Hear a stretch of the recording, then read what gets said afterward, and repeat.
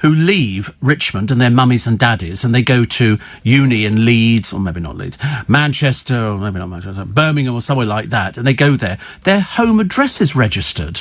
So they don't put down their address in Leeds or Manchester or Birmingham. They put down, 25 Acacia Avenue, Richmond. So all of a sudden, Richmond ends up with a load of people who've got the COVID virus, even though they probably picked it up from these fellow students. Producer went out the other day in Leicester Square. They were turning out. Nobody with any masks on. Nobody with masks on. Nobody socially distancing. Drunks. Drunks. That's what students are like now. Drunks.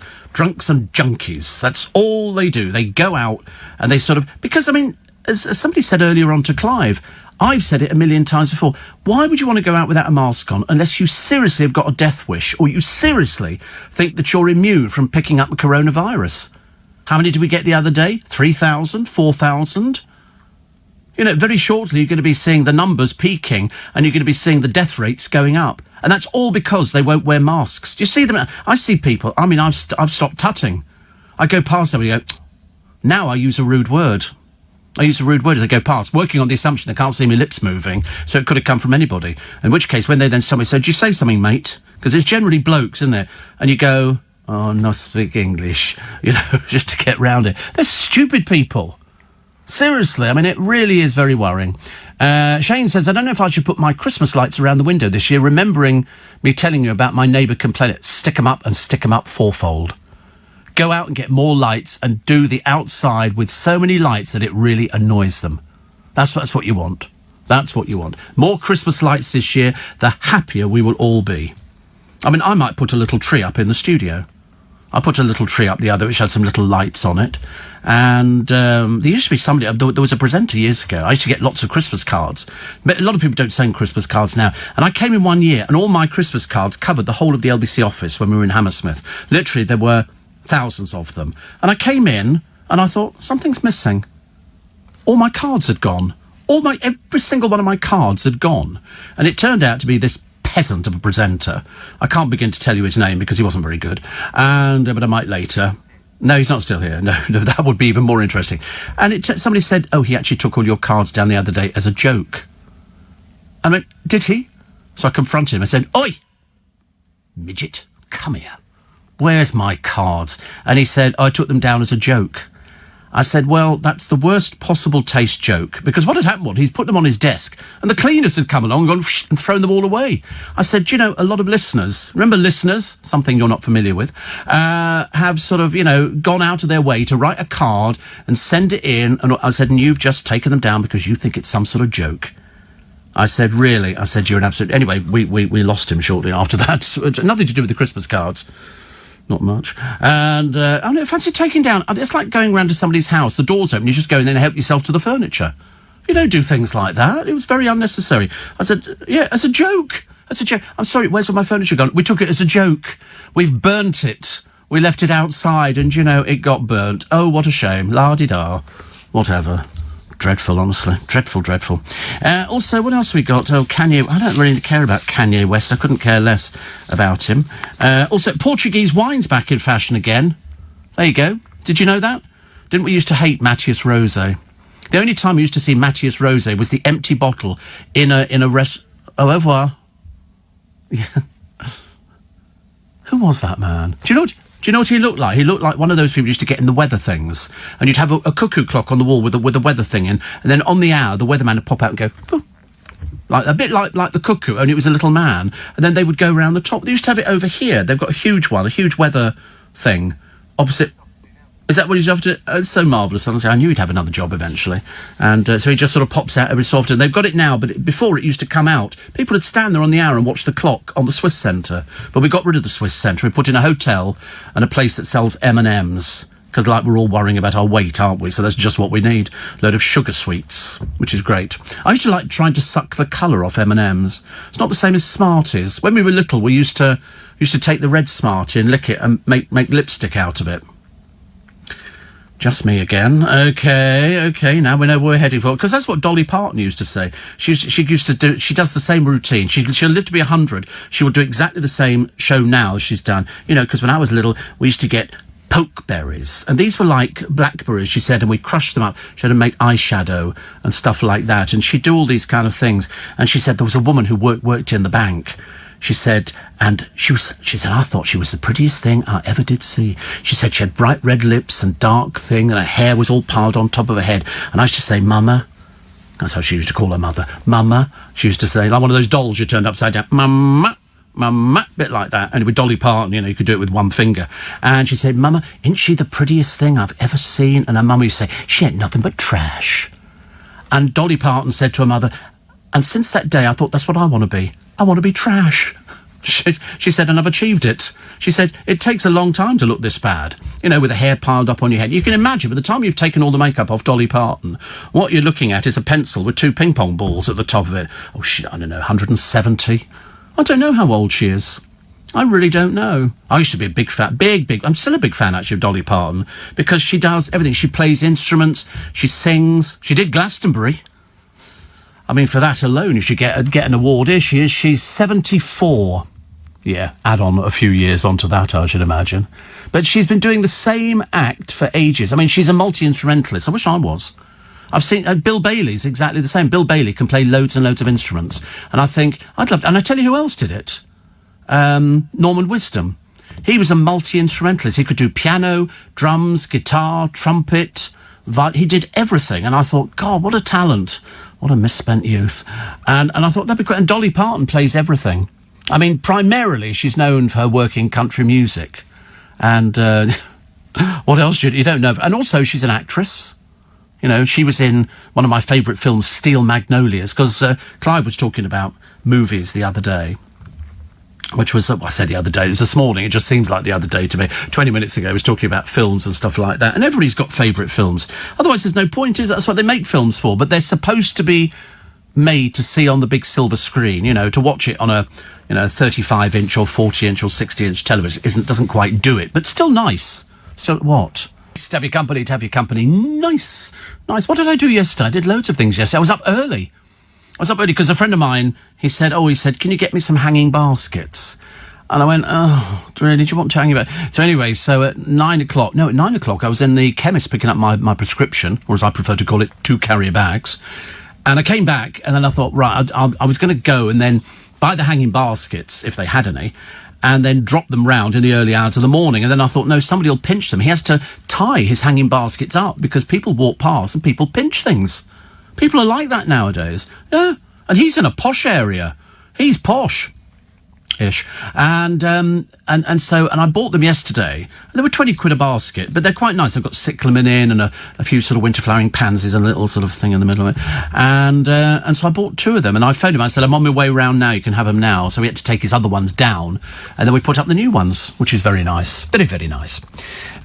Steve, there'll be more COVID-positive people in London than will ever be identified unless hospitalised. Weekenders, shoppers, those visiting friends. Yeah.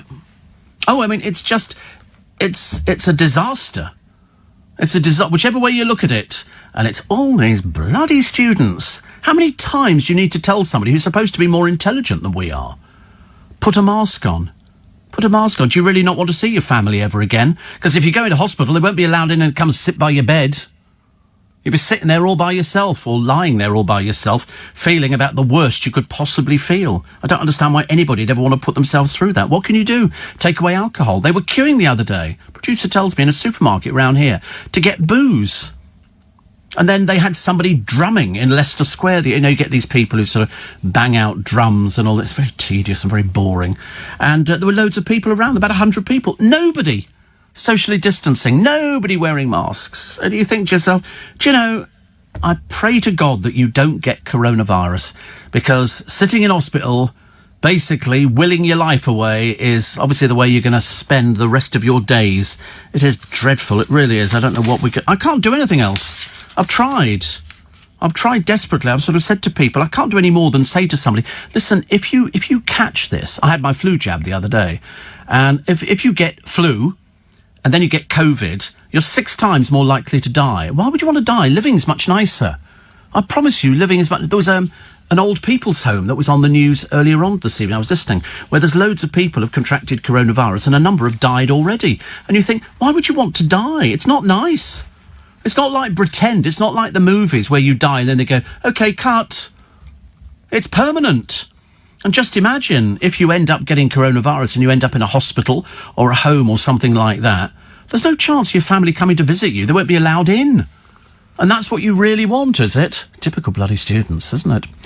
84850, steve@lbc.co.uk. The oldest skydiver, Dilys Price, has died at the age of 78, I think. I don't know why. A lot of pensioners like going skydiving.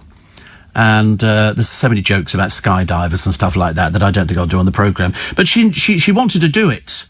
And her family said, oh, let her do it. So she did it. Now she can't. So, but at least she did it. I mean, I wouldn't want to do it. It would get me out of a blooming plane at any height. Even if it was on the ground, I'd be hard-pushed to jump out of it. Thank you very much indeed. Vicky Beckham plans a high-end baking range, of course. I mean, you know, put it this way. If they went, oh, and here's something Victoria Beckham made, I think not. I think not. Let's face it, we're not buying the fashion. We're not going to buy into the cakes, are we? Because apparently this year gone by, her and Dave made a cake. I mean, come on, how difficult must it be to empty out the Rice Krispies, add some chocolate to it and stick them in paper cases? It's not exactly a cake, love, is it? But I hope it's as successful as your lipstick and all the other things. So, what else we have? Oh, Starbucks roasted again. The tax bill's fallen by a lot. 2 million on £70 million profit. That's it. Can I have their accountant, please? I'd love him. I'm sure it's all lovely and wonderful. And also, insuring an electric car could cost more compared to a diesel car. But I think it depends where you are in the country, doesn't it, really? Wes Nelson from Love Island says he made $1 million at 21 and can't be bothered to date. Why would you want to? Why would you want to? You've seen some of these poor old creatures. Most of the girls appear to want to go into soft porn from Love Island. And the blokes just sort of wander about going like, you all right? Hello, babe. You know, I mean, I watched the other day, Towie. I mean, it gets worse and worse and worse. There was Arj pouring his heart out to Mark Wright, who basically was sort of going, oh, I suppose we've got to go through this. Arj is a bit needy. Very, very needy. He needs everybody, which is not so good. And who else was on it? Oh, I mean, it's just listening to these dreadful voices. You'd think some of them would go for speech therapy so they could all talk proper, which they don't at the moment. You know, it's you's done this, you's done that, you know. And then somebody was talking about the Sims sisters, and out she comes, Chloe, who looks like she's the oldest member of a Tide drag routine. And you look and you think, you need to go and get your makeup sorted out. I know you like troweling it on, dear, but I mean, seriously, when they were standing in Brentwood High Street, I've been to Brentwood High Street on no end of occasions, and I promise you, you don't see any of these people out there. They're just purely for the programme. The rest of the time, it's normal people in Brentwood. Ask anybody who lives there. You know, they just look normal. Prince William, pardon me, speaks of saving the planet. Oh, go away. Well, I mean, listen, the man who has access to all the palaces, I think we'll do the filming and we'll do it at Windsor Castle. Well, why not do it at Kensington Palace? That's your little place, isn't it, which we spent a fortune on. And he's got the place in Norfolk, and he's got access to just about everywhere else. I don't want to be dictated to, I'm afraid, by somebody who has no idea about saving the planet. They really don't know. I mean, you're not going to take any advice, are you? You know, on sort of Harry telling you what to do. He doesn't know anything. Meghan doesn't know anything. She was just an average actress. Why would you be listening to her going, oh, I know all about... You don't know anything. You're certainly not going to be dictating to us, sparkles, whatever they call her. Also, the In-Betweeners star, I think this is James Buckley, who believes aliens are trying to save the planet. What is it with people and aliens? And the argument being, of course, the universe is so big, there's got to be somebody else out there. Why? Why? I've been to Norwich. There's nobody out there. It's dead as a doornail. It seriously is. It's ghastly. But, you know, they go, oh, yeah, because it's so big, there's going to be somebody out there. Why? Why do we think that? All we can get far at is the moon. Or Mars. We think we might want to go to... Well, there's nothing there. There's not a McDonald's. There's not even a Londis corner shop. There's nothing at all. You're just going to get there and be talking to yourself. I mean, you might better... I mean, do they have beaches? Will there be a swimming pool? Will there be signs of former civilizations? You know, of course there won't be, and yet the moon's been up there for as long as I've been alive. It's always been up there, and yet nobody, even before I was here, apparently, but I don't know because I never saw it. It's amazing, isn't it, really? Katy Perry goes back to work after maternity leave. As what? I've got no idea. I mean, there isn't anything going on, is there? And there's a mum who's brought her first bikini at the age of 38. She's dropped 12 dress sizes. So she's gone from, I think, 28 stone down to about 10, I think. I mean, whatever it is, it's a hell of a lot. And also, could you finish the hottest pizza in the world? What is it about people who go, oh, I'm going to be having hot pizza today, or the hottest curry, and it's got this and this and this in it, and you think to yourself, why would you want to do that? Just end up drinking lots and lots of water. Roger says, I've noticed many care homes have already put up Christmas lights, which is a good thing. Something to cheer up the oldies. Absolutely. Absolutely. People have to do these things. The world's hottest pizza, it's 120 times spicier than a Vindaloo. In fact, it's so hot it can make your tongue bleed. I mean, why would you want to do that? Who did they find to taste it? It was up in Lincolnshire, and they said, I mean, you could actually face death. Chefs at the Little Italy Pizza Company in Sleaford have to wear face masks while preparing the dish that measures 12 million units on the Scoville scale. A typical jalapeno pepper measures between 3,500 and 8,000, whilst a Vindaloo is up to 200,000 units on the spiciness scale. But what's the point? What is the point? Experts say the dish can give a crack-like rush and induce hallucinations, whilst anybody who finishes it in 30 minutes drinking no more than a pint of milk will win 20 quid, which presumably goes towards your funeral. 20 quid? I'd expect £2,000 minimum. Honestly, how ridiculous. It's just a blooming pizza, isn't it? For goodness sake, honestly. I don't know. I wanted to buy some jelly babies the other day, but I couldn't find any. Perhaps there's a world shortage of jelly. Perhaps you're not allowed to say jelly baby. Perhaps they just have to be jelly things. Jelly baby is not so good. Steve, the youngsters, says Martin, won't wear face masks, but if they're breaking into people's properties, they'll soon wear a face mask then. I don't know why they don't want to wear a face mask. There was somebody got on the bus the other day. It was empty, the bus, but there was still a driver on there. And the idiot that got on there, I wanted to go, you idiot. Because I always do that. If I see somebody going past on a bus and they've got they always sit at the back of the bus, don't they? Hoping somebody will come and join them. And another one says that... wait a minute. Good film script. Yes, I quite like good film scripts. Also, I usually listen to you on catch-up, says Alison, but I'm about to go to bed after a late finish. Listening live is confusing me. It confuses a lot of people, actually. A lot of people get very confused. I've never listened any other way. I only ever listen live. I've never listened on catch-up. Why would I? I'm doing the programme. It's me. It'd be a bit ridiculous to go... I mean, although I did used to know a presenter who used to listen back to their old programmes. And I could never understand why you'd want to listen back to something you'd done. You can't change anything. You can't change your style of presentation. What you do when you're a radio presenter, of which I am one, an illustrious band, thank you very much indeed, I'm here all week. It's a case of you do the programme, but you don't plan it. You've got no idea what you're going to talk about. I mean, I suppose you could learn what went wrong, but of course in my case, nothing ever does go wrong. And it doesn't need improving, because how do you improve on perfection? It's very difficult. So we don't need to worry about that. I mean, I'm sure there are other presenters on other stations who struggle, with stringing two words together. I can remember we had Jade Goody on LBC once. She what? News?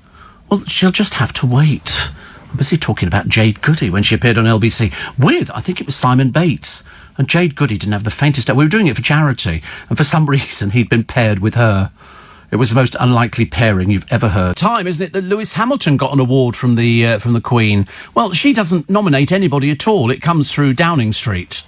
You write to Downing Street, depending on who the Prime Minister is, and there's a special department there, and you go, I'd like to nominate Lewis Hamilton for what he's done to kill the British fashion industry by some of the peculiar outfits he wears. You haven't seen anything like it, honestly. There must be some designer who's got his head stuck up in the clouds somewhere, and he invents these sort of outfits, and the only person who can get to wear the blooming things is Lewis Hamilton. They had him the other day wearing something. I mean, some of them you look at you and you think, do you really want people to be saying things about you? I mean, obviously, he wears the oddest outfits. I mean, you just wouldn't wear stuff like that. It's like the people who come off of... I mean, look at him. What is he wearing? It's almost as bad as Bobby Cole Norris from Towie, who's had his hair permed, and he's now grown a designer beard, which on a very, very camp man just looks a little bit ridiculous. And he's completely changed his look. It's now so deeply unattractive that you don't really know. I mean, honestly, I'm not surprised it didn't go out in daytime. But Lewis Hamilton getting an award? Probably not. Hasn't he got something? Hasn't he got an award? I'm sure he must have something. Services to motor racing. And there's Bobby Cole Norris, and there's Bobby Cole Norris again. And here he is. Have you seen this one here, where he's wearing that little thing? We've seen that, yeah. What the dickens is that? What is that? I mean, seriously, what an embarrassment for everybody. What a tedious embarrassment. And he's sort of... I think he thinks he looks butch. Unfortunately, the look is so dreadful. Thank God he's found somebody. And so that's good. Keeps both of them off the streets as far as I'm concerned. But I do... No, none of what? No honours for Lewis. No, funny, I wonder why. Probably because the Queen goes, he's not going to wear one of those dreadful outfits, is he? But they give them to all sorts of people. But you can nominate. You can nominate. You actually nominate. You write in and you go, I'd like to nominate Steve. I don't know. You know, it doesn't matter who it is, really. And they're not returning the calls at the moment. I don't know why. Sorry, who'd actually nominate Steve Allen? For what? Anything. He's not particularly bothered. 41 years, you know, on the same station. I mean, for goodness sake, it's got to be some sort of record. But they hand them out. They do give them to broadcast. I mean, have Ant and Dec got an award? And if they haven't, why haven't they? They've dominated television for such a long time. Surely, out of all the people on television, they should be given an award. Do you know they gave an award to? A friend of mine phoned me up. He said, you won't believe who they've given an award to. I said, who? He said, Joe Wicks. I said, Joe Wicks has gotten up for doing what? Speaking in a funny little voice. He's only been on television for about, 5 seconds. Whereas Ant and Dec have been there. They're thrilled. And, oh, there you go. Ant and Dec celebrate. When was this? 2016. Oh, so they have got something. So they're set to be OBEs. Well, couldn't they upgrade them? From an OBE or something like that? Sir Ant and Sir Dec. I'm not sure about Sir Ant and Sir Dec, but I mean, I like that. They've been on television forever and a day. Do you think it's because he's been done for drink driving that they won't nominate somebody? I mean, that was expensive. I mean, the Queen listens every day to this programme. She'll be there to Sir Philip. Steve Allen says, Ant and Dec. And Philip will be going, Ant? Wasn't he the one who got fined £85,000 for the old drink driving thing? So that might be the reason. I don't know, actually. I don't know. But it's certainly an interesting one, isn't it? But they do give them out. But you nominate. You write to Downing Street, to the department that hands out the awards. And they debate it, I think. And then they decide who they're going to give their awards to. And then they announce. So we got Maureen Lipman, who got a damehood. You got Mary Berry, who got a damehood. There's all sorts of people on the list. Sometimes it's people who've helped out during coronavirus. Because there are lots of nurses who've gone, a little bit over the top. It isn't just somebody who's been in showbiz. They don't normally hand them out to people in show business all the time. They'll do a certain amount. The rest of it will be people who've done good news.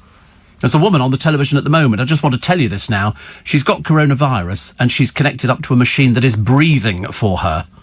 I just said I'd tell you now, if you're one of those people who goes out without your mask on, this could be you. This could be you. She said, I didn't want to be out of it. Look at the state of this poor woman.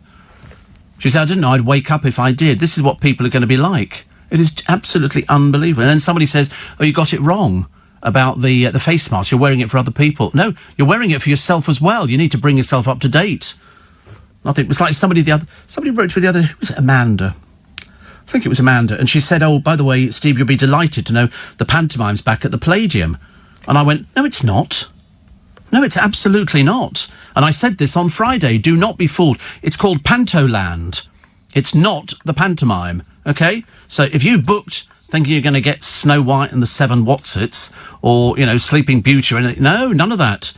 It's called Pantoland, and it'll be like a variety show, not the kind of thing you'd be expecting, because otherwise I'd have booked. Believe you me, I definitely would have booked.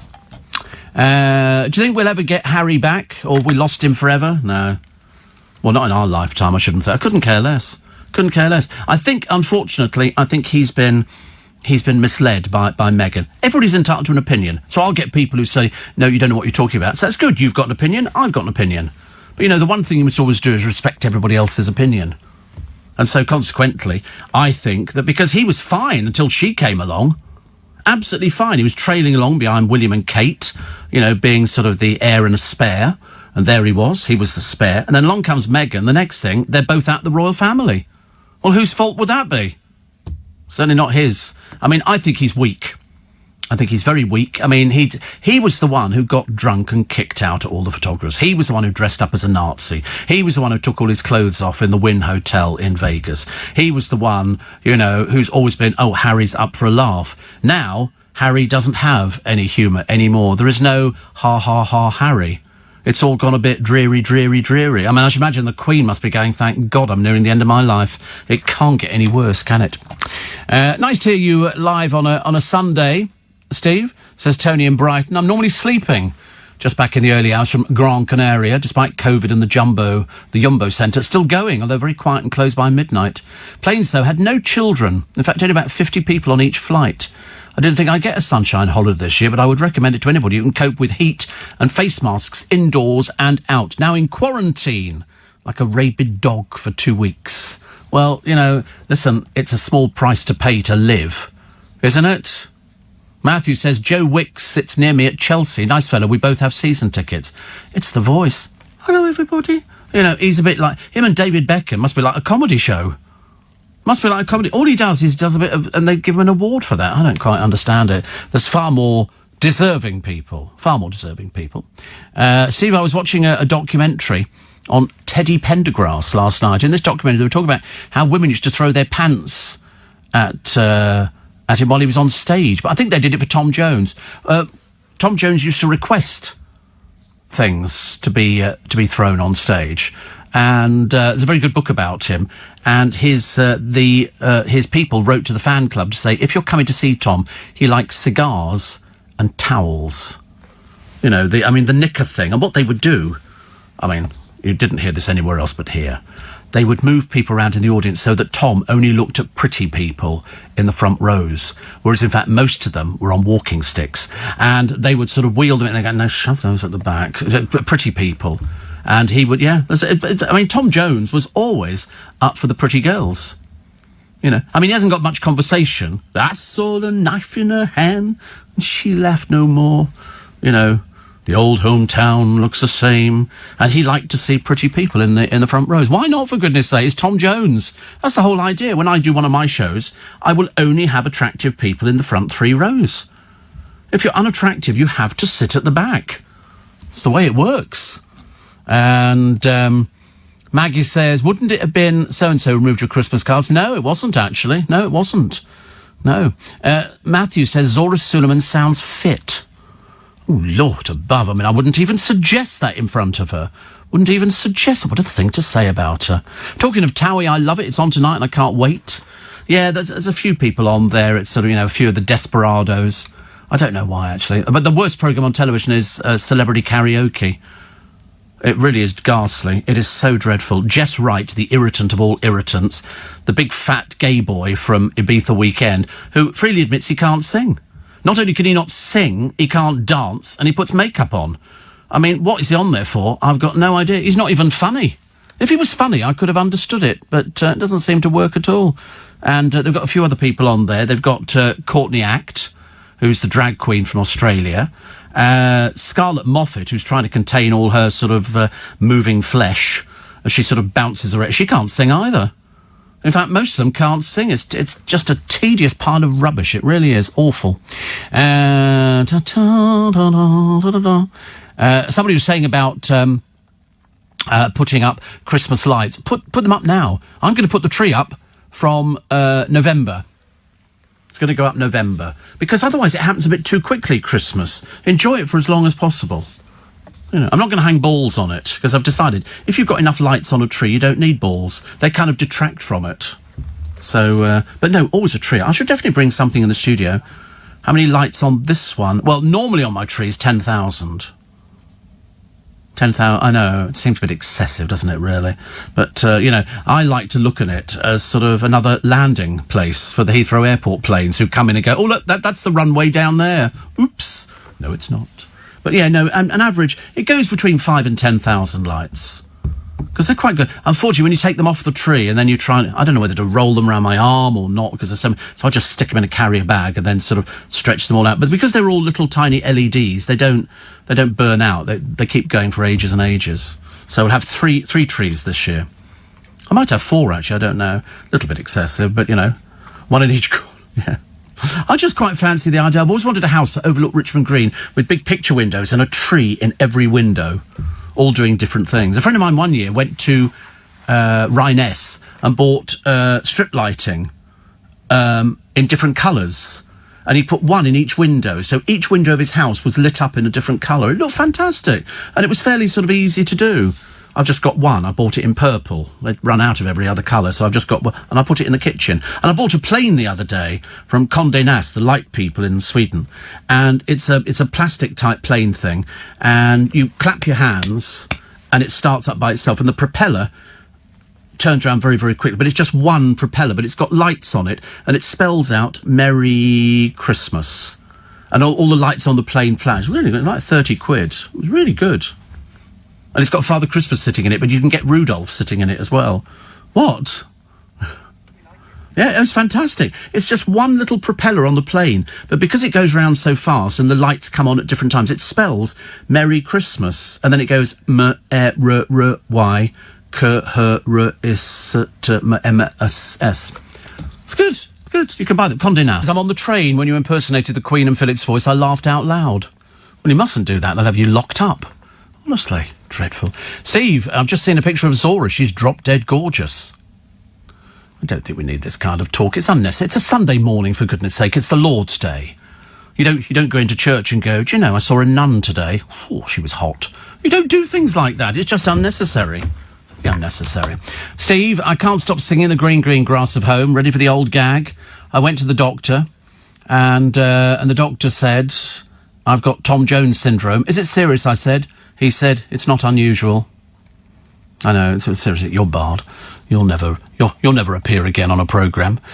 Somebody else saying, do you think we'll ever get Harry back? I shouldn't think so. I couldn't care less. I really couldn't care less. I think he needs to find somebody who's not as publicity obsessed, you know, which I think he is. Great start to the day. Never retire, says Matthew. It'd be kind of every day like this, can you? I mean, you know, where would we be if you had a presenter who was this sparkling every single day? Oh, here. Every day, Monday to Friday, 4 till 7. And Sunday as well. It'd be nice, wouldn't it? I've just seen somebody at a funeral direct with long hair. There was somebody just on, look, there's a man there with long hair. That doesn't look like they've got any respect for the dead. I think you should have short hair. You should have, you know, make yourself look a little bit sort of nicer.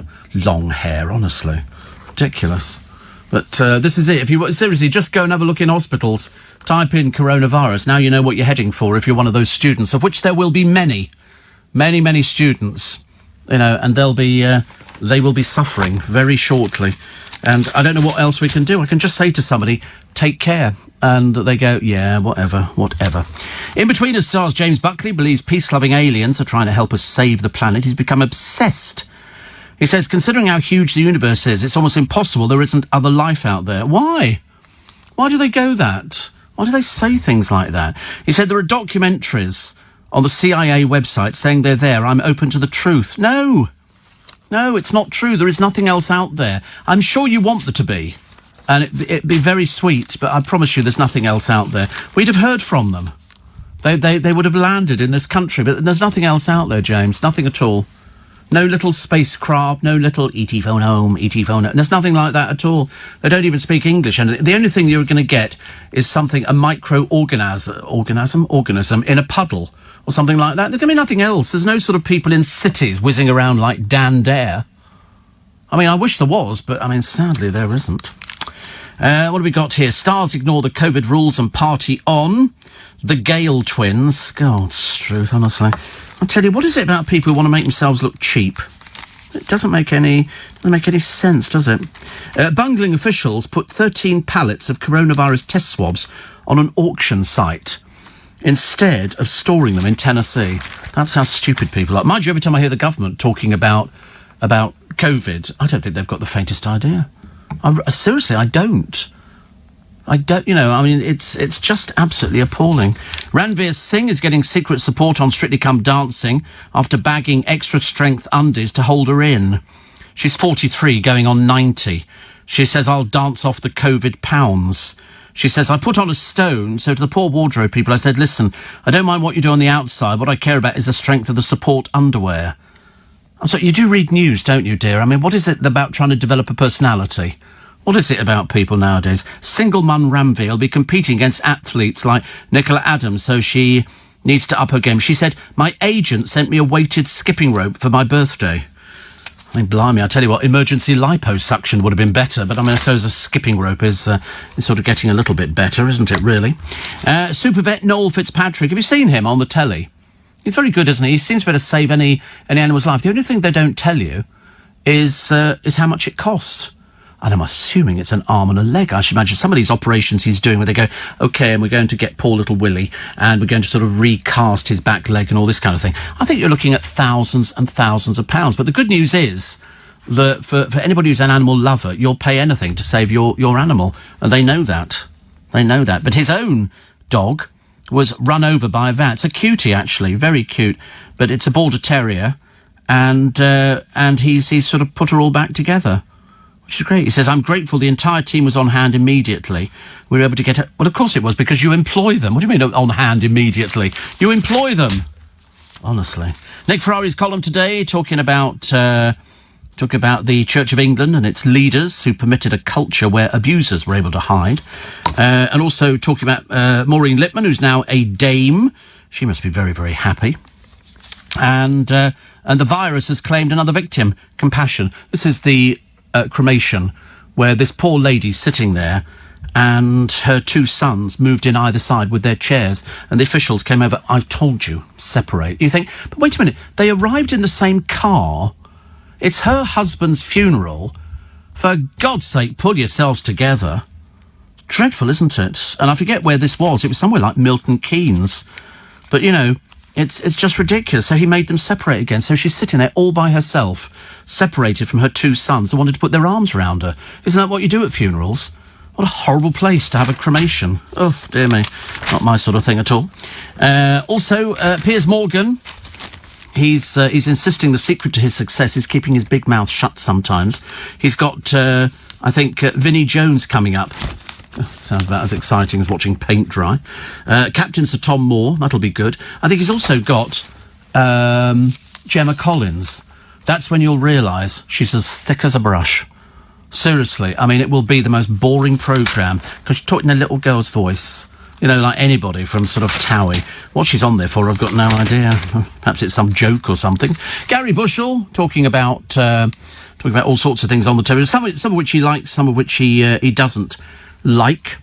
And love the Les Dawson Urban Myths programme, which is good. I like anything, actually. They are Gemma Collins to feature in an explosive episode.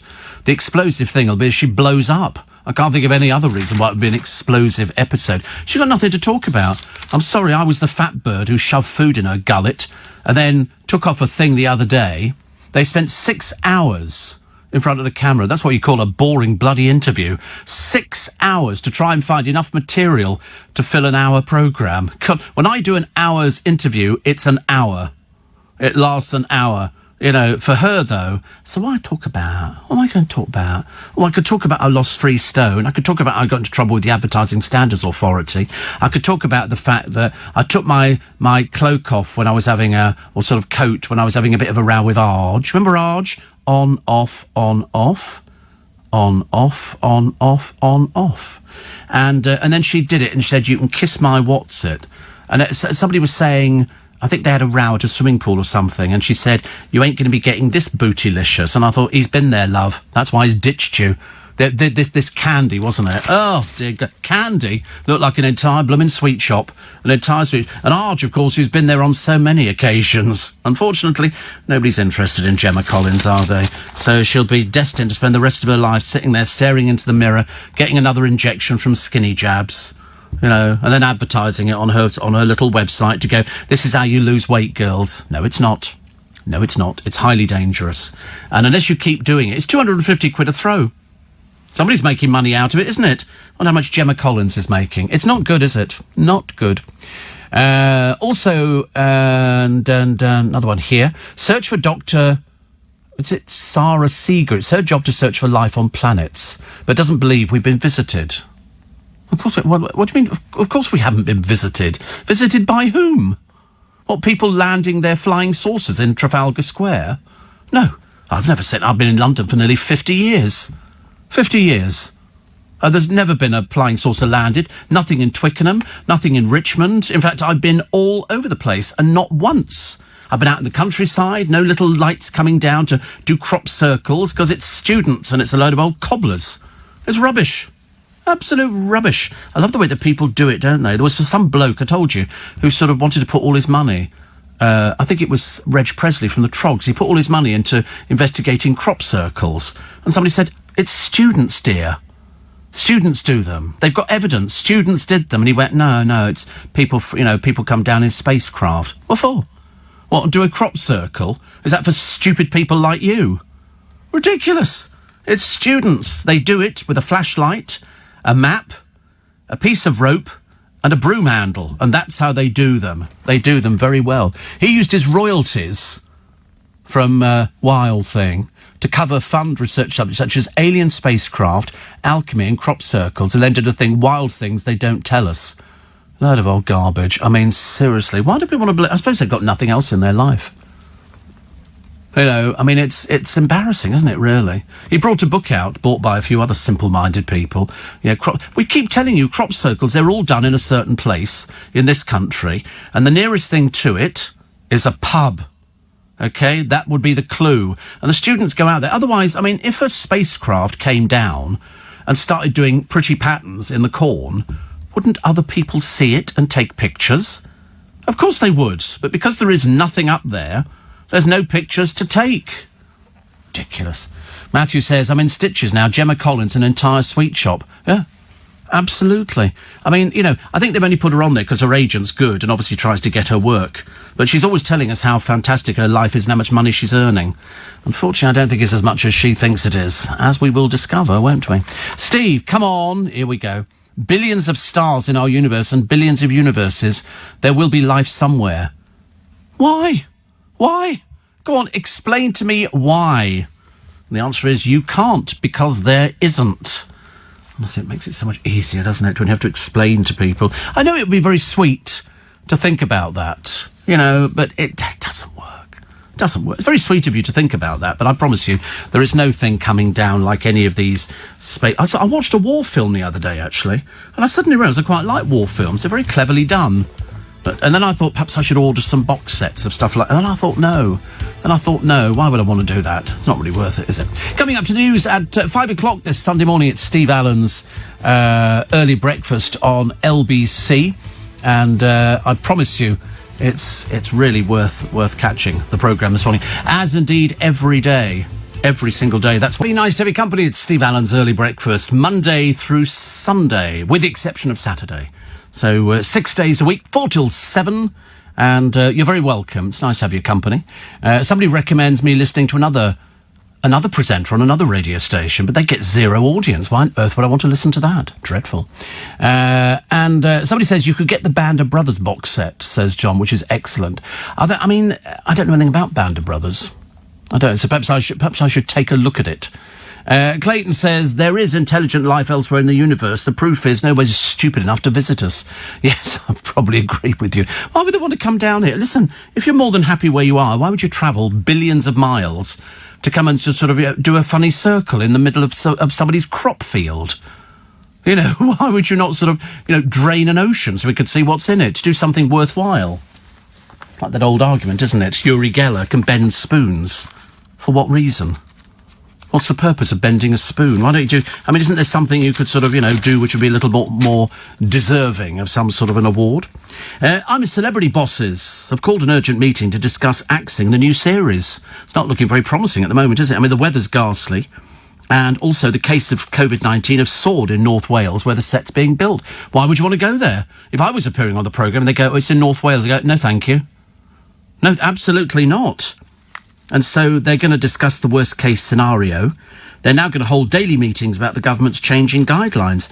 To be honest with you, a load of people move into North Wales, crews working around the clock to make sure the building is safe and ready for filming. Why don't we just axe the series? Do us all a favour. Nobody's interested. ITV, it's said to have paid $1 million to use the castle for the show. The weather is awful, freezing cold. What is the point of going to Wales, much as though we adore it, middle of winter? and there's COVID, and they've closed down more parts of Wales than anything else. I wouldn't want to, but the trouble is some of these poor people who are appearing on it are so desperate for the money that they've had to accept the fact that there's a risk. I mean, it is like the sword of Damocles. I bet they have to sign their life away. OK, if you get coronavirus, we're not held responsible. You decided to go on the show. Bit worrying, isn't it? Steve, so why is there life on our planet? Because what do you mean, why is there life on our planet? I mean, because that's what happened with the Big Bang. They had a thing on the television the other day. I think it's the TBN channel. And I think it's a religious channel. It must be, because there's always somebody standing up preaching to me in a huge auditorium full of a lot of people nodding sagely and talking about how when God built the earth. And I thought, well, he didn't. He didn't build the earth. That's the whole idea. You know, that's why you've got sort of experts, and it was the Big Bang, wasn't it? And we all sort of were descended from different bits of it. There was no sort of God built it in 6 days and rested on the 7th. It's a very nice little story, but it's not factually correct. But people want to believe it. You know, hence, the story of Noah's Ark and all the animals 2 by... There was no Noah's Ark. There was no animals 2 by 2. There was no sort of people wandering around, the Garden of Gethsemane. There was none of this kind of thing. And the most common name in biblical times, in and around where Jesus was Jesus. That was the most common name. It's like today. I'm trying to think of a very common name for today, but I can't think of anybody's sort of common name. But that's it. Jesus was everywhere. Everywhere. So, people want to believe in things like that. But if you look at the facts, it's completely different. Completely different. That's why I don't think there's anything else there at all, actually. Warren says it's Cliff's birthday next week. 80 years old. His new album is out next week as well. It's absolutely amazing. Some of the tracks are really fantastic. Yep. I hear so. I mean, it's funny. Well, he said in the papers today he didn't think that he was going to make it to 50. And here he is at 80. 80. I love looking at his stuff. He's fantastic. The Strictly people. Did Max flirt with Meghan?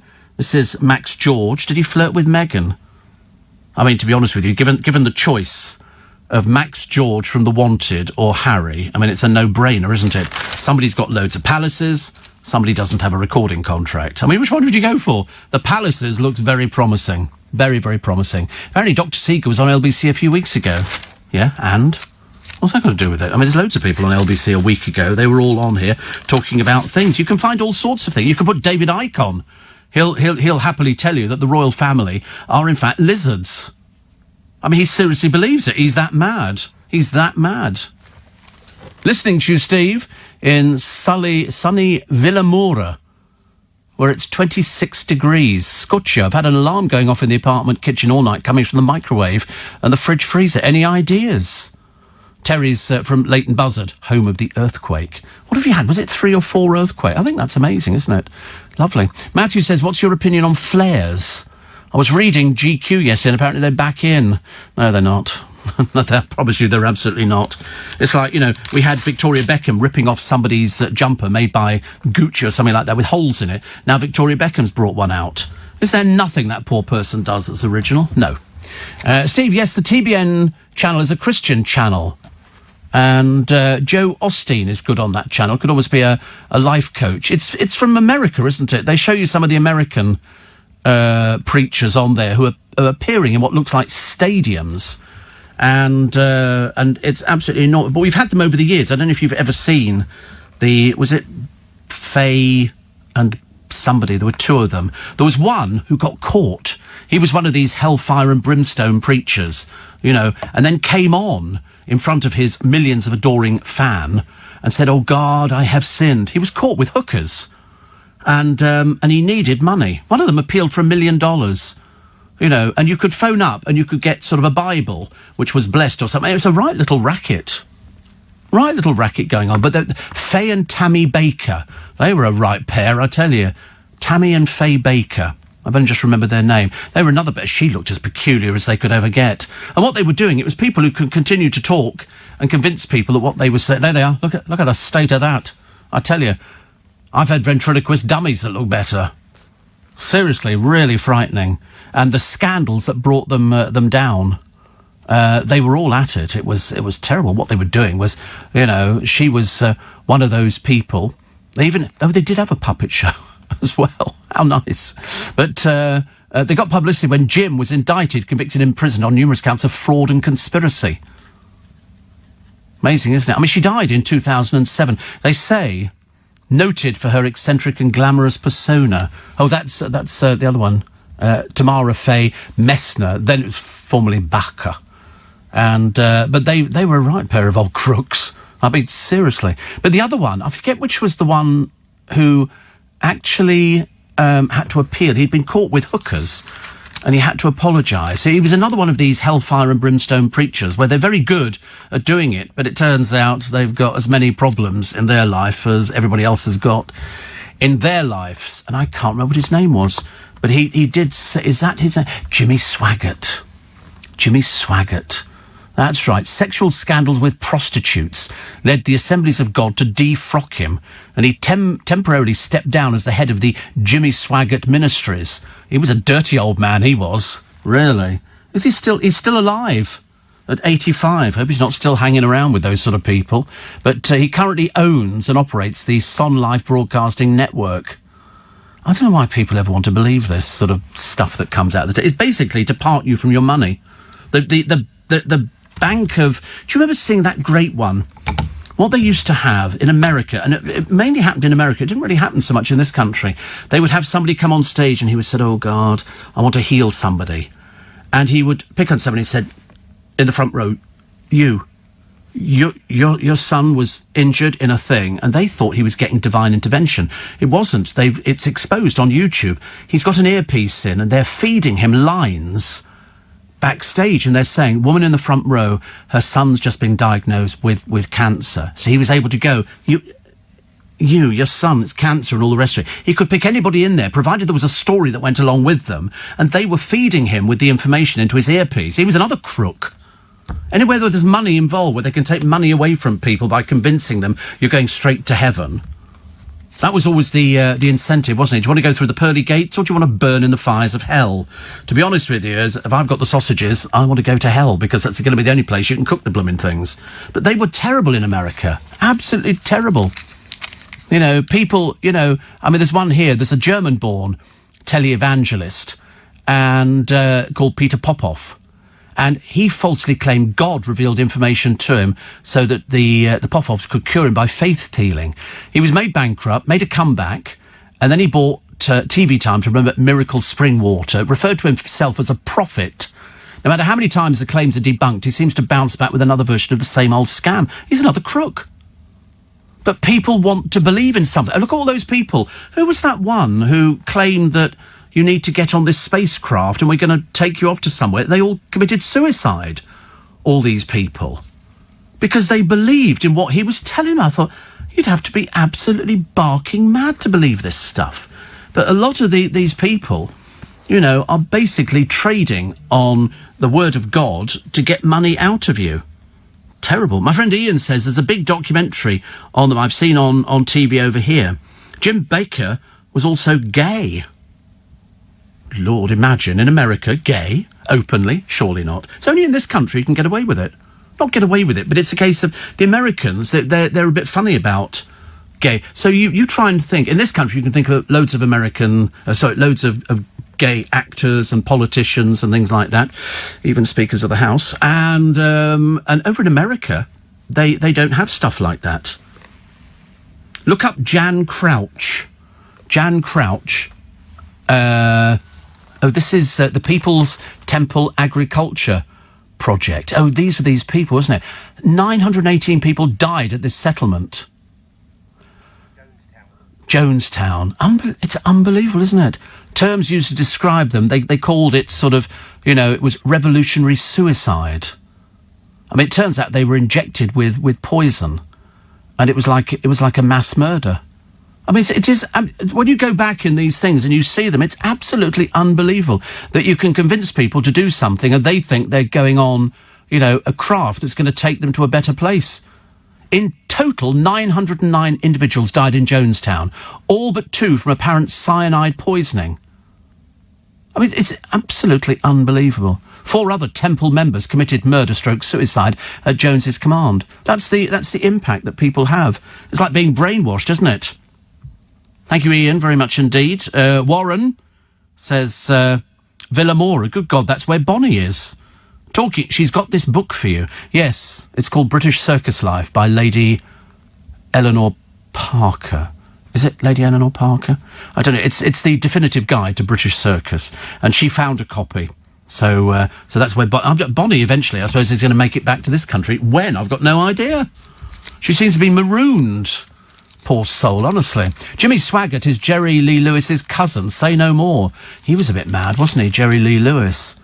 Didn't he? He plays the piano, but didn't he marry a very young girl? Was that Jerry Lee Lewis? In certain... Yeah, we'll find out after the break, because I'm sure in certain states in America, you can marry people at the age of 13. I'm pretty certain. I might have got it wrong, but we'll find out in a moment, won't we, on LBC? LBC. Hi, I'm Jake, and I'm a cleaner for TfL. We're keeping the transport network cleaner and safer than ever before by regularly spraying all our services with hospital-grade antiviral disinfectant. It kills viruses and bacteria on contact, so the network is as safe as possible for everyone. Please also remember, everyone must wear a face covering at all times, unless you are exempt. We're ready when you are. To the Mayor of London and TfL, every journey matters. Come on, Arlo, bath time. Swale Heating. We take the time to look to the future. Our fleet of vans is going electric. We provide A-rated boilers like Worcester Bosch, biomass boilers, smart heating technology and solar panels. SwaleHeating.com. Rely on us to keep you warm. Thinking about going to Europe in 2021? It may seem like a long way off, but you'll need to act now. Because we've left the EU, you'll need to check and make changes before you go. From passports to travel insurance. Find out everything you need to know about travel to Europe next year at gov.uk/transition. Act now. Check the guidance, make the changes, and let's get going. Steve Allen. Tweet at LBC. Actually, Jerry Lee Lewis's turbulent personal life was hidden until 1958. Imagine. I mean, things were different then. If you look back at the British press, we didn't have the scandals that we have nowadays. You'd never read something in a newspaper about this footballer bedded this page 3 girl because A, there weren't any page 3 girls, and it was a kiss and tell story. Nobody bothered about it. But Jerry Lee Lewis, I think Ray Berry learnt about Lewis's third wife, who was called Myra Gale Brown. She was his first cousin once removed, and they said at the time, this is documented, 13, even though he said she was 15 while he was 22. The publicity was an uproar, and the tour was cancelled after only 3 concerts. He's still alive. He's still alive. It is absolutely amazing because nobody in those days did anything. That's why. Do you remember hearing the other day on LBC, Nick Ferrari talking about the Church of England covering up all the paedophiles within the Church of England who were abusing children, but they were being protected by the church and the kids didn't get anything at all. And it's happened all over the world. The Catholic Church was responsible for the abuse of God knows how many children. You know, priests were moved around until one pope finally got his act together and started defrocking priests left, right and centre. I think there was something like 280 in the course of a year because they'd been caught abusing children because somebody went, oh, it's the priest. And in some of these countries where they went to, people were so poor, everything hinged around the priest. They trusted the priest for everything. Not like nowadays, you know, if somebody says, oh, the priest and the choir boys, and everybody nods sagely, doesn't it? And Ian says Jerry Lee Lewis married a very young girl who was also his cousin. You see, I'm sure there are different things, actually, that sort of take place in different states. Because if you remember, when Elvis Presley met Lisa Marie in Germany, she was only about 15, 16, I think. And he had to go round to her parents and ask if he could go out with her. I distinctly remember that, because I remember seeing a picture. I mean, in those days, people looked a lot older. Nowadays, mentally, they're not the full ticket, are they? You've only got to watch any of the reality shows that we have. So, I mean, it's all well documented. I mean, before you had the internet, Lisa Marie is the daughter. What was her name? Priscilla. But I'm sure that when they actually met, she was very young. And he was stationed over there. And then he asked to go out with her. And they did, but then they had to wait till she was a bit older to get married. I've met her. They met in 59. That's right. She was 14. She was 14 at the time when they met, yeah. That's 59. He was stationed in Germany. And she was 14, and then they sort of went out, and then they got married when she was a bit older. But I've met her. She came out. She was doing pantomime over here. And all I wanted to talk about was Elvis Presley. I just wanted to say, you went out with Elvis Presley. You were married to Elvis Presley. And there's this woman. I can't remember which pantomime. It might have been Wimbledon. They used to bring people over to do it, like Pamela Anderson. That was a riot. But because the Americans don't know what pantomime is. They've never heard of it. So Principal Boy is a girl. You know, then you've got a man who dresses up as the Dame. It's all, and then you have a transformation scene at the end where everybody wears white sparkly clothes and they bring on a horse and carriage and something like that. I mean, Americans have got no idea. Not a clue. Not a clue. Whereas in this country, it's traditional, isn't it? We like that. We like that a lot, actually. Steve, I like watching live Sunday evening services on Jimmy Swaggart's channel. Yeah, I mean, I just find it a bit creepy. It's a bit creepy. I think you can have a belief, and you don't have to be sort of linked to somebody, do you? I don't want to be sort of linked to any of these sort of quasi-churches. Mind you, there's some churches that are very, very dodd and very peculiar and very odd. Also, what have we got here? Helena Watts on the Showbiz Rabbit Hole, talking about Liam Gallagher. I'm a bit bored with Liam Gallagher. I'm a bit bored with both of them, actually. You know, because they don't talk to each other, which is a bit of a shame. Also, Lewis Capaldi, which is lovely. He started winding up fans. Tell him, I just wanted to say thank you for all the birthday messages. If I didn't get back to your message, it's just because I effing hate you. So this is what he wrote on his text back to them. So don't worry too much about that genuine feeling of dread and disrespect and loathing that I feel towards you. He's obviously going through a crisis. That'll be the next thing. There'll be a programme on television about him.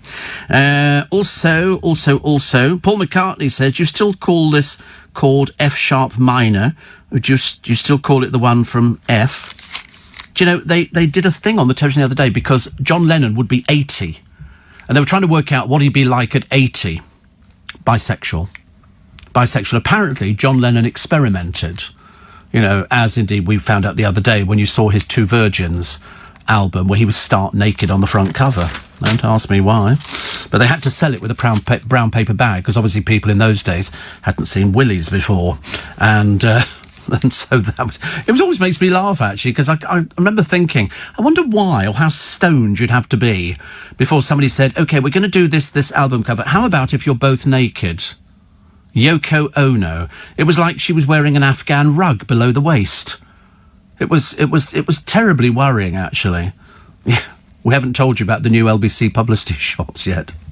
Listen, I've been angling for a Christmas calendar for LBC where we're all hiding behind Nick Ferrari. I quite like that.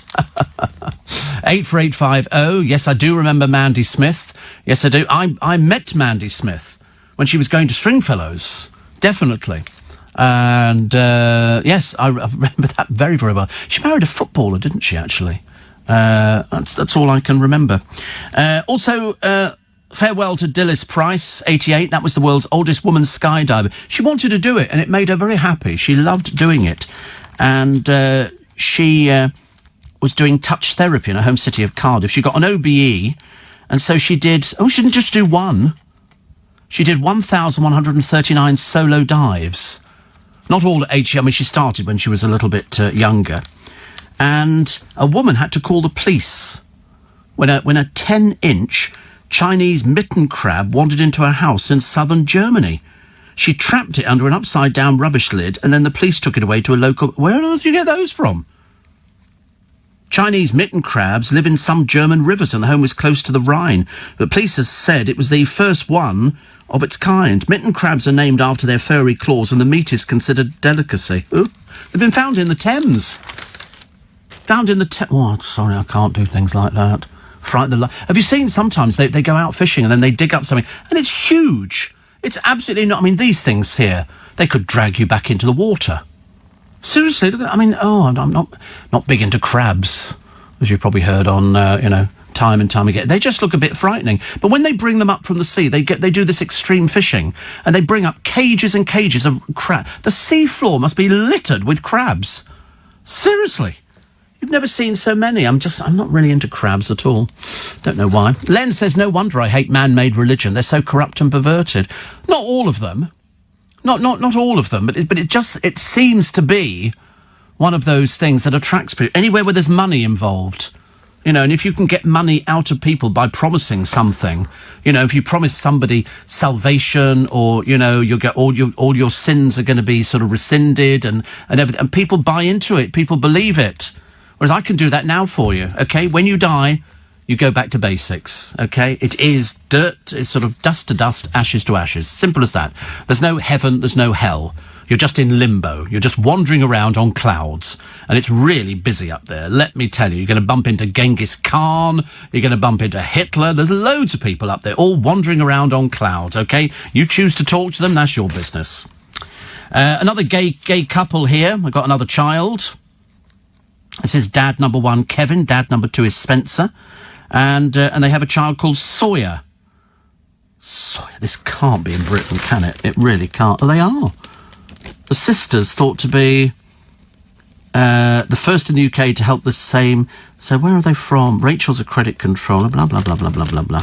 They don't. It doesn't look. But what is it with people who just want to have loads of children?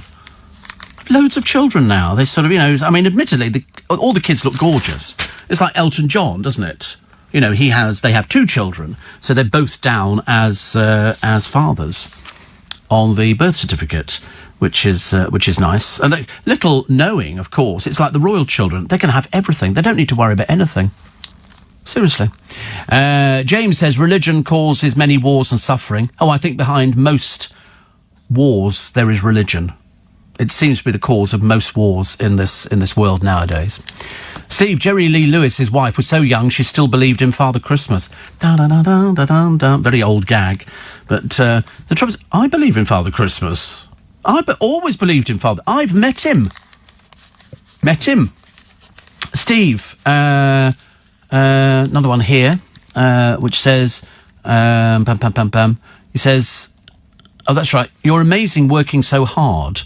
I'm on my last night shift and I'm exhausted. How do you work live 6 days a week is amazing. Oh, I don't know. It's a gift, I suppose. It's not really like work, though, is it? I just have to get up, put clothes on, pootle into town, and have a cup of tea and chocolate biscuit, and then pootle out of town again. And today, I'm going to go and find a supermarket and empty my jug into one of those Coinstar machines. Because, as you know, every day I go home, I empty my pockets and put all my change in a jug, and not too much what?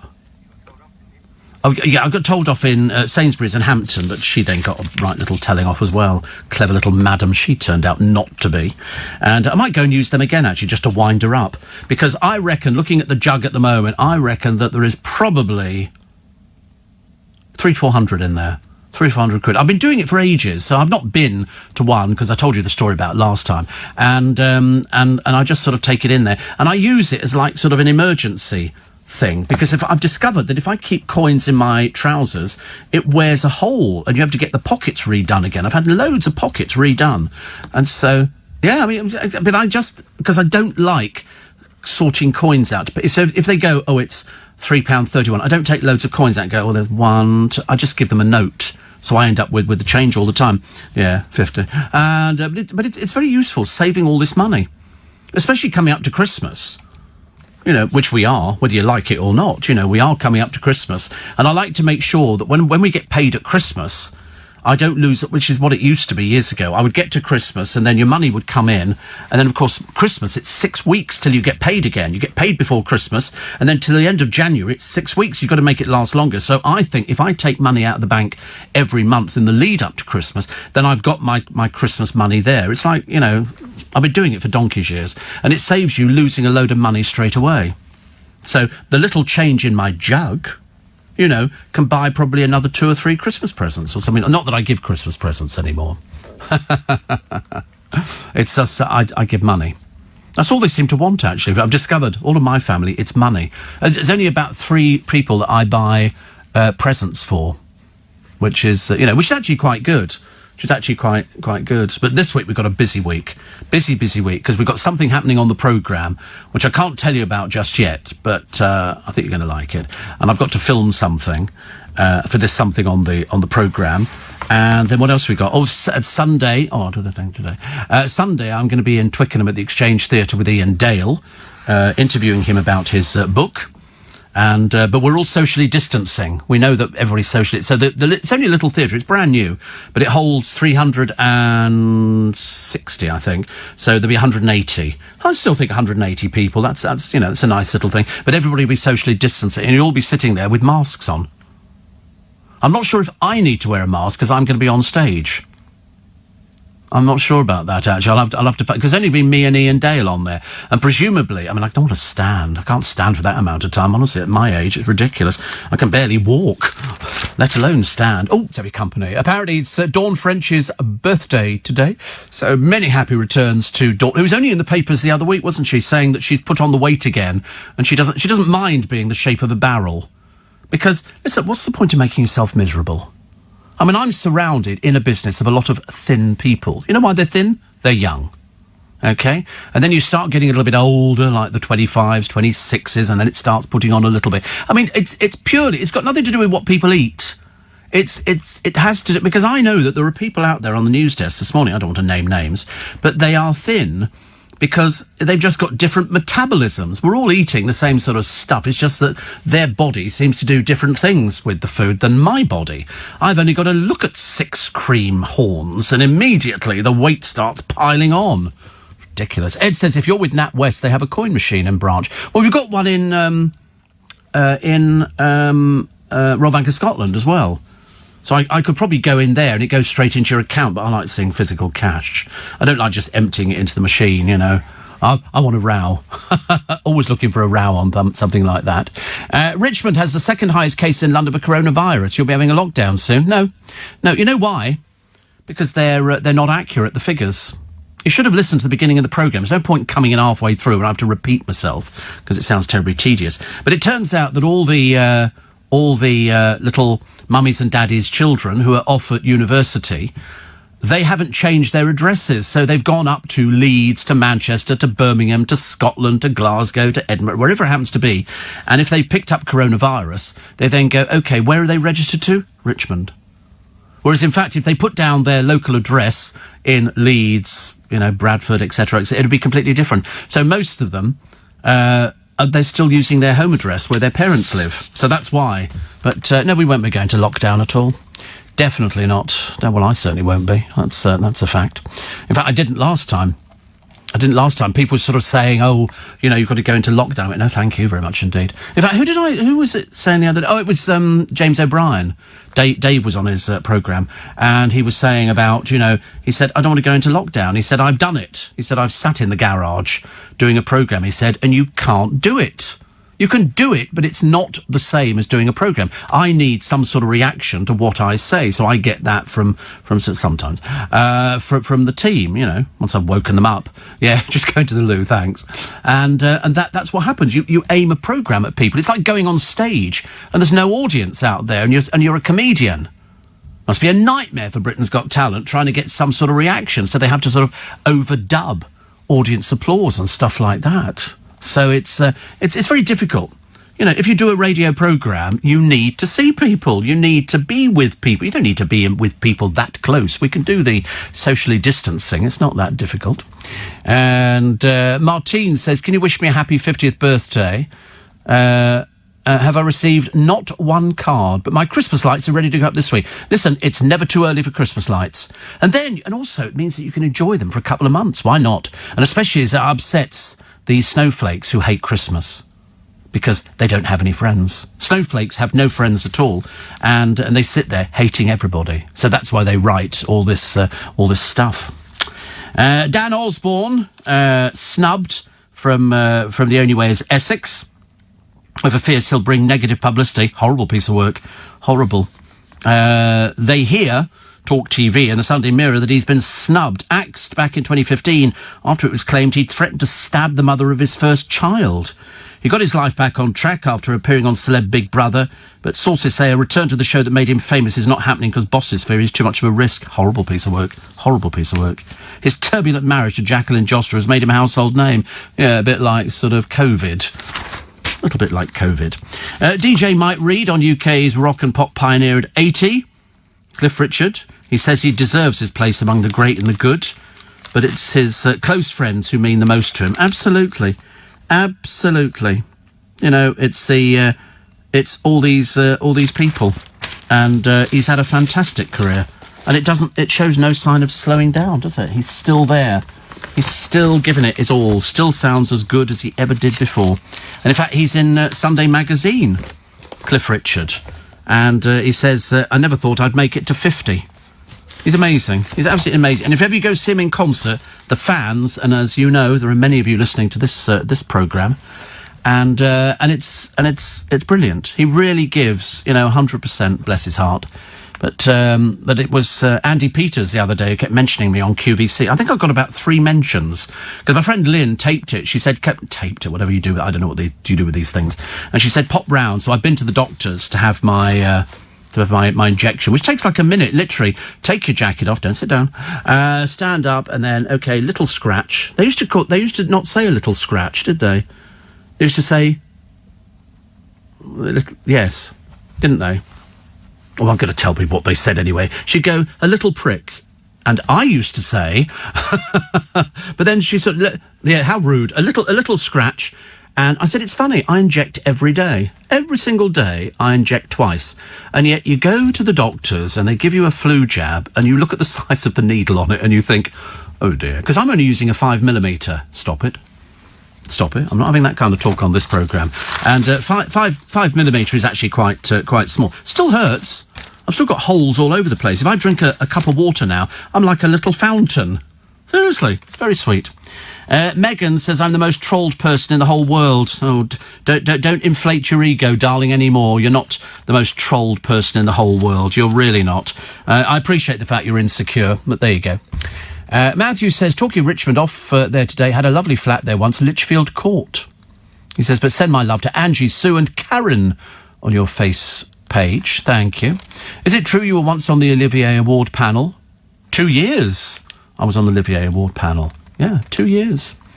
2 years I did it. I'll tell you for why. Because it was a West End producer, and he phoned me up. Bill Kenwright it was. A big fan of Bill Kenwright. And he said, I'm the chairman of the committee. Would you like to be on the panel? And I went, yeah. I said yes without really knowing what it was. I just knew it was for the Laurence Olivier Awards. And then we all met, and there were a lot of people in the business. They have a separate one, which is the public. And so, but you have to go to the theatre. They send you bits of paper, and it will say, you need to book a ticket for this show at the Barbican or this show at the Haymarket Theatre. And towards the end of it, so you had to go to the theatre. I mean, sometimes you'd be out of the theatre every single night. And in the end, I was physically, I didn't want to see any more theatre, and I'd quite enough of theatre, because you had to go and see things. And luckily, you got 2 seats for every show that you booked for. But towards the end of the run of the Laurence Oliviers, so I was doing a show as well. Not this show, no. I was doing a morning show, but and then you go, and they'd say, "Oh right, the show you're going to see tonight is so and so." They send you all the details of it. You phone up the office, they book 2 seats. You get to the box office, and they give you 2 seats. I used to have 2 seats because I didn't want to sit next to anybody. You know, I'm so sorry. I'm socially distancing, even all those years ago. And the first thing I would do, I to get to the box office, and I'd say, "What time's the interval?"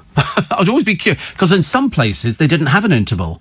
Sometimes at the Barbican, there'd be no interval. It would run all the way through. And I'd sit there. I did actually fall asleep on a couple of occasions. Because at the Barbican, was it the Barbican or the National? Barbican. All the doors at the end of each row close. So you'll be sitting in the seat and it's all open. Then all of a sudden, the doors close and you're now in an enclosed theatre. It's very clever. And that's the first place I saw Les Miserables. That was the first place that it appeared. And I remember coming away from there thinking, bloody hell, that was good. And I haven't changed my opinion all those years later. And it was good. But then towards the end of it, I was going out 4 nights a week to the theatre. And you can imagine, I was like a physical... And then they said, can you do another year? And I went, okay. And I did another... I don't know why I did another year. It's good.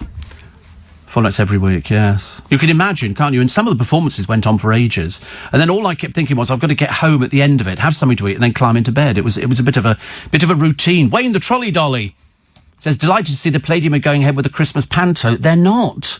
They're not. It's not a panto. It's not a panto, Wayne. It's Panto Land. And it's different. What it is, as far as I gather, from Baz, writing in the Mail, is that it's going to be like a variety show. So, because they've all got to socially distance. So you can't have any of that stuff. So Julian, Gary, Paul Zerdin and Nigel might not be the same as other... It would be nothing like it. Nothing like it at all. It's a Panto Land thing. It's not any particular show because they can't do it. So not only, there you go, it'll welcome back Panto favourites, returning the London Palladium Panto, Central Panto, best man, with comedy and about this star-filled extravaganza will play to a socially distanced audience. It's been made possible as well to but it's not a pantomime. Okay, it's Panto Land. It'll be a treasure trove of the London Palladium Panto past and exciting new surprises, especially written for the show. So it's not what you think it is. I was very keen to tell people the other day, because people kept writing to me saying, oh, it's going to be a pantomime. I said, no, it's called Panto Land. It doesn't say pantomime anywhere. Steve, being fat, Mum says mine is puppy. I'm 53, but it makes me feel great. 5 millimetres. Are you sure, says Pete? What, the needle? Yes, 5 millimetres. It's tiny. Yeah, for injecting, yeah. I mean, I've had 6 millimetres, but I get bruised to pieces on 6 millimetres, so I do a 5 millimetre. About a quarter of an inch, yeah. It's tiny. I mean, it looks huge to me, but the ones that they use for injecting you for the flu and all the rest of it, they're huge. Seriously, about 6 foot long, honestly. She injects through your arm, it comes out the other side. Oh, it's a nightmare. Yeah, it's like, well, I remember a friend of mine telling me once, he went to the dentist once, and the dentist gave him an injection in his cheek, and the needle came out the other side. I nearly freaked. I've never heard of such a thing. Because they always go, I'll numb you up. That's their greatest thing. And they get a bit of cotton wool with obviously some numbing thing on it, and they rub it into your cheek, and then they go in there, they go, just numb you up. And then they sort of rub it with their fingers, you know, which sort of spreads the, you're going to go to sleep, kind of thing. And then they go, right, is that all right? And then they start drilling, and all of a sudden, you know, you go through the roof because they've hit a nerve. So you go, oh, I'll just numb you up again. In the end, you'd walk out of there, you go, feel your tongue. The only thing you could eat at home would be tomato soup, and then you'd dribble it all down yourself. You look ridiculous. Honestly. Dentists. Oh, terrible. So, who are the people dancing for Strictly Come Dancing? To be honest with you, some of them I've never even heard of. Never even heard of. But who cares? It's the only thing the BBC have got. And Sunday morning, because it's 11th of October, and the weather's been a bit Although the other day somebody said great for washing. Great washing weather. You know, I think that's sort of doing, you know, washing in the sink and stuff like that. So who have you got dancing? You've got Maisie Smith. Apparently you're going to be very irritated by her. Jamie Lang for about the umpteenth time. He's been on just about everything.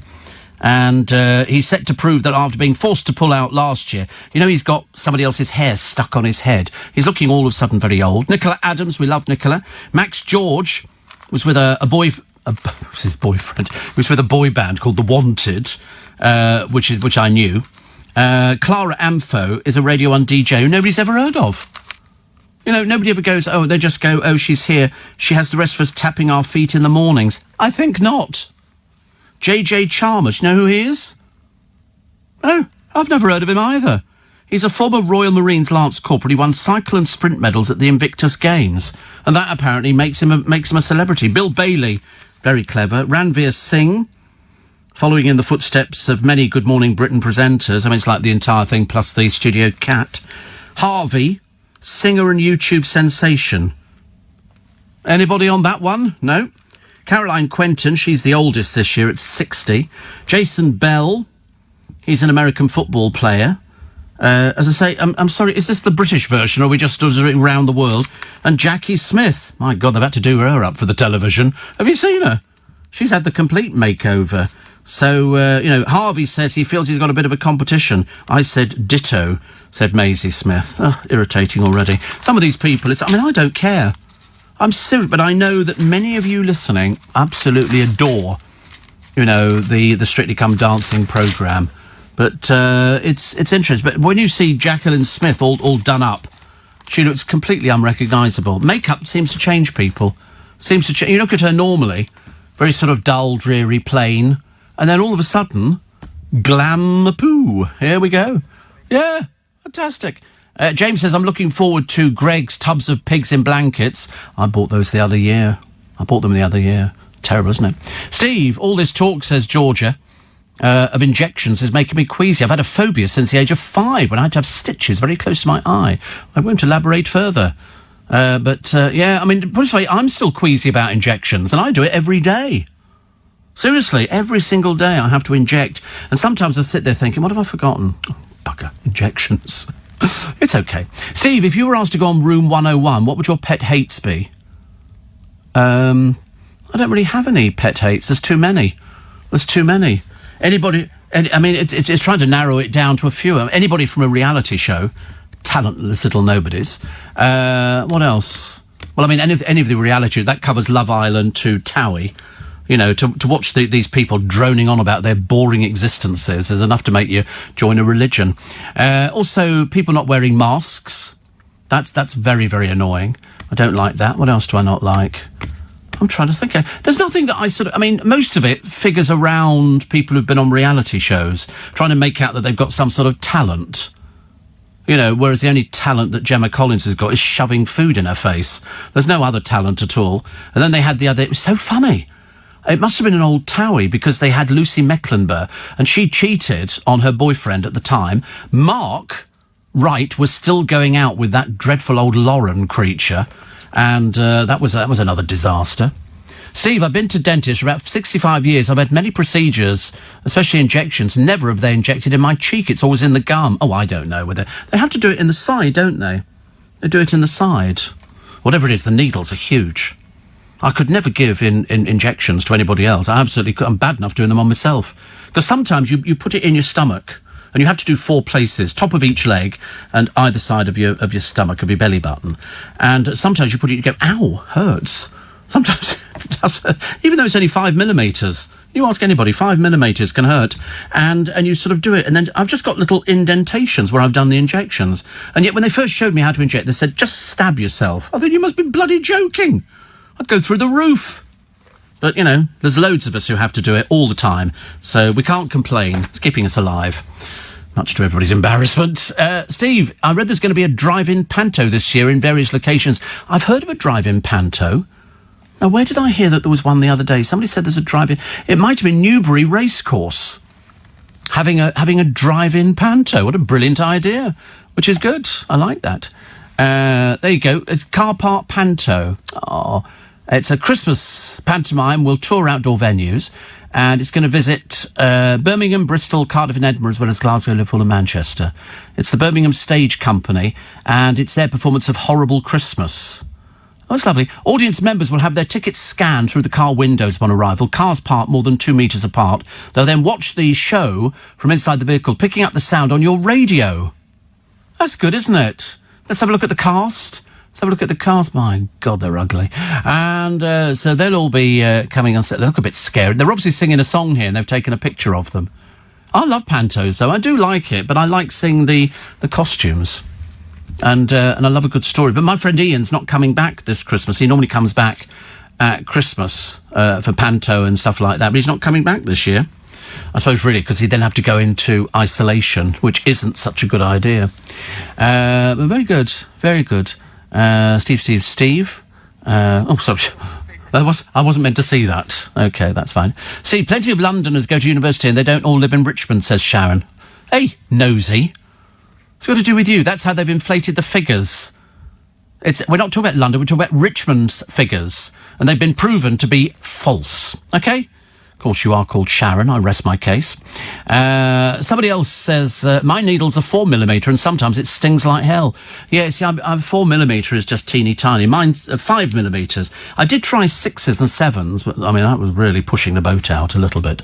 So 5 I can do, but sometimes I'll put the needle in and I go, ow, take it out again and try and find a place where it doesn't hurt so much. Somebody else's body. Oh, dear, honestly. So, apologies to those people who sort of don't like needles. Shane says, I've got to have a blood test tomorrow. I haven't seen a doctor since November. I thought it was about time I went. Blood tests are easy. I have them. And so what they do is they sort of find your vein. Awful. It's awful. And she sort of flicks it, and then they tie your arm up. Even I can't see the vein.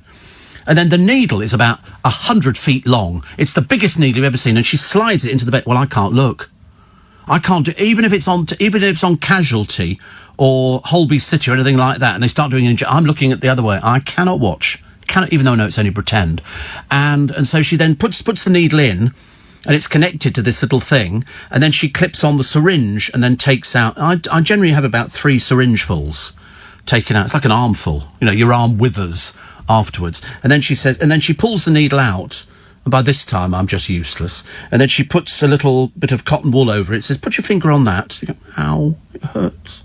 I try to be big about it. I don't want to be sort of, a bit mamby-pamby, And I always say to them exactly the same thing as I'm counting the ceiling tiles for the umpteenth. 1, 2, 3. Yeah, I'm being a brave little soldier.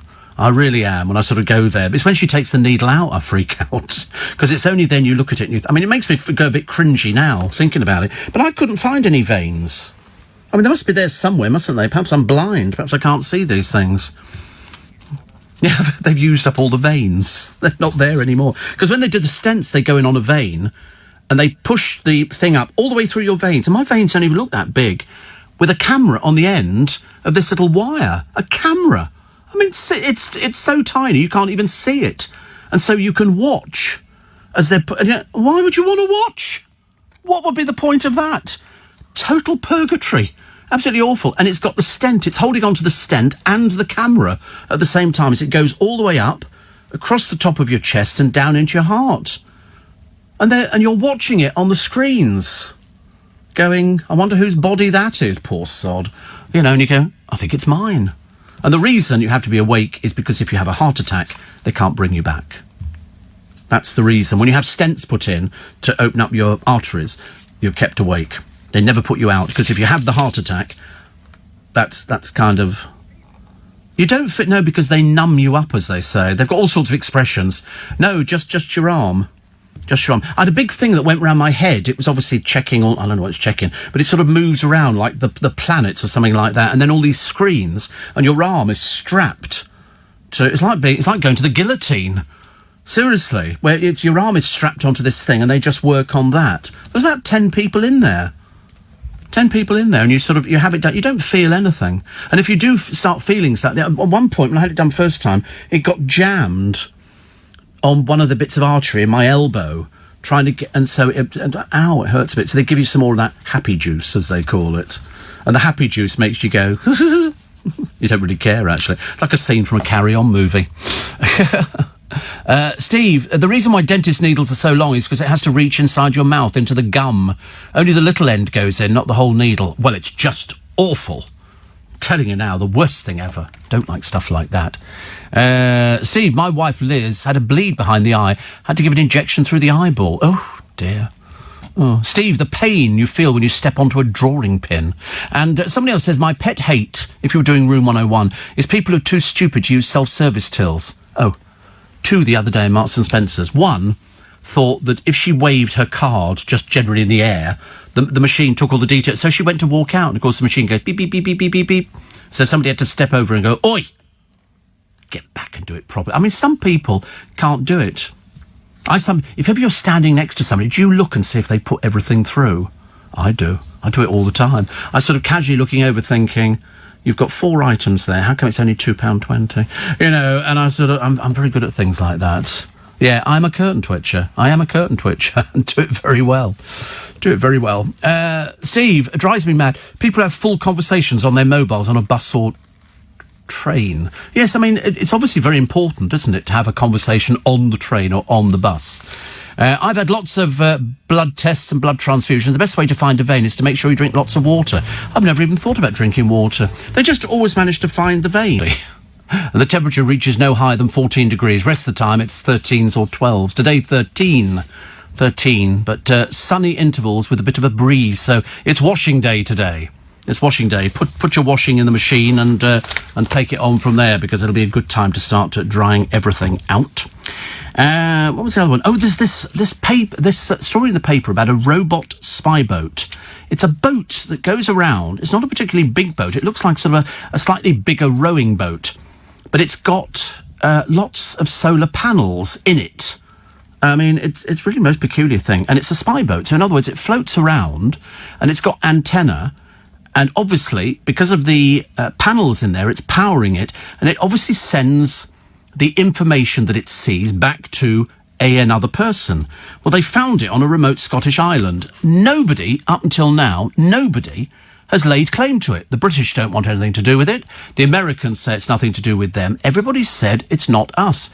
But somebody somewhere must have actually set this thing up. Because when you look at a picture of it, you go, and that's just floating around by itself. But because of all the panels on that, I mean, whether or not it's powered, I've got no idea, actually. No idea. And, Steve, to repair a detached retina, you have 3 injections, says Chris. Fantastic. Steve, after hearing you're a curtain twitcher, you make a good COVID marshal, says Darren. Oh, I'm very good. Oh, I'm very good. I'm even better than you can imagine.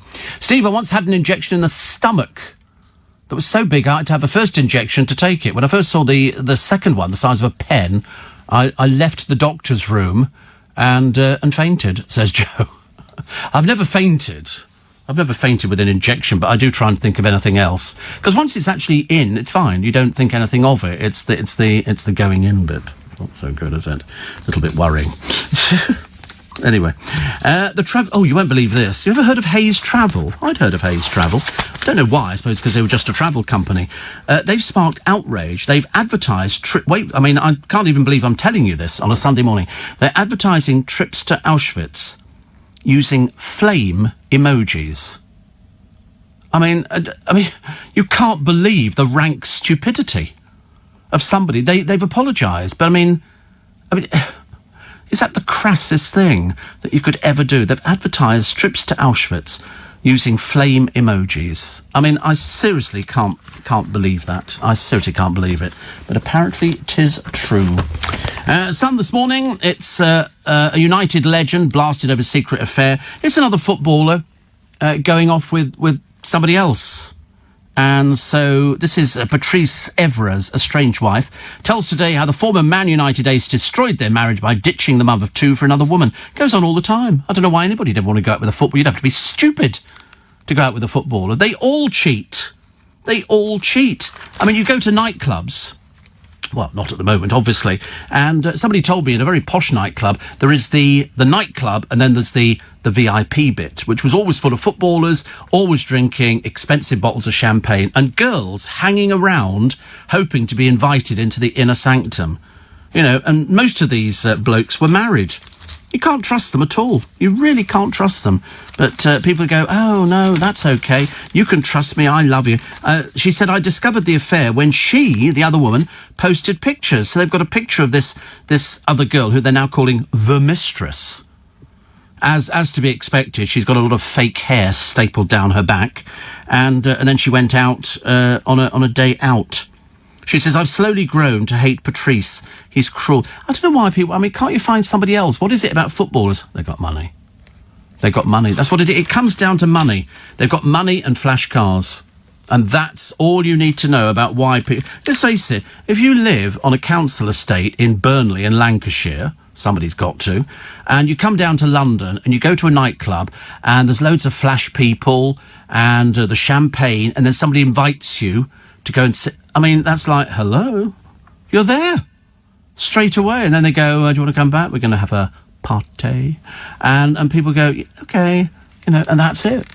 And that, you know, it doesn't get any better for some of these people. If your life is so disastrous that your idea of sort of arriving, you know, on the big London scene is to go home with a footballer, well, then your life's even more shallow than you could ever imagine. Because it lasts as long as it lasts. Steve, is the Steve Allen LBC Christmas gift a Steve Allen Christmas grotto? Gosh, I do have a Christmas grotto, but it's not for sale. It's on YouTube. Steve Allen's Christmas grotto. They built it at Channel 5 for me. It's very nice. I think we had something like 6,000 lights in it and a tree with things that moved and turned around, and we had elves and all sorts of exciting things. which was very nice. And, Steve, am I alone when all of this discussion about needles makes me feel quite queasy, says Simon. No, it doesn't, because you've just written about it. And if you wrote about it and you were queasy about it, you wouldn't have written about it, would you? Steve, my pet hate is falling asleep with a takeaway on my lap. Yeah, whatever. Colin says, have you tried Google Translate? Very handy for talking to somebody who doesn't speak English. I don't bump into that many people who don't speak English, and by which time I could probably not be able to find Google and do any translations. So, no, it doesn't really matter to me. Kim Kardashian is still around. So boring. So boring. Also, the COVID idiot, the MP. This is Miss Ferrier. I won't quit, she said. I think you might, dear. OK? I think you might. It was a blip. Yep, you certainly are. Certainly are. The essence of a democracy, says David Blunkett, is that you know whose head should roll when things go wrong. Yes, your head. I mean, you're a complete and utter idiot. Complete and utter idiot. Simon's got the Megxit factor. Simon Cowell is hoping to join forces with Harry and Meghan over their upcoming TV projects. I don't know where they got that stuff from. I've got no idea. But also, do you remember that it was Victoria Beckham said she spoke to Meghan and advised her? Margaret Ferrier says COVID says the virus makes you act out of character. Go now. Go now. OK? I mean, really, you're an MP. How in God's name you ever got to that one? I've got no idea. Karen Brady talks about the pictures of Rebel Wilson and Adele, who've lost more than 10 stone between them. So why do all these people give you this baloney about, oh, I'm quite happy being the fuller figure? They're quite clearly not happy being the fuller figure. That's why they've had to sort of lose it. And also Karen says, my heart goes out to Sarah Harding, who's battling breast cancer, and her mum who's caring for her. And, I mean, she's in the best place. I mean, certainly you can't leave her by herself, that's a fact. But at least, you know, it'll keep her off booze and all sorts of things. If she's with her mum can look after her, and that's the best thing in anybody's book. Also, the Queen has stopped selling Prince Andrew postcards to tourists. Prince Andrew postcards? Who in God's name would be buying one of those? They have actually suggested another one of Prince Andrew standing next to Pizza Express in Woking. And a postcard of that, you know, wish you were here. If, of course, he ever went there in the first place. But there are postcards of Charles, Anne and Edward, and even the grandchildren, Beatrice and Eugenie, but not one of the Duke of York. And when they asked if you could get hold of one of them, the sales assistant said, no, we don't have those, and they're not making any more, which is good. Another said, I'm afraid Andrew is very much on the naughty step. On the naughty step? That would be an understatement. What a funny way to describe it. Can you help the police out about a convicted paedophile? That's the naughty step, is it? Bloody hell. The shop, which is managed by the castle, sells everything from Balmoral honey, whiskey and handbags to crystal glass sets, jewellery and postcards. Buckingham Palace didn't want to comment at all. Of course I don't. I'm sorry, so, would you like to comment on Andrew? No, we don't know who he is. Oh, no idea. OK. Anything on Beatrice and Eugenie? No, nothing on them at all. Harry? No, nothing at all on them. I haven't got any comments on Meghan? No, we don't have any comments at all. I mean, should you have any comments on anybody? Oh, the Queen's in residence today. But where she's going for Christmas, God knows. God knows. Roman Kemp is in the paper, smiling all the way as he enjoyed a boozy date with a multi-millionaire social media influencer. Honestly, he seems to be going through them quicker than most people can go through a box of chocolates. He was at Soho House because in July he split from a Swiss neuroscientist. What they've got in common, I had no idea at all. I thought that was quite funny. Then they ended struggling to get during sort of lockdown. So he's now got this other girl. She's not blessed with height. Not blessed with height. And he went to Soho House and she went as well. Very odd outfit she's got. But there you go. So, I think he's doing every television programme there is available at the moment. Every time I turn on the television, there's Roman Kemp again. Amazing. Absolutely amazing. The Vamps guitarist James McVeigh wants to follow in the footsteps of Freddie Flintoff by making a documentary about his body dysmorphia. Is body dysmorphia when you're not happy with your body? All right. I could do that. Yeah. I'm quite happy. Listen, what can you do about it, for goodness sake? Steve, you didn't need to remind me about being a good day for washing. Bed stripped and first load on at 5:30. Say hello to Jackie. Big fan of yours, says Stephen in Beaconsfield. And somebody says, all the men whinging about injections. Try having a breast biopsy. says Mags. Although the ones that I hated were a friend had to do something, and they had to put a camera down his throat to see what was going on in the stomach. And I remember thinking, oh, I wouldn't cope with that at all. And apparently if they give you a little injection at the back of your throat, you don't notice it. You don't gag. Because I would have thought because I remember going to the dentist and they put a little plate in your mouth, which you hold, and then they aim this X-ray machine and they then leave the room. Like it's obviously safe for you, but not for them. And I remember, and I used to gag something chronic. So literally he'd walk out of the room, I'd take it out. And he'd then go, you've taken it out your mouth? I'll go, yeah. He said, can we find another way of doing it? They had to do a thing where they were doing an impression of teeth. And he put this huge tray in my mouth. Well, that was me done for. So he had to cut the tray down so it just had 2 teeth on it, so he could do really. All these things, they pop in. As if you're going to sit there like, I hyperventilate. I'm terrible. Terrible. Steve, it's mandatory when you interview Ian Dale, when you're in a theatre, to wear a mask. You think? I don't know. We're going to be socially distancing on the stage. I don't know how it's going to work, actually. And so we'll wait and see. Shall we? Wait and see. Steve, my pet peeve is the number of animals that have died in Katie Price's care. Well, I don't think it's a number of animals, but the last one, she didn't even pay for it. It was given to her. And, of course, she goes out of the house and leaves it. And it got caught in an electric chair. Seriously, this one was a liability. Somebody said, oh, she's writing another book. I said, don't lie to us. She's never written anything in her life. She can't write. She's an idiot. But she's not living at the mucky mansion. She's moved into the boyfriend's house, which is lovely, because they're going to get married after about 4 months. It's fantastic. So, long-term relationship. And you know it's serious because she's told us it's serious, and she's going to have a baby with him. And she's had his face tattooed on her stomach or something. I can't remember where she's had it done. And her face as well. And she's had his name put there. So she's really serious, like she was the 4 other times. Bless her. The tattoos on Katie Price's, I don't know what is that, arms or limbs or something? Is it arms? I don't know. To look at these sort of, obviously the tattooist must have been going from memory because they're the most dreadful pictures. She looks slightly scary, as if she's wandered out of Roald Dahl's The Witches. And he looks like he's somebody, when we caught him, Gov, we took his picture. We're looking for him again. But, it's the usual rubbish that comes out of Katie Price. Somebody says, why do they put her on television? What's she famous for? She's famous for nothing. She can't write, she's bankrupt, she's got a filthy, dirty house, but she's got loads of children. Which is good, isn't it? Marvellous, marvellous achievement. But, let's worry about it.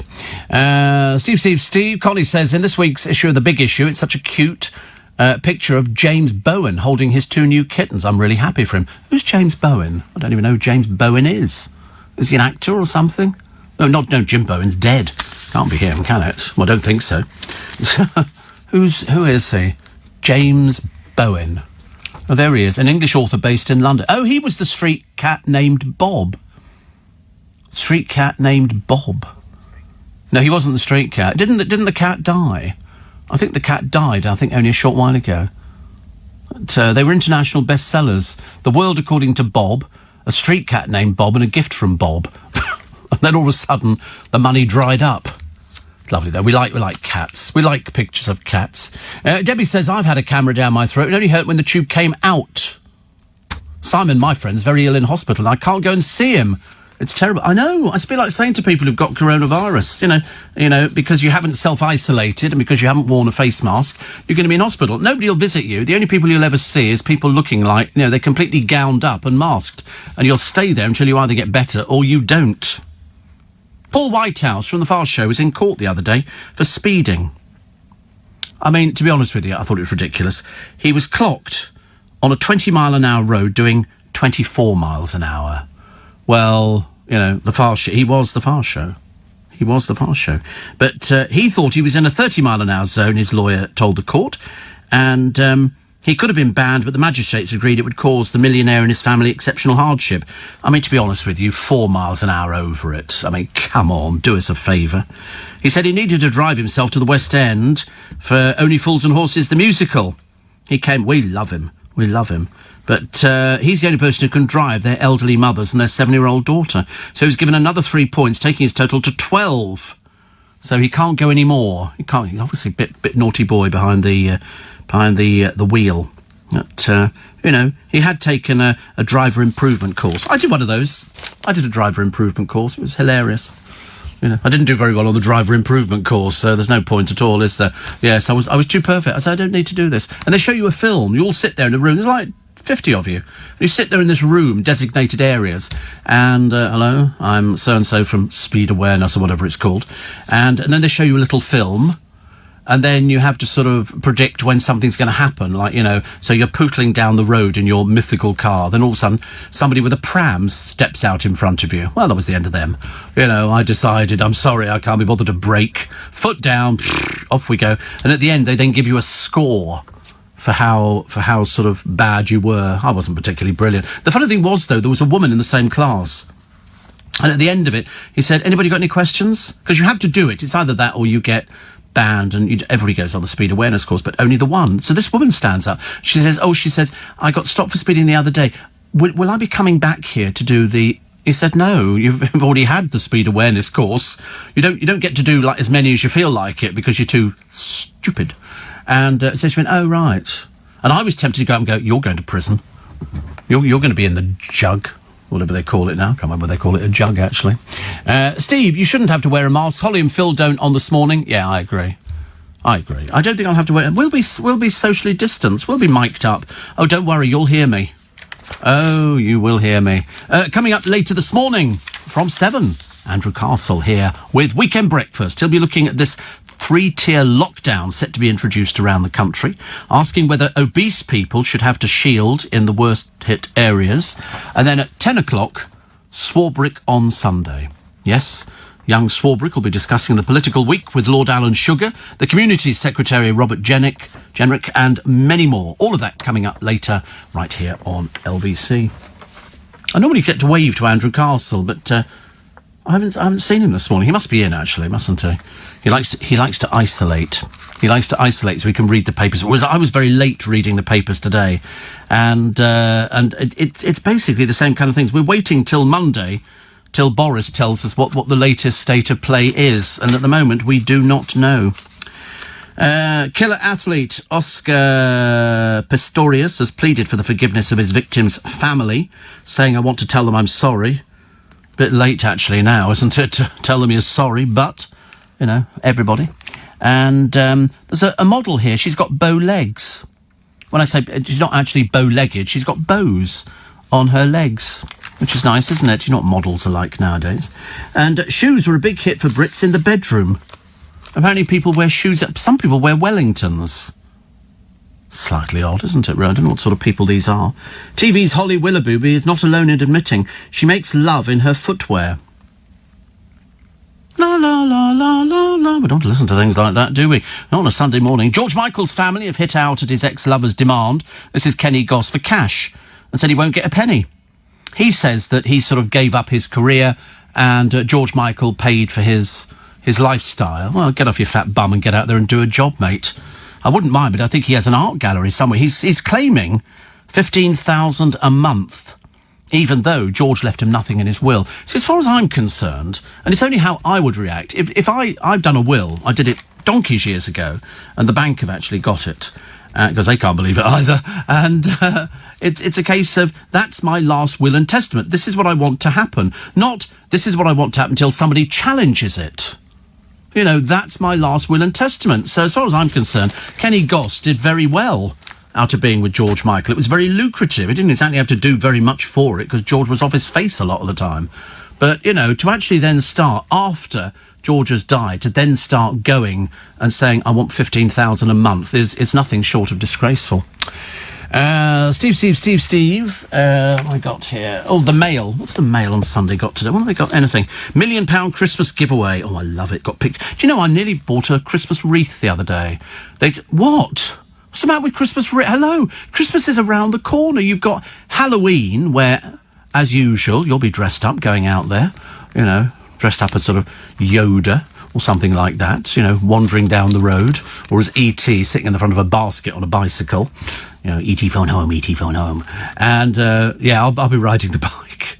We'll get one of those Boris bikes. That'll be quite a good one. And then you've got, there's Yoda. I mean, it's almost the spit of you. Almost the spit. You don't need to worry about it. I never saw the film with Yoda in. cheap costume. I mean, you just need a sheet and the plastic head. They do it down in Trafalgar Square, those old crooks down there that are balancing, pretending they're floating in midair. We all know what it is. And have you ever been down to Trafalgar Square? Yeah, they're all over the place in London. Oh, ghastly people. Don't give them any money. Ghastly. Goes to organised crime. 84850 steve@lbc.co.uk. So, what was I talking about?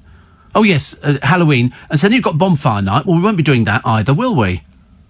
I mean, because you'll have to socially distance. You have me with a sparkler on the patio is not going to look very good. Yeah, the bonfire on Zoom. And then you've got Christmas. So there's going to be I can't see there being a Christmas market in Leicester Square, which there is every year. I've never been in it because it looks a bit naff.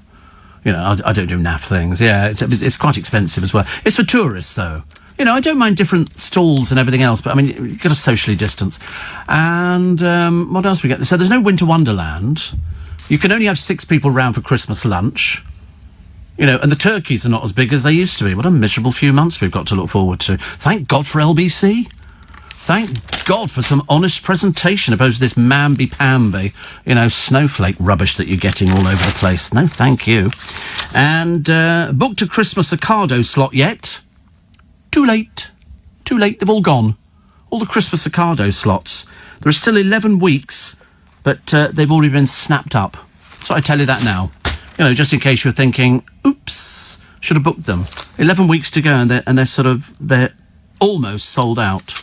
Almost sold out. That's not good, is it? Mind you, it doesn't make any difference to me. Dreary old Meghan, I'm the world's most trolled woman. Listen, darling, most people don't know who you are. So just sort of get over yourself, OK? The Queen's first broadcast is 80 years old. Hello. I used to love the Queen. We used to sit down after Christmas lunch and watch the Queen's broadcast. It's not so fashionable now to do it, but I still like doing it. Definitely. Also, what have we got here? It's Portugal and the wine. Portuguese wine fell out of favour for some reason. The Matthias Rosé you'd always find in Italian restaurants because they would use the bottle, then you stick a candle in it, and then all the wax runs over the bottle, and then it makes it's quite nice actually. But you can buy those candles with all different coloured wax. And so it's, because I used to work in a department store, and at Christmas time, this woman used to come in and make candles, and then she'd peel back the wax and make it into something less interesting. And on one of them, it was all different colours. She'd dip it in different coloured waxes. So when it melted, all different coloured waxes went down over the Matthias Rosé bottle. It was for real cheap people that don't really have a proper Christmas. Okay, so I mention that now in case you were thinking of getting a Matthias Rosé bottle. But I like the idea of candles melting. I like the idea. I thought that was actually quite good. Also, the poisonous sea of PPE that's the new blight on the beaches. This is the plastic masks. I've got one. These apparently are plastic. I thought they were paper. But it's plastic. But I've got boxes of them in the car. I ordered another 2 boxes the other day to add to the 6 I've already got. Because I don't want them to run out. And I think we're going to be wearing masks for a long time to come. Mind you, I think it improves some people's looks. I've seen people walking about on the street, you know, and people look at you and you smile because you acknowledge that, but of course they don't know you smiled. They just, so can they see in your eyes? Oh, right, because I wear dark glasses. Not mine, I wear dark glasses. Also, masked protesters in Westminster March. Demonstrators, including Piers Corbyn, who was previously fined 10,000 for organising a rally, marched from London's Hyde Park to Westminster. Oh, God, how boring. How dull. And, another break, honestly. It's just non-stop on this programme, but we don't mind, because it's the news headlines. A minute ago, Rod Stewart's secret hit track. 26 years he's had a model railway. It's stunning. I mean, I remember saying the first time we saw it, it's got houses and tower blocks, and it's absolutely amazing. Mind you, I suppose, when you're only doing cover versions on your albums, you've got loads of time to devote to your railway. It's 100 foot long, and they're having it shipped over here. I think it's brilliant. Mind you, it's about the best you could ever get, isn't it, really? So, bad this week for poor old Victoria Beckham. Have you ever heard... Here we go, quick question for you. Have you ever heard of a wrinkly teenager? No. Teenagers do not have wrinkles, do they? So, why is Victoria Beckham using her son Romeo's 17-year-old girlfriend to demo one of her anti-aging creams? Fresh-faced Mia Reagan appears in a video posted on one of Posh's Instagram pages applying the cream, which is said to minimise fine lines and boost radiance for a purse-busting 92 quid. I mean, poor old Victoria. This is a 17-year-old girl, darling. She's not like you, ancient. Followers have ridiculed the video. One commented, try featuring people over the age of 30.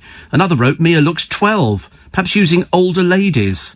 Yeah, I mean, but Victoria Beckham, a failure in everything at the moment. It's not looking very good. Fancy using a 17-year-old to talk about a £92 anti-wrinkle cream. What a load of old codswallop. Codswallop, I can't even say the word now. Codswallop, isn't it? Matt says, ever had your ears syringed? No. Is that good? Is that good? That's sort of something nice? I don't know. Yes, it sounds horrible, doesn't it, really, having your ears syringed. Steve, you made our mornings. We're on a holiday in Paphos. We love you, Annie and Katie, your soulmates, apparently, in your dreams. In your dreams, honestly. And gay pupils comfort fired schoolworker in trans-Nazi storm. Honestly. This is a Christian schoolworker who was likened to a Nazi and sacked for sharing a Facebook petition objecting to LGBT lessons, was moved to tears when gay and transgender pupils comforted her after she lost her job. It's in Gloucestershire. A Christian schoolworker. Amazing, isn't it, really? I mean, you read some of these stories in the newspapers, you can't believe that people still harbour all these sort of strange things. Piers Morgan talking today about intolerant liberals. And it does have a picture of the Beckhams, Dave with his funny hair, Victoria with that vacant look on her face, which seems to be... I mean, she seriously looks as though she's been caught in headlights on a country road somewhere. And I don't know why. There must be some reason. Perhaps they're sort of gearing up for the wedding of the decade. Yes, the intelligent Brooklyn marries the daughter of a billionaire. And they're hoping that Elton John will be performing a little song, you know. Like Saturday Night's All Right for Fighting would be one of my popular ones. Or The Bitch Is Back. Always very popular. And so it's here. But Monday says Meghan and Harry have resurfaced. We were told they wanted a quieter, more private life. That's why they're milking the publicity for all they can get. I mean, such hypocrites. Really terrible. But we don't have... I can't find where he's put down anything about Dave and Vic. Because we do like to know about Dave and Vic, if they're doing anything particularly interesting. And so far we can't find anything. Dave's single-handedly building a football stadium, I believe. And in where? Single-handedly building a football stadium. And Vic's trying to flog sort of creams and clothing or something like that. But, I mean, on cake... with the latest one. But as I say, you can do so much with cornflakes and Rice Krispies, can't you? Okay, can you see that? It'll be Harper who makes it. Harper is the unbelievable talent. 300 learner drivers got every question wrong. £23 it is for driving theory. And an astonishing 279 learner drivers flunked the test by getting every one of the 50 questions wrong, even though it's multiple choice. How can you do that? Oh, look, there's another picture. But... it's Victoria Beckham. Again, she's always been a walking advert for her own range, if you like, old lady clothes. I mean, seriously, I've never... I mean, so the thing she's wearing in this picture here is almost... It's too old lady. And so she's got a belt. It's a new ensemble, and it's a lovely... designed to look like interlocking hands, a belt. So original. So original. Despite costing £450 for a belt... small wonder it's not looking very good. Somebody described it as suitable for Halloween, or looking like chicken feet were cut off and painted. Others say it was adorable. But, so she's got knee-high red leather boots, 1,650. The boldly collared blouse with ruffled sleeves is like the old person thing. You've never seen such old lady stuff. The pleated beige culotte, 750. I mean, the whole outfit, 3,500. Small wonder that nobody... I know, it is quite the most ghastly thing I've ever seen in my entire life. It is, it looks like antlers. I mean, who buys this stuff? God, well, obviously nobody. Obviously nobody. Which is a shame, isn't it, really? Somebody here talking about if you can do 10 press-ups, you'll live longer. Oh, God, who wants to do 10 press-ups? What a horrible thing to think about on a Sunday morning. You don't want to think about that, do you? Not that. Diana, the interview that shocked the world... I don't think it shocked the world at all. I mean, there was a woman whose husband had been cheating on her for ages and ages, and she had to come out and do her bit. What was she supposed to do? Sit there and be mute? Of course not. Of course not. She says there were 3 of us in this marriage, so it was a bit crowded. Yeah. She was the innocent bystander. Charles was throwing it about all over the place. I mean, come on. And then the Queen. Out of all the people who never says anything, really, if you believe, criticised Diana for coming out and doing this interview. No mention of her wayward son, who'd been cheating on her for ages and ages. I mean, I felt sorry for her. Very sorry for her. But there you go. Not everybody feels sorry for her. That's the way it goes. So full-page adverts for the Palladium, Pantoland at the Palladium. It's not what you think it is. It's not a pantomime. Okay, it's Pantoland. Pantoland. So just be aware of these things. Also, Michael Palin, Travels of a Lifetime. We like Michael Palin. Something about... He's one of those comforting people, isn't he? That he can just sort of do things. And he makes it... You just want to watch him. I like any of those sort of programmes. I mean, travel shows, still good. But never repeated. No. Well, all of them are never repeated, or just his. No, they don't seem to do... I'll tell you what, though, I watched a film the other day with Dirk Bogarde. I think it was Dirk Bogarde, wasn't it? Yeah, and it's called Victim, and it's a gay film. It's a gay film, coming from the days when people were blackmailed for being gay. Well, 4 times it's cropped up in the past 2 weeks on my telly. It's a great film. I mean, it really is a great film, mainly because it was filmed around here. It was filmed around here, and you can see... Yes, in Global. Yes, no, not in Global.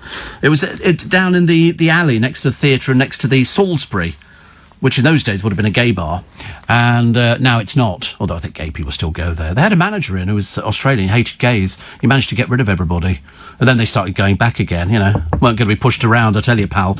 And it was very good, and it was about somebody blackmailing prominent figures, and Dirk, I think, played a lawyer who was married, but he'd also had gay flings. I mean, Sylvia Sims, it's a super film. It really is. His name is Melville Farr, and he took up the case of a worker who's blackmailed for being gay at the cost of derailing his own promising career. What they did, they took compromising pictures, and then they threatened them. And there was a lot of that went on. And it's a shame that I wanted to see it going to court. I wanted to see the end result. Made in 1961. And it's very... If you've never seen it, watch it. It's a very, very good film. Very good film. Steve, I went to a beautiful wedding. It was emotional. Even the cake was in tears. You can't have a wedding now, can you? Can you have weddings? Can you have weddings anymore? Sorry? It was a joke. I went to a beautiful wedding. It was emotional. Even the cake was in tears. And the joke is where? Oh, the cake was in tears. Oh, right. So funny. I'll sew my sides up. That's one of our rib ticklers for today, ladies and gentlemen. That's the standard. Typical, isn't it? You wait till 6:45 and out they come. Steve, several years ago, my wife, who is Spanish, had me worried that a friend of ours had gone to the doctors for an injection and had passed away. Fortunately, he'd only just passed away. He'd only just passed out. I know, sometimes you get it. I heard of a friend of mine the other day who was in radio, called Mark. And he fell and banged his head, and he died. And he used to live in Twickenham. He was married to Maddie, and somebody told me the other day that he died. I went, wow. You get to he was only 61. Only 61. Got to be careful. You get to a certain age, you know, there is the danger, isn't there, of sort of falling out. Hilary and Alex used to have the Barmy Arms in Twickenham. They've gone golfing, I think, in Turkey, and he fell out the bath. And cracked his head. They had a stone floor, I think, and he was very ill for an awful long time. So be careful. Be careful. It's not sort of a good thing to do. I mean, I'm constantly falling over. You know me. I fall on top of all sorts of strange things. Can't help it. Can't help it. I love it. I love it. Well, not really, but I have to go there. Strictly Judge Shirley Ballas heard her dead brother talking to her on Mount Kilimanjaro. She neared the summit. Do you know, I keep seeing people who go up to the mount, you know, they go up Kilimanjaro and bend this and bend that and all that. I think, why would you want to do it? Why would you want to do that? It doesn't appeal to me in the slightest. They were going the other day, there was a programme, it's called The Source of the Ganges. But it turns out there's quite a number of sources of the Ganges. But this little village is completely deserted until it gets to summer, when they get thousands of visitors. And they were all sort of coming back. It was lovely. I mean, it really looked quite nice, but I wouldn't want to walk there. Seriously. And Steve, what has Theresa May's husband done to deserve a knighthood, says Jackie. Did he get a knighthood? I don't know, I haven't followed all the bits and... But you know what it's like for ex sort of prime ministers and the entourage? They dish them out like dolly mixtures. They all get handed, they go, oh, you can have a knighthood. And you think, what for? What for? I don't know. And so he did. What is he? Is he a businessman or something? Generally speaking, it would have to be it can't be just because he's her husband. I mean, surely that would be a bit of an embarrassment, wouldn't it? What does it say? Philip May, he works at Capital Group Investment Relationship Manager, Theresa May, and he's 63, so he's a British banker. I bet he is. And so he's got a knighthood. Sir Philip John May. Didn't they do them the same to Thatcher's husband? Didn't he get a knighthood as well, Sir Dennis, or was it just... I'm kidding, everybody. Nice to have your company. Steve, statistics show that there's a man in New York gets run over every 20 minutes, and he's blooming well fed up with it. Leave him alone. Goodness sake. Steve, Theresa May's husband looks like Wallace from Wallace and Gromit. Does he? I didn't think so. I thought he looked okay. And he's got a knighthood, because I say... Yeah, you're right. And they do hand them out like dolly mixtures, don't they? If you've been a Prime Minister, not only do you get security for the rest of your life, but they give you an award for basically doing nothing at all. So, front pages, you want to know what they're saying, don't you? Yes, you do. Don't tell fibs. Everybody does. In the Sunday Cook in the Telegraph today, Diana Henry reinvents the roast. I love a roast, actually, on a Sunday. Traditionally, it's the day that the whole family get together. Not necessarily around here, but I mean, it's good. Also, the migrant boats, they stopped one the other day. The French actually did something, bit of a rarity. And they stopped some people trying to get across the channel. I mean, so far, about 7,000 people have made it. Some of them in, like, paddling pools. But they don't sort of last here. They say the number of clandestine arrivals is exceeding 300 a day. I mean, to be honest with you, why don't they just get on a plane and then throw the passport away like everybody else used to do, and then you can land at the airport? What's the point of sitting in the channel in a little boat till you paid money to some scamming gang? Dreadful.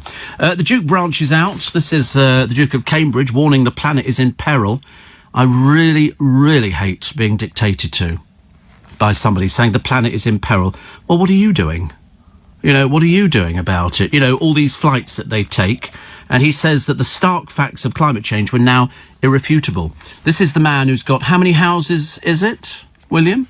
How many houses? You've got that huge mansion up in Norfolk. You've got Kensington Palace, plus all the access to all the other places. And you're telling us how to run our lives. Goodness sake, honestly. It's got to stop. Got to stop. The Observer, nice picture in the Kyoto Garden in Holland Park, people scanning the water to see koi carp. I went to a garden centre a short while ago and they had loads they're huge koi carp.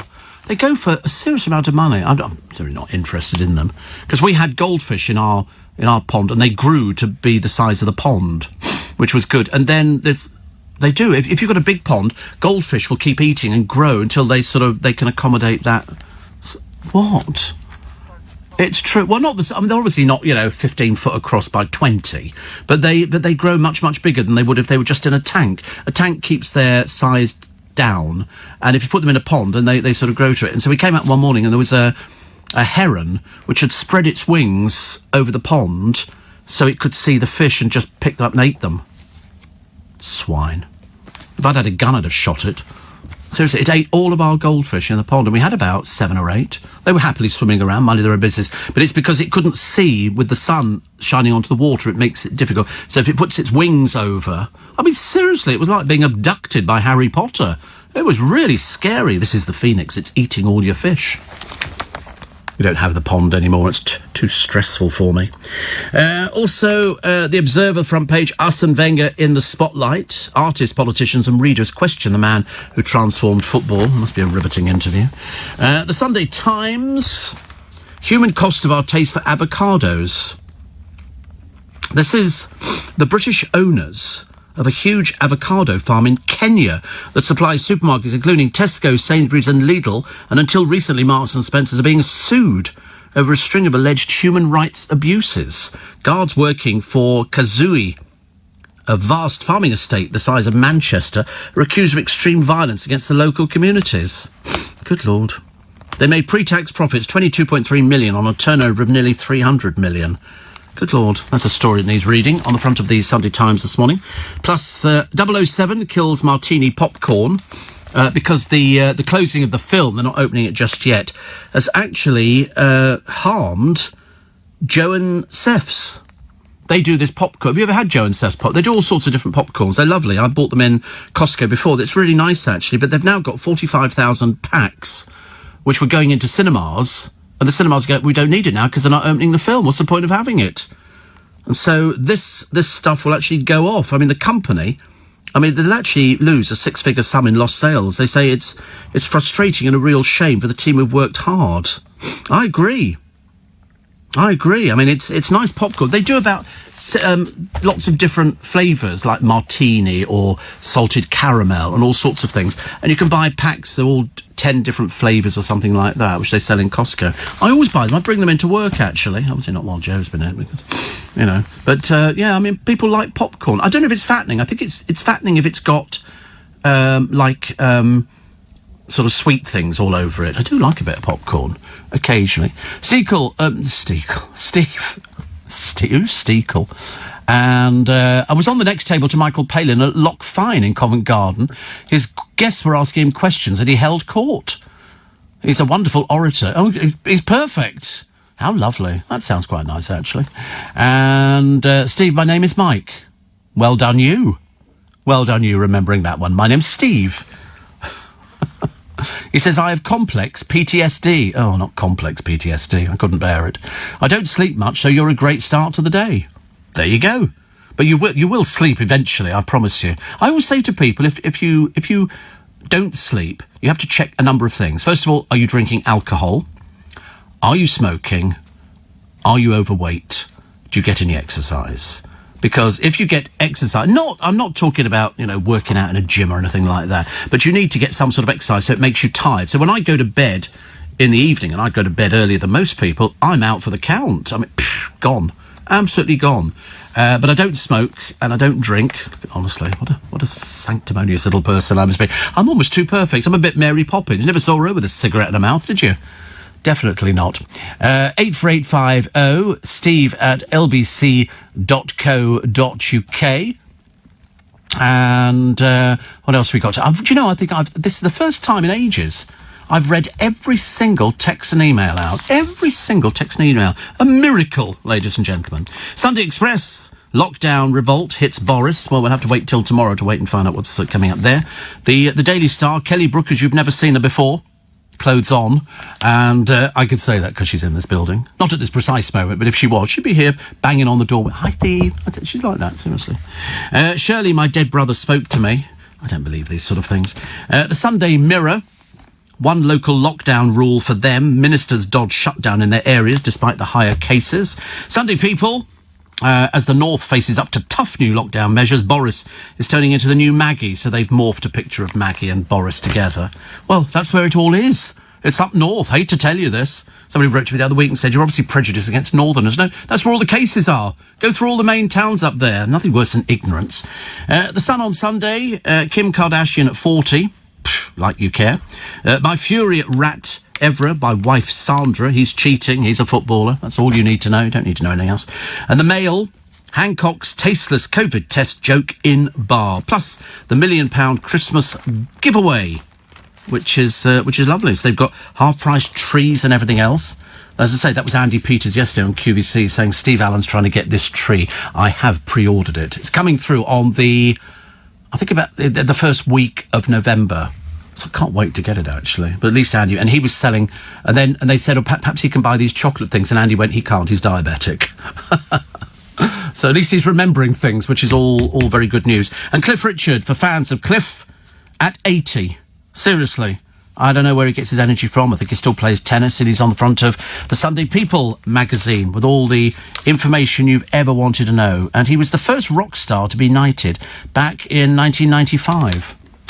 And we've now got Tommy Steele, who has just been knighted as well, which is fantastic. So congratulations to Tommy Steele. He used to live down the road from me. I say down the road from me.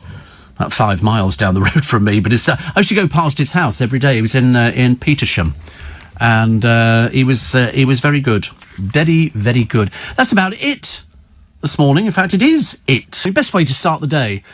Sometimes you'll have a laugh, sometimes you'll have a bit of a, ooh, that's a bit sad. And then you have other bits where you go, oh, that's really very sad. Like there's a couple who died within they've been married for more than 60 years. They both got coronavirus. And they both died within hours of each other. I think that's really sweet. Don't you think that's sweet? I think there's something about that. You know when they say one person can't live without the other one? And literally within a matter of hours, the other one, so the first one died and then the second one. And there was a couple, I remember seeing a picture in the paper ages ago, they were both in, I think, separate care homes, but they moved them together. So they'd be together for their last hours and they were able to hold hands. And I thought that was fantastic because at the moment it's a right bloody dog's dinner, isn't it? You know, it's like the what? The Notebook. The movie. I've never seen the movie The Notebook. The movie The Notebook.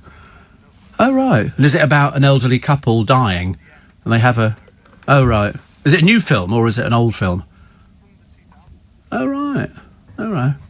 I haven't seen The Notebook. I've never even heard of it. Is it very emotional? Really? Oh... I don't like a film that makes me cry. I like sort of, you know, butch films kind of thing.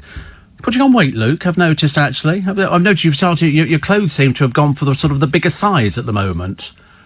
It's the baggy look, is it? Yes. No, I mean, I'm just curious, actually, because I looked at you the other day and I thought, it's either because you've had a haircut that makes your face look bigger, or you put on weight. And I don't... Who said that? Joe? Well, what's the point of asking him? He doesn't know whether you've lost weight or not. I see you every day, nearly. God knows, it seems like every day. And, yeah, in fact, we're all putting on weight, aren't we? You've lost a little bit. I've lost a bit.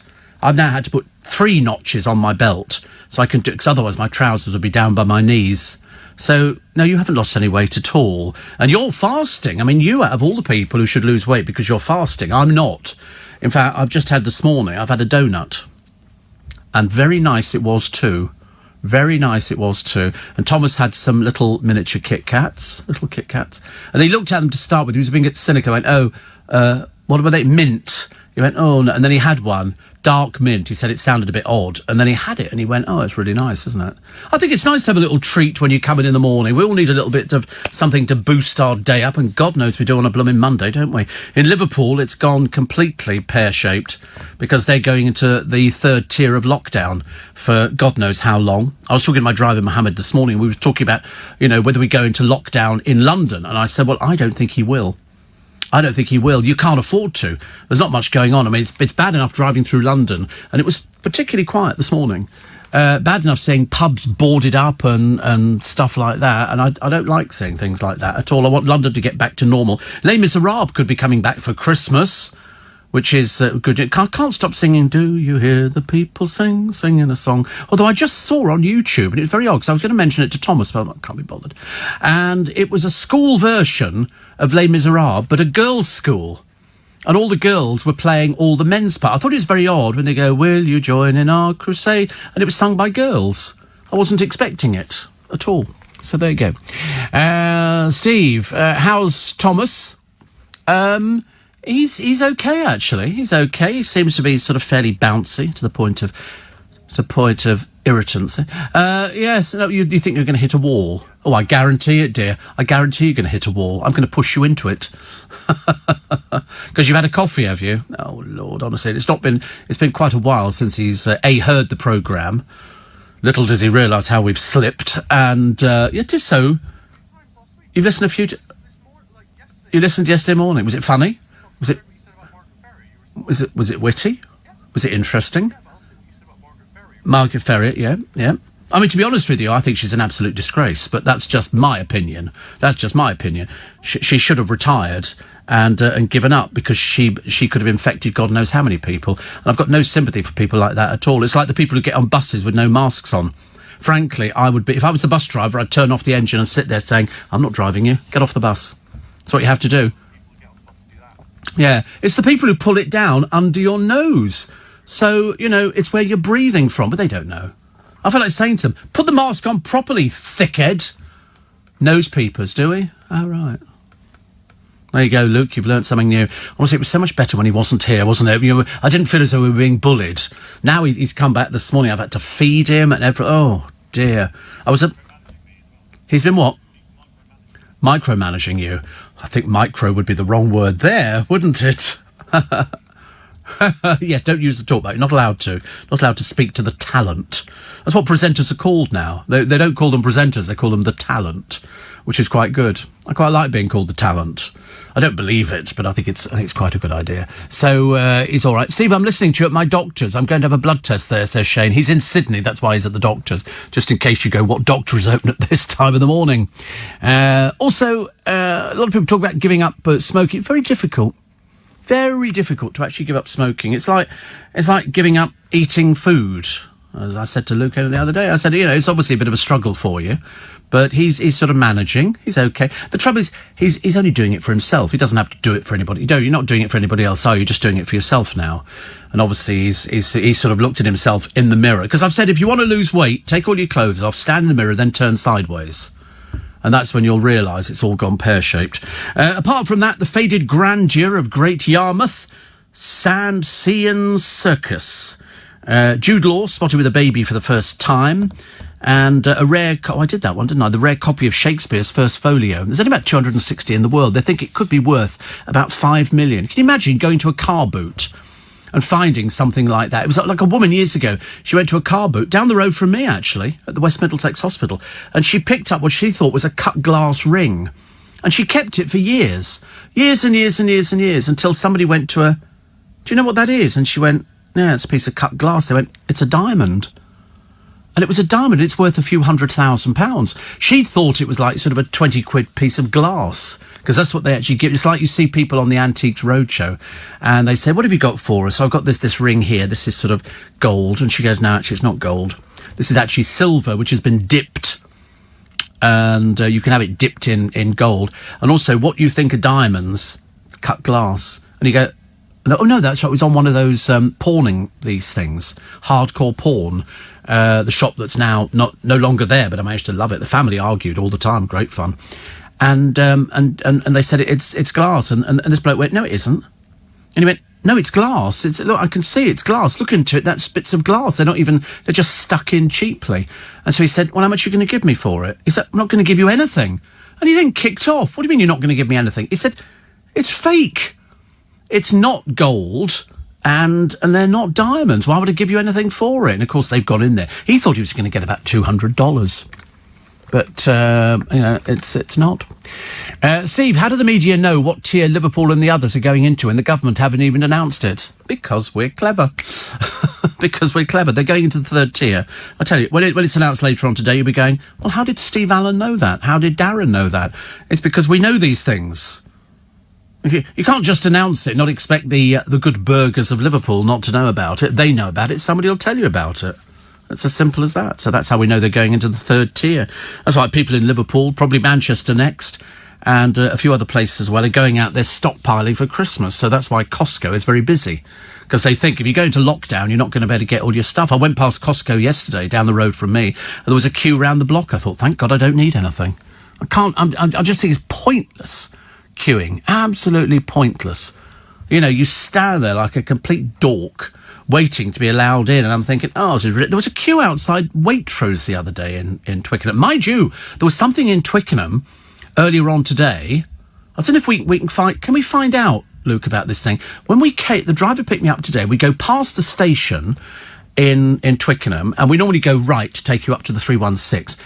There's 4 police cars, ambulances, instant response unit, all blocking the road. I've never seen so many blue lights in my life. Can we phone Twickenham Police Station and ask what the incident was?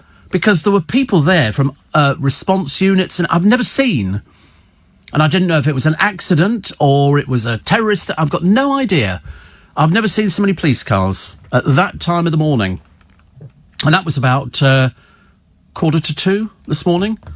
So somebody must know somewhere exactly what it was, because there were police cars all over the place. There must have been about 8 vehicles, which is very normally we're sort of sleepy town at that time in the morning.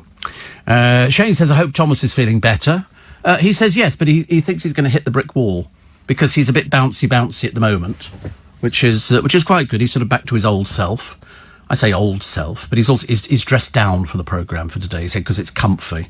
I said, you might as well have worn your pyjamas, And then he said he had been in here one time wearing his pyjamas. I know, so embarrassing. Mind you, I saw somebody standing by a bus stop the other day, not only wearing pyjama bottoms, but he had slippers on as well. And I don't know if the hospital's releasing them early, or whether he was just one of those mad people who just puts on pyjama bottoms and thinks it looks like a pair of Rupert trousers. Do I own a onesie? So, do I look like a sort of person who owns a onesie? I have had them. I got bought one. Sheila and Mike bought me a onesie for Christmas some years ago. Far too embarrassed to wear the blooming thing. But yeah, if you can find out from Twickenham Police Station what was going on earlier on this morning with all these vehicles all over the place, you know, I think we need to know these things, because I don't know whether it's going to be holding up the traffic in Twickenham for later on today, or whether it's all been cleared away. And what was it? Was it a terrorist incident? What is it? Thank you very much indeed. All of that. Sales of wine for home drinking soared by 800 million. The superstar whose fun night out is a village hall, whist drive and a cup of tea. You'll never guess who it is. Celebrities have shorter marriages than the rest of us, and Carl Crompton, who won the lottery some years ago, has split from his sweetheart. Not his wife, it's his sweetheart. I've got a real-life space oddity. Ground control to Major Tom. The asteroid headed to Earth could be old rocket trash, which is, they think, from the 1960s. And why is Trump lobbying the Queen over a Grade 2 property in the middle of the capital? You know where it is, because I've talked about this place before. It's Winfield House.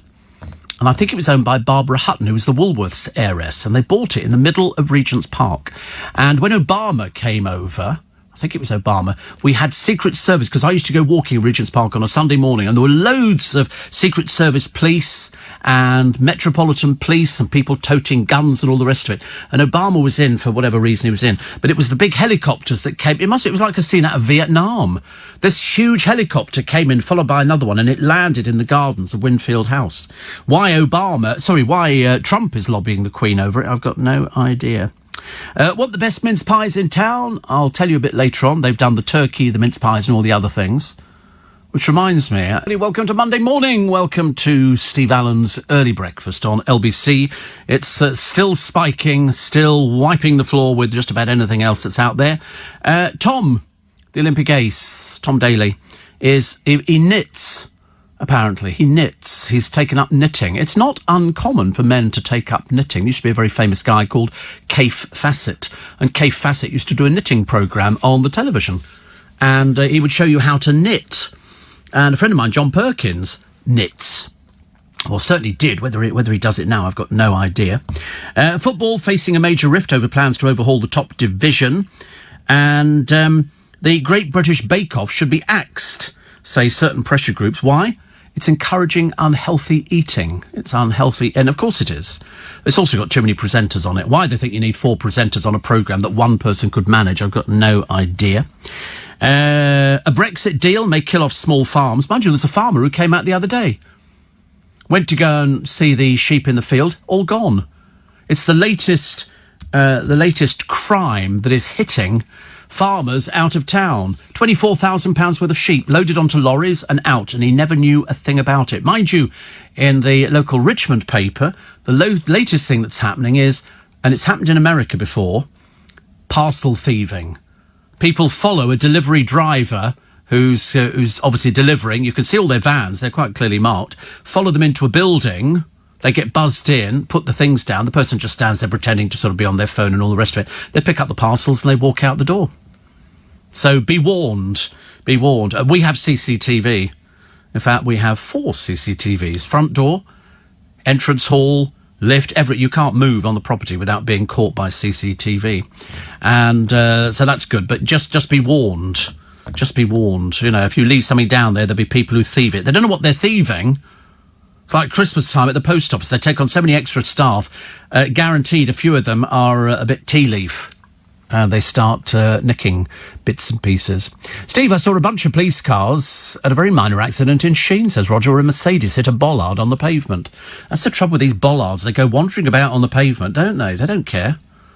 And then all of a sudden, somebody sort of knocks them down. I mean, I see people driving in the morning. You can tell they've had a few sherbets.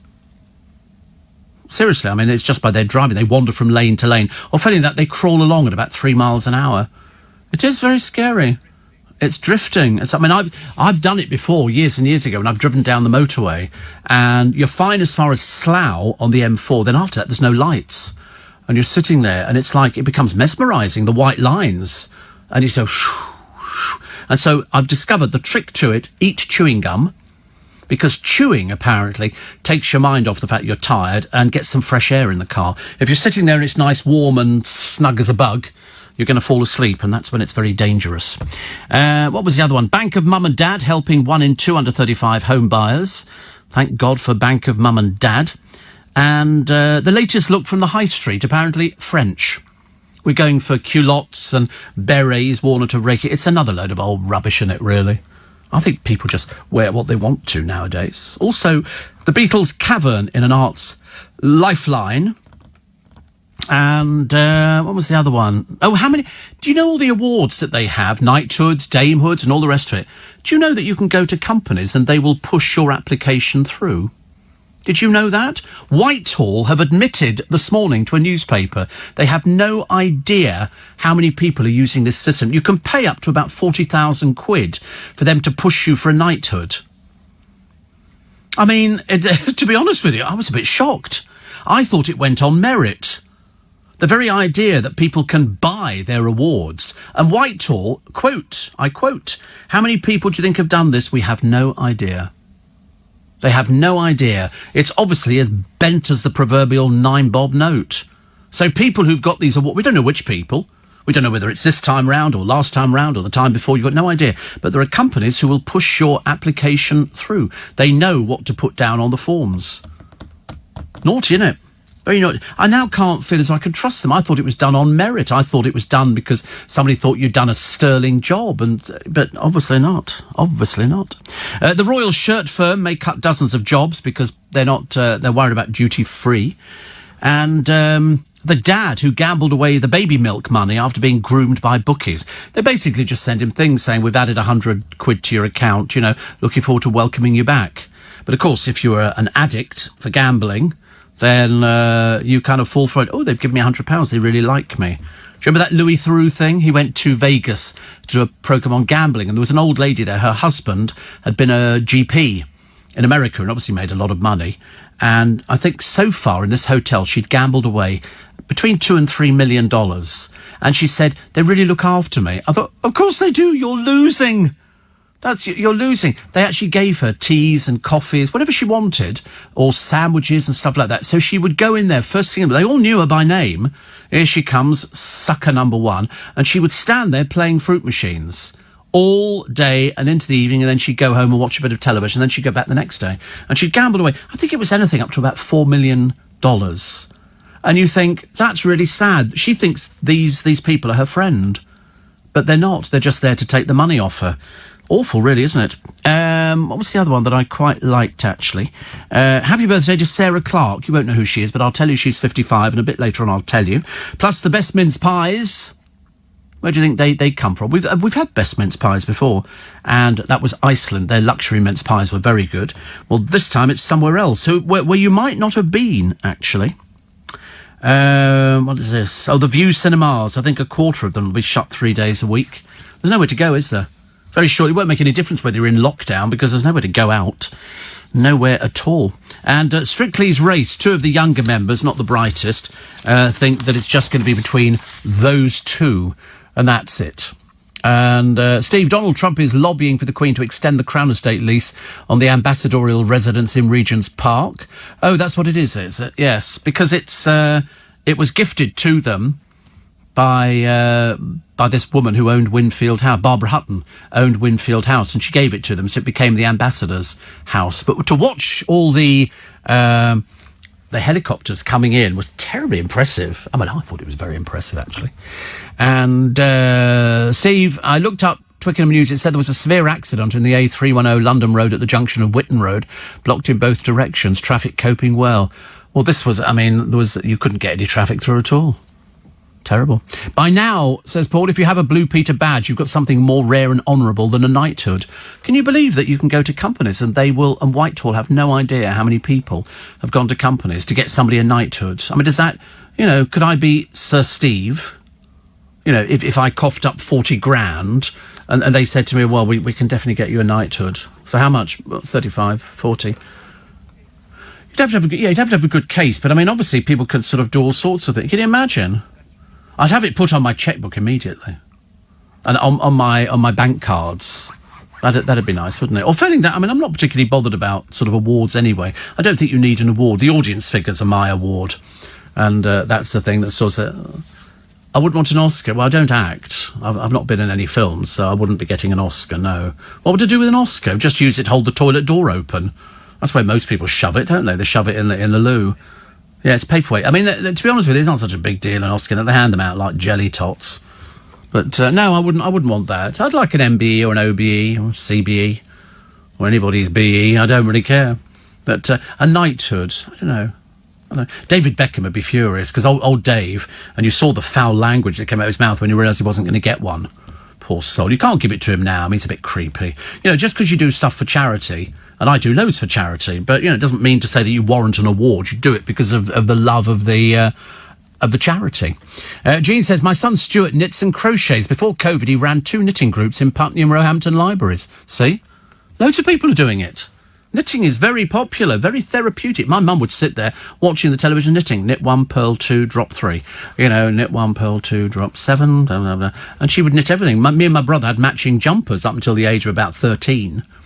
And everything else. We'd have... she used to knit gloves, jumpers, all sorts of things, which were quite nice. And tapestry, used to make things in tapestry as well.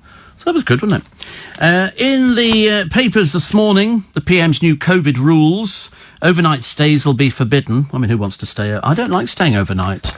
I'm not one of those sort of people who say, oh, don't you just love it when you go away? And no, I don't. I absolutely don't. I'd rather sort of stay at home. Doesn't bother me in the slightest. Oh, you can stay, even at people's places.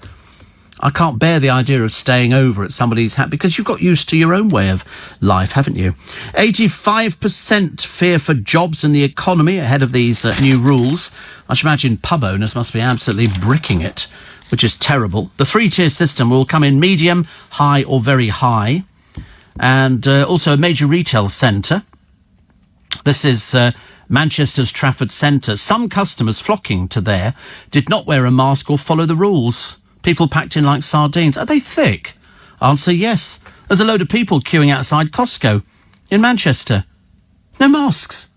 No masks. Buffoons. What a bunch of idiots. Customers have told us they're buying now in case there's a lockdown at Christmas.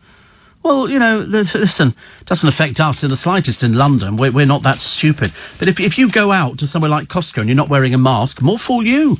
As I said to my driver this morning, you know, you must have a death wish. And the one thing you don't want, all these young people, all these student types, you know, going out there, getting drunk, because that's what they think it is, because they've been so sheltered at home by their mumsy and popsy, that they sort of go out there and they go, oh, I can have loads of drink and I can have sex and all this kind of stuff. Also, you can collect coronavirus, which, as I've said to you before, you know, you don't want to get coronavirus. You really don't want to get coronavirus, because if you get it, it doesn't matter whether you're 9 or 90, you're going to be isolated in a ward. Nobody will come and visit you. Your family will not be allowed in. You could die by yourself. Surely it makes sense, doesn't it, to wear a mask unless you're particularly stupid? Steve, honours are a privilege to receive, not a right. Well, they are if you pay money, apparently. You can buy into the system, which is a bit naughty, isn't it? Well, I think so.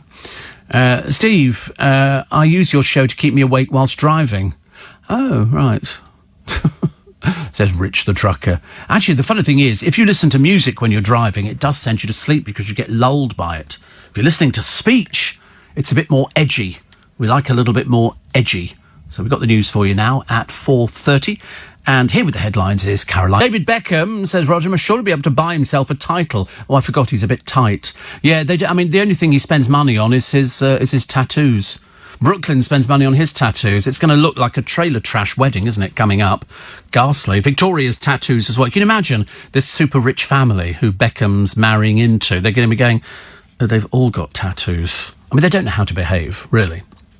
Steve, one of the owners of those gong-helping companies was interviewed on LBC and said he'd helped about 900 people go for awards and had a 2 to 3 success rate. Is it 2/3 of a success rate? But would put anybody off that didn't have a good case. Yeah, I mean, you've only got to... All you need is somebody to highlight what you do. You know, I mean, loads of people get it for sort of... I mean, I wouldn't like to sort of talk out of turn because I can't. But I do know of somebody who got a peerage, but they have a history of drug problems.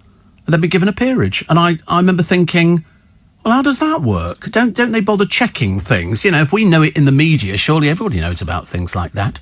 But I quite like the idea of sort of getting some sort of award before I die. I mean, you think 41 years on the same station would be something, but there you go. Dave says, great show. Be getting some cartoons, Top Cat, which actually was Boss Cat, isn't it? Is it Boss Cat in America and Top Cat here? The indisputable leader of the gang. He's the most top cat. Yeah. Wacky Races and Hong Kong Phooey. I'm 50. Are you ever too old for cartoons? Obviously not in Sunderland. Oh, the producer liked Wacky Races. Was that the Stop the Pigeon? Was that Wacky Racer? Was that a Stop the Pigeon or something? I don't know. I don't really do cartoons. I'm not a cartoon person. Luke doesn't do cartoons either, do you? You don't do cartoons. I hate The Simpsons. Hate The Simpsons. I never understood it. A friend of mine said, you need to see The Symptoms. But Thomas likes cartoon. The symptoms. Yeah. The coronavirus and the symptoms. They've all gone down with it, please God. And, no, what do you like? South Park? No, I never liked that. Archer? Don't even know what that is. Big Mouth? What are you watching? I've never heard of these things. Big Mouth and Archer. We just made this up. This is just absolute rubbish. Real things. Oh, right. Bob's Burgers. Yeah, right. Do I look like I fell out of a coconut tree? Honestly. I don't know Family Guy, no. I don't watch cartoons. They're for children. They're not for adults like myself. All these people who are watching, are they really? There's people listening of my age, late 30s, and they'll be going, I've never heard of these things, Steve. And the answer is, of course, none of us have. None of us have. So here we go. This is Bob's Burgers. God, why do they look like The Simpsons? They all look like The Simpsons, don't they? Middle one looks like... No, the one with the bunny ears on looks exactly like Luke. Which I quite like. The one with the moustache, which is the woman, looks like some sort of failure from the Village People. What's this one? This is Archer. Oh, God, honestly, what is this rubbish you're watching, boys? You don't need to watch this kind of stuff. It's just so unnecessary. Big Mouth is an American coming-of-age adult animated sitcom created by Andrew Goldberg and Nick Kroll, Mark Levin and Jennifer Flackett. How boring. It's American, though, isn't it? We don't do stuff like this.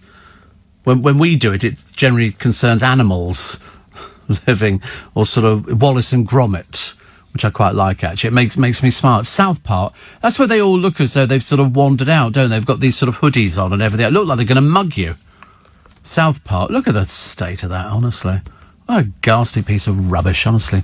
Steve, yesterday we wondered, says Monica, what happened in a one sleepy side street of Limehouse where a total of 6 police cars descended onto one building with plainclothes police officers on site as well. I had something to talk about with passengers. Not that I need too much encouragement, says Monica, my favourite Jewish cabbie. Bless your heart. I bet you'd never stuck for oh, look, there's me.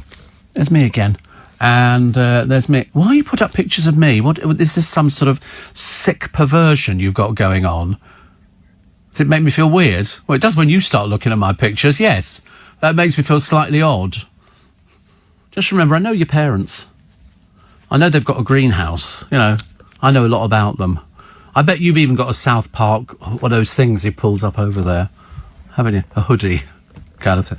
You won't believe what he's got this morning. He brought it in this morning, and it's one of those fluorescent high-vis jackets. You didn't seriously walk in with that, did you, this morning? What, I mean... Yeah, of course the eyes were on you because they thought you were somebody who was digging up the roads. What? And you walk into the building with a high-vis jacket. Not even Courtney wears a high-vis jacket, and he's as visible as you get. Chris Humphrey, he's a cyclist. Yeah, but why did you buy that recently? Yeah. Can you not wear it again, please? You're going to keep wearing it? You're not cycling in and out. When would you... Oh, your bike's been... Oh, really? Oh, right. Well, take your life in your hands. You won't have the strength. Imagine you'll be here and you go, well, I've got to cycle all the way home. You won't have the strength to cycle. You'll be like me, standing by the bus with your little fold-up bicycle in a handbag. And you're not going to buy a Brompton. Okay, there's other ones. They do make other bikes. Lots of people make different folding bikes. Other brands are available. But, no, you're going to be too tired. When you finish working with a night... working on the Steve Allen show, you're going to need, a bit of sitting down on the bus. You can go to sleep like Chris Humphries used to do. He'd sit on the bus, he'd be asleep before we got to Trafalgar Square. You could wake up in Brighton. God knows what that'd be like for you, because your ticket won't have taken you that far. But you won't be able to cycle. You won't have the energy to cycle home. And don't go... Look at you this morning. I mean, if somebody said you're going to have to cycle home this morning, you're going to go, really? Yeah, I've been ill. I'll leave the bike here. That kind of thing. One day this week, yeah. But what is like? How do I know you're going to cycle home? He says, one day this week I'm going to cycle home. Like, all I'll do is I'll see you off. You'll get on the bike. I go, okay, see you later. And he'll slightly get off around the corner, put it on the bus. That's what you'll do. You won't cycle. Yeah. But I don't want to track it. I believe the fact that you would cheat the system and you will not be cycling all the way home because you're too tired. Your little legs can barely manage to walk up and down a corridor. Little legs. Little short, fat, hairy legs. They're not massive tree trunks, honestly. Your idea of that. Steve, your pictures at work are probably a pension fund for your producers, says Monica. Oh, don't start that one.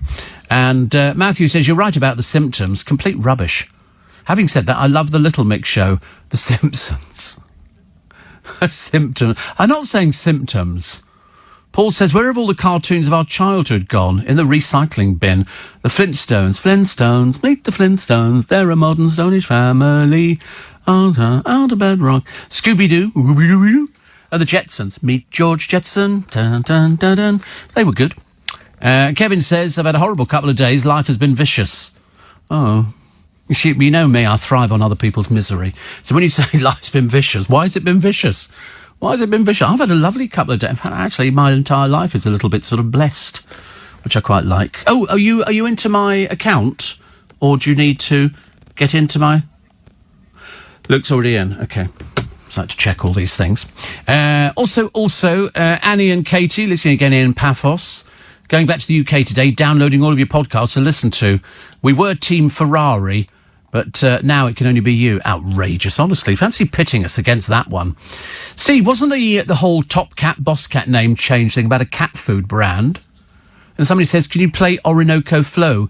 Let me say, let the Orinoco flow. I loved Enya. Have you bought any of her albums? There's a lot of this, hoo, ha, ha, hoo, hoo, hoo, hoo. Oh, very, very pretty, actually. Matthew says, leave Luke alone, he's a nice lad. Oh, God, he's not. I wish he was. I mean, I could say that because he's not in the studio at the moment. Oh, he's terrible. He's very bitter. He's bitter because he's on fasting, but he can't lose the weight. It's not happening. In fact, the worst thing is, the more fasting he does, the more weight he puts on. I mean, have you ever heard of such a thing? Reverse fasting. I mean, it's just not normal, is it? Bless his heart. But I mean, we like to because he doesn't have a great life.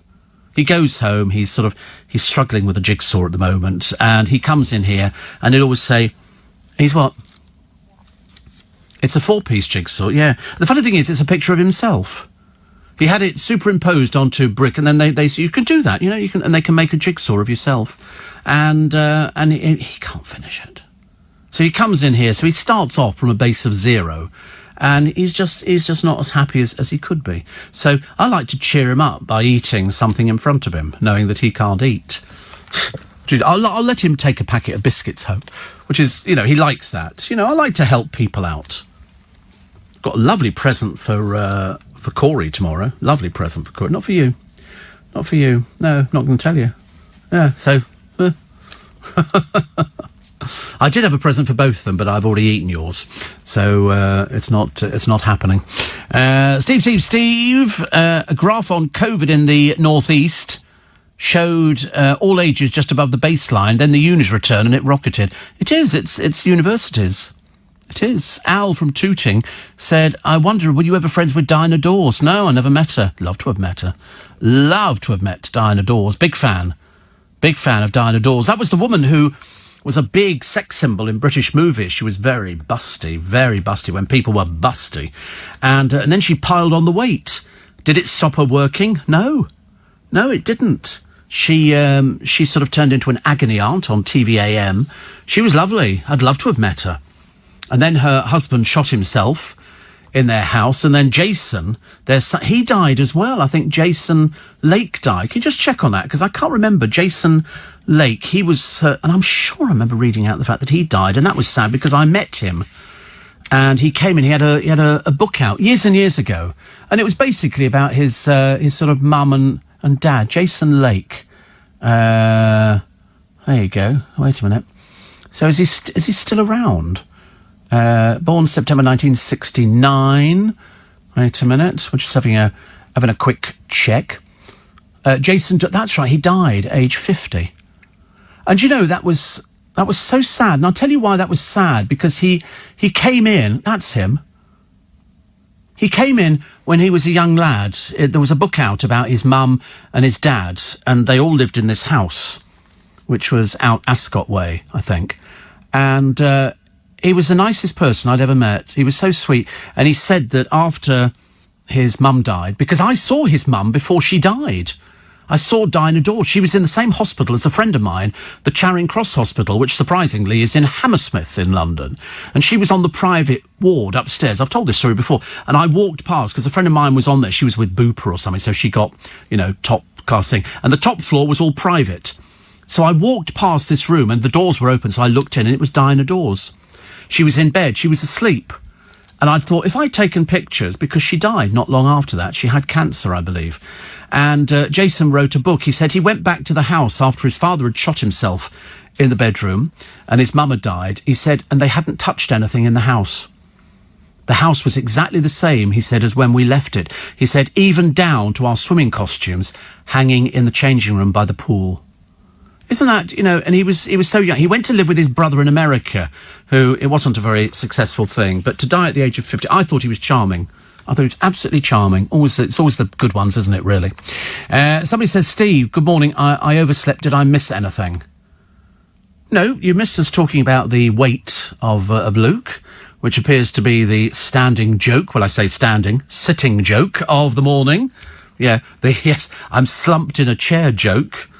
Would you like something to eat? Fasting, Steve. I love the way he sort of says it. So what I've got some things for you to take home today. Because you like a little food parcel, don't you? Seriously, I feel like I'm a member of the Red Cross. I feel like I'm saying to him, we've made up a little food parcel for you. I'm not the reason he's not losing weight. I'm a feeder. What can I tell you? I'm a feeder. I'm a feeder. Okay? Don't pick on me for that, because I'm being generous. Such a bully, aren't you? I'll take a break. I'll take a break when I'm ready. Not when you tell me to take the break, pal. I love the way you think you're the producer of the programme. Yeah. Well, you've already eaten. How many Kit Kats have you eaten this morning? You didn't eat 1.5. You ate more than 1.5. You've got one finger left. Make out your own. It says, I'm eating grapes. What's your favourite fruit? It's a bloke called Kevin, actually, surprisingly. The old jokes are the best. Steve, good breakfast suggestion, says Mark. Diet. I think, look in the mirror. That will tell you. And always good to hear you in the morning. Today is the anniversary of the execution of Edith Cavell, who is commemorated just down the road from here, just before you hit Trafalgar Square in London. Edith Cavell executed at dawn. And they had to ask the firing squad whether they objected to shooting a woman. And they said they didn't. So they did. And she goes down in history. I mean, honestly, the things that, mind you, people were executing our spies, we were executing their spies. It was a bit tit and tat, wasn't it, really? Tom and Jerry is the best animation, not cartoon. It's animation, isn't it? No, it's cartoon. Tom and Jerry is definitely cartoon. It's cartoon, definitely. I don't know what the difference is between cartoon and animation. I've got no idea. Animation is that stop, start photography. That's like Wallace and Gromit would be animation, because that's plasticine figures. Yes, it's like figures, and you move them and take another picture, move them, take another picture. But, yeah, write in and tell me the difference, because they don't know round here. So I might as well talk to myself. Like having a word with the cat, isn't it? Steve, I must get the newly released John Lennon's Greatest Hits. Well, you must have them, Matthew. I mean, all these Greatest Hits albums, there's been a John Lennon one out for ages and ages. All they've done is repackage it, I'm assuming. But, Steve, Says Dean, this year's been a disaster for everyone, but I've got a feeling next one will be even worse. Well, we're going to third tier, aren't we, in Liverpool? So that's not good for Liverpool. Steve, now you can get Christmas pudding-flavoured chocolate digestives by McVitie's. I don't think so. Can you? I don't know, actually. I do like Christmas pudding. I like the idea of a chocolate digestive that tastes of Christmas pudding. That sounds quite good fun, actually. Definitely. Steve, when the sports news is read out on LBC, it would be great if we got a spoiler alert as TV viewing has changed. Most of us watch things on our own time and not live. The news said Lewis Hamilton won yesterday's Grand Prix when I was going to view it later, says Ronnie. Well, tough on you, innit? Grow up. Get over yourself. Goodness sake, honestly. I'm sorry, we have to bring you the news. We can't sort of leave it because you've not seen something. I'll tell you what, don't worry, we'll cancel doing the sports news. Ronnie hasn't seen the race. Oh, blimey, honestly, we're never going to be changing that, I tell you now. Steve, you're very generous to pet cats these days. I've always been generous. Which cakes are the saddest? Oh, we've had this one before, haven't we? Wedding cakes, because they often end up in tears. What has almonds, honey and sugar and swings from cake to cake? Tarzipan. Luke loved that one. He hasn't heard that one before. And which side of a cake is never eaten? The left side. Okay, he gets that one as well. Why are baking recipes so secretive?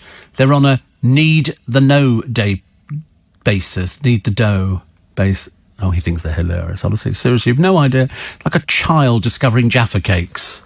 You know, it's like, oh, that is so funny, Steve. Ha, ha, ha, ha, ha. He's doubled up. He's going to sew his sides up. He really is. Locked into the spike as always, says Walsh. Thank you very much indeed. Somebody else saying, you make me laugh. Thank you. That's the whole idea, actually. Well, actually, it's not. I tell a fib. It's not the whole idea. The whole idea is to bring you every single news story. So by the time you get at least a quarter of the way through the day, you'll go, I've heard them talking about, and you'll suddenly remember where you heard it. And the answer is it'll be on this programme because we go through the papers. We get the most opportunity to go through the papers to find out what are the stories that are trending. And it's going to be the lockdown, and it's going to be Liverpool. That's what the main thing is. That story, I'm going to keep running with that one. I've decided that the honours you can buy into. I mean, that just seems awful, doesn't it? Also, crackers, the lockdown that sparks Christmas shopping frenzy. Load of people standing outside Costco. Load of people in Newcastle. Girl power. Nobody socially distancing. Nobody wearing a mask. Buffoons. And in Liverpool, party time there. There's 1, 2, 3, 4, 5, 6, 7, 8 people all standing here. See you in hospital. I don't know what else you can say to people. You can't advise people, can you? Because they don't seem to think it's going to affect them. It will when you start seeing your friends from uni and college. Steve, me and my son, says Connie, love watching the animated version of Paddington. They're very funny, especially Paddington Visits the Dentist. We love Paddington. Cartoon is drawn, animated is moving, so I suppose Tom and Jerry is both, says Martin. I don't know. I mean, Tom and Jerry, was that ever moved? No, it was a cartoon, I think. I'm pretty certain. Listening to your show, says John, makes me feel happy. Do you plan your show? What do you reckon? Yeah, all right. Don't need to sit there and smile like that. It's Luke again, you know. Do you plan the show? Yeah, just because he's not here when we do it. We go through it. I run through all the gags with the producer. You know, I'm going to be saying this one, and he'll go, I don't think that works, Steve. You know, add something to it. And I go, okay, so add something to it. And then it's all scripted. I'm on about the page 7 at the moment. The messages are not always scripted, no. Some of them. Although you do get sometimes somebody writing in, you never mentioned all my message. No, the reason is because it was boring and tedious. You know, and we're not in the business of sort of massaging somebody's ego. Not that kind of thing. Unless, of course, it's Meghan Markle, who's loving her life. Harry just looks as miserable as sin. You know, what it must be like to be trampled over, I can't imagine. The RAF has been forced to strip parts from 17 fighter jets to keep the rest of the fleet operational. That's how short of money we are at the moment, which is not very good, is it? And also, even by the standards of lawless America 2020, a truly shocking scene. You won't believe these pictures. This is a protester who was shot, and when 2 rival demonstrators clashed outside a museum. To be honest with you, I don't know whether or not this man is dead. the TV crew guard stares straight at the camera. He'd been protecting a TV crew covering a Patriot muster rally by right-wing groups countered by Black Lives Matter and an anti-fascist protest outside the Denver Art Museum. Oh, and the victim was taken to hospital where he later died. And you've got a picture here of two men grappling as tensions rise. Mace streams into the air as the gun appears. And then this particular bloke, he's here with he's kneeling with his hands up. Armed riot police move in, and then a TV guard stares straight at the camera, and he fires a shot at him. He's taken to hospital, but he's dead. We just take it for granted, don't we? We just look at these things and go, oh, that's what happens in America. It really is. It's absolutely terrible. Absolutely terrible. Also, what the best mince pies? Follow the Spar. Spar mince pies are apparently the top ones. Luxury mince pies, £2. £2. Best gammon, Tesco, crackling gammon joint with maple and bourbon glaze. Sounds lovely, doesn't it? I like the idea of that. The best turkey, Booths, Ultimate Turkey Feast. I don't know what Booths is. Could be anything. It's probably some northern shop or something. £85 for the turkey. £85, good God. Best pigs in blankets, Waitrose. #1 free-range pork chipolatas wrapped in bacon. Best cranberry sauces, Asda at £1.57. Best Christmas cake, M&S. £10. Best Christmas pudding, specially selected damson, plum and pink gin pudding. Oh, I bought some lovely things. I saw the... Wait a minute. I bought these the other day, actually. I'm going to love these. Okay, these are blueberries. Donuts. Okay. Ginger nuts. Satsumas. Chocolate... Dark chocolate all butter biscuits. Really bad. Kit Kats. Like a shop in it, really. More blueberries. But these are the things you want. Anthony Berg plum in Madeira chocolates. Chocolate covered marzipan with plum and Madeira. And the other, I bought every box that they made. Raspberry and orange liqueur. Aren't these cool? They look fantastic. Chocolate-covered marzipan, but they've got raspberry, and I bought all the other ones as well. There's a whole range of these things. And I bought them. I thought I'll bring them into work and treat people to them, because I'm feeling very generous. Not you, Luke, because you're fasting. And if I give you food to take home, I'll get into trouble from him, who apparently is supposed to be obeyed. So, today, nothing. All right? Starve. I mean, at least that weight will fall off you, which it's not doing at the moment. It can't be falling into you at the moment. I mean that in a caring way. You know, one of those sharing people. Nice to have you come. Very welcome, actually. The spike is still as strong as ever. If not... oh, here we go. Is this the poem? From Thomas. Yes, I know. Yes. Oh, I don't know how to pronounce these things.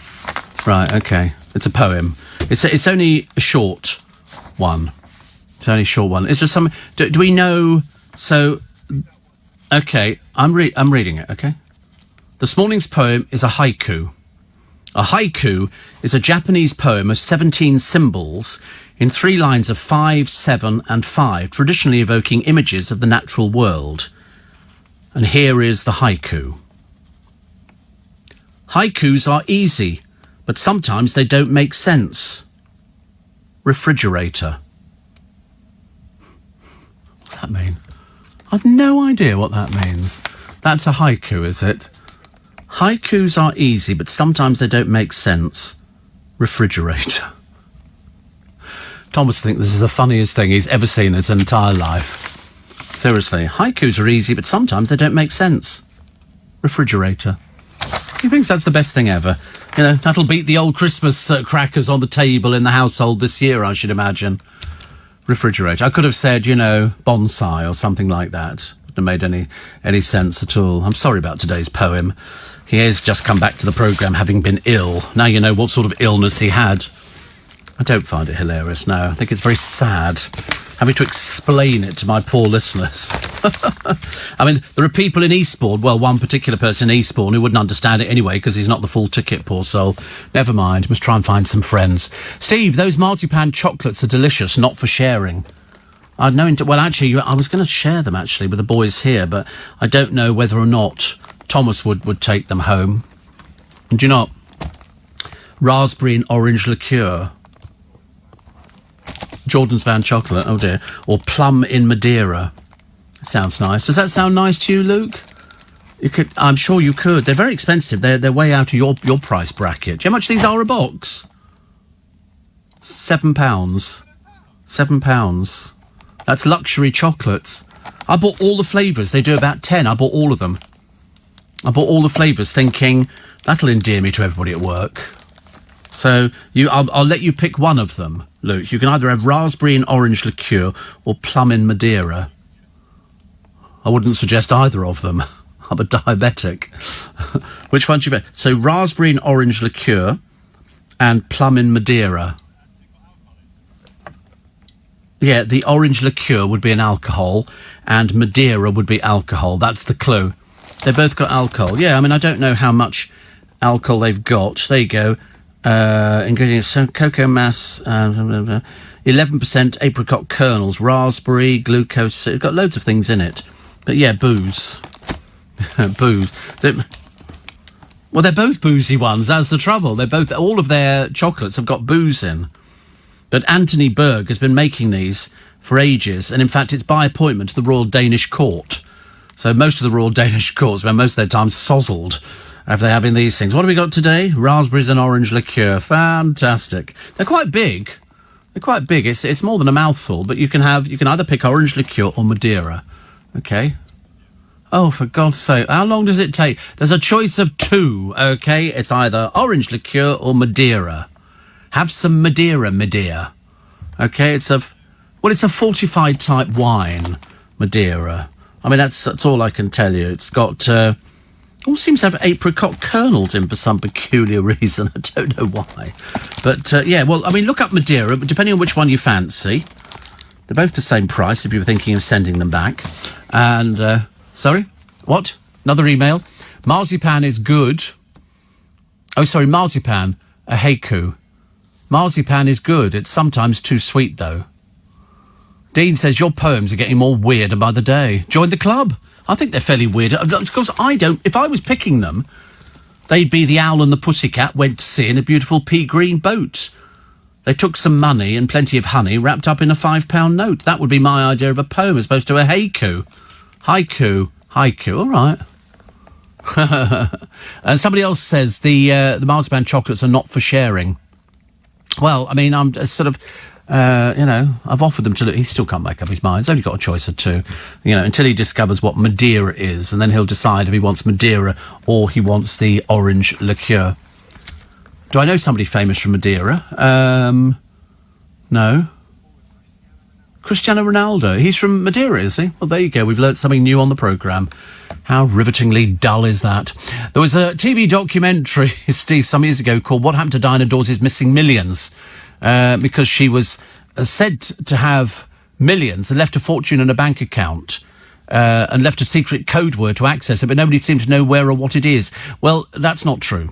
And the reason you know it's not true is that the banks go through all their accounts every so often. If there was an account with her name on it or somebody's name on it, whether it was her real name, which was Diana Fluck, wasn't it? Or that, they would know about it. So there was no missing millions. It's like it's as sort of far-fetched as Jordan. She used to have 45 million. She's never had 45 million. Never in her entire life. She's never earned things like that. Never earned things like that. Sue in Ivor says, as a retired English teacher, I was so impressed by your haiku reading. Haiku reading. Oh, dear. Steve, my hubby had knitted swimming trunks when he was little. Everybody had them, except you couldn't go in the sea and get them wet because it was wool and they hung, as indeed did everything else at the time. It was very embarrassing, very embarrassing. Also, have you ever heard of Felix the Station Cat? No, I don't think so. No. Bob the Cat I've heard of. Bob the Cat, but not that one. Those Anthon Berg, not Anthony Berg, are quite small when you open them. Oh, they don't look small to me. They look quite big, actually. Very nice. You get 8 in a box, and the box is quite big. There's only 8 chocolates in there. I think it's very good. Very good value. But it doesn't make any difference. You know what they are. On the TV show Hotel Chocolat, there was an advent calendar and chocolate sculptures. Would you have chocolate sculptures of you and the producers in the studio? Absolutely. I went to, not Hotel Chocolat, but another place that makes them.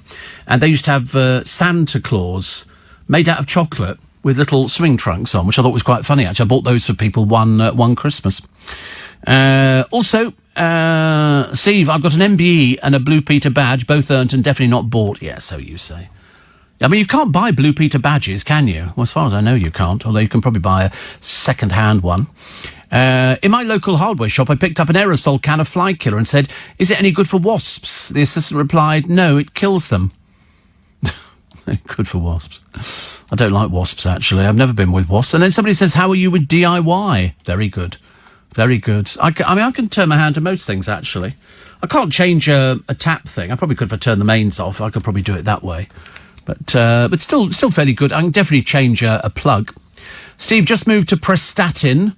Got a new job selling caravans. Sold one yesterday.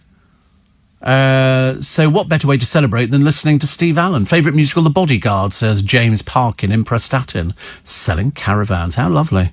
I'm all in favour of that. That's a great idea, selling caravans. So did you decide which one you wanted? Oh, well, why don't you go to the internet? You're sitting there in front of a computer. Type in Madeira and see what it is. Oh, how do you spell Madeira? Here we go. Madeira. Okay? As in Madeira. Okay? He's going to find out what it is now, and then he's going to decide. It just says it's a place. Put down liqueur, then. Put down liqueur. Would you like me to spell liqueur for you? Liqueur. It's a slow process, isn't it, really? So, type of wine. I said it was a fortified wine. Okay? You'll have that one. Good, that's fine. Solved that problem. God, blimey, it's only taken about 25 minutes. And it's plum. It's very nice. Very good for you. Very healthy. 8 in a box. Not a packet, it's a box. 8 pieces. So 1, 2, 3, 4, 5, 6, 7, 8. Okay, very nice idea. For sharing, perhaps with a loved one. Or just in your case, by yourself. Honestly, mad, isn't it? Matthew says, "I'm dying to know what this announcement you've got for us this week." You'll have to wait. You'll have to wait. And also, M&S cherry liqueur chocolates. You know, I used to love cherry liqueurs, provided the little chocolate had a cherry in it. But I do like liqueur chocolates, and I've just bought a beautiful box. Do you like gin? Do you drink gin, Thomas? No, you don't drink gin. You're allergic to juniper. I must get you some gin. That'll sort that problem out, won't it, really? Because they do in Costco, they do a box of 24 little bottles of gin, all different gins, for the Advent calendar. I'll get you one. A beer version, yeah. Well, I'm not buying a beer. That's very common. So that's why gin. Gin's like, well, you can give it to your parents, can't you? I'm sure your mother drinks. She'd have to with a son like you. Goodness sake, honestly. Now she knows you've told everybody about the greenhouse. Council never knew about it. Seriously, they're dismantling it this week. They've got planning permission. Putting up a greenhouse. What's in it? What sort of plants are in your greenhouse? Ones that grow. Like what? Radishes, lettuce and potato. What, in the greenhouse? Oh, my goodness me. Has she not got bougainvillea? You don't know what bougainvillea is, do you? It's very pretty. You see it when you go on holiday. It's lovely. It's very pretty. It's these sort of pink... Well, it grows all over the place. They're very free and easy with it. It's got pink flowers or white flowers or red flowers. It's bougainvillea. You see it everywhere abroad. Well, of course, you haven't been abroad, have you? I just remembered, actually. You don't really go abroad. You just go to America. No, not this... Well, nobody's gone this year. Who's gone this year? Who's got the time or the money or the... I mean, because if you go somewhere, you'd have to come back and self-isolate. And we wouldn't see you for 2 weeks. What a brilliant idea. And, yeah, you could go... Where would you want to go to on holiday at the moment? There's nowhere you want to go to, is there, really? Boston.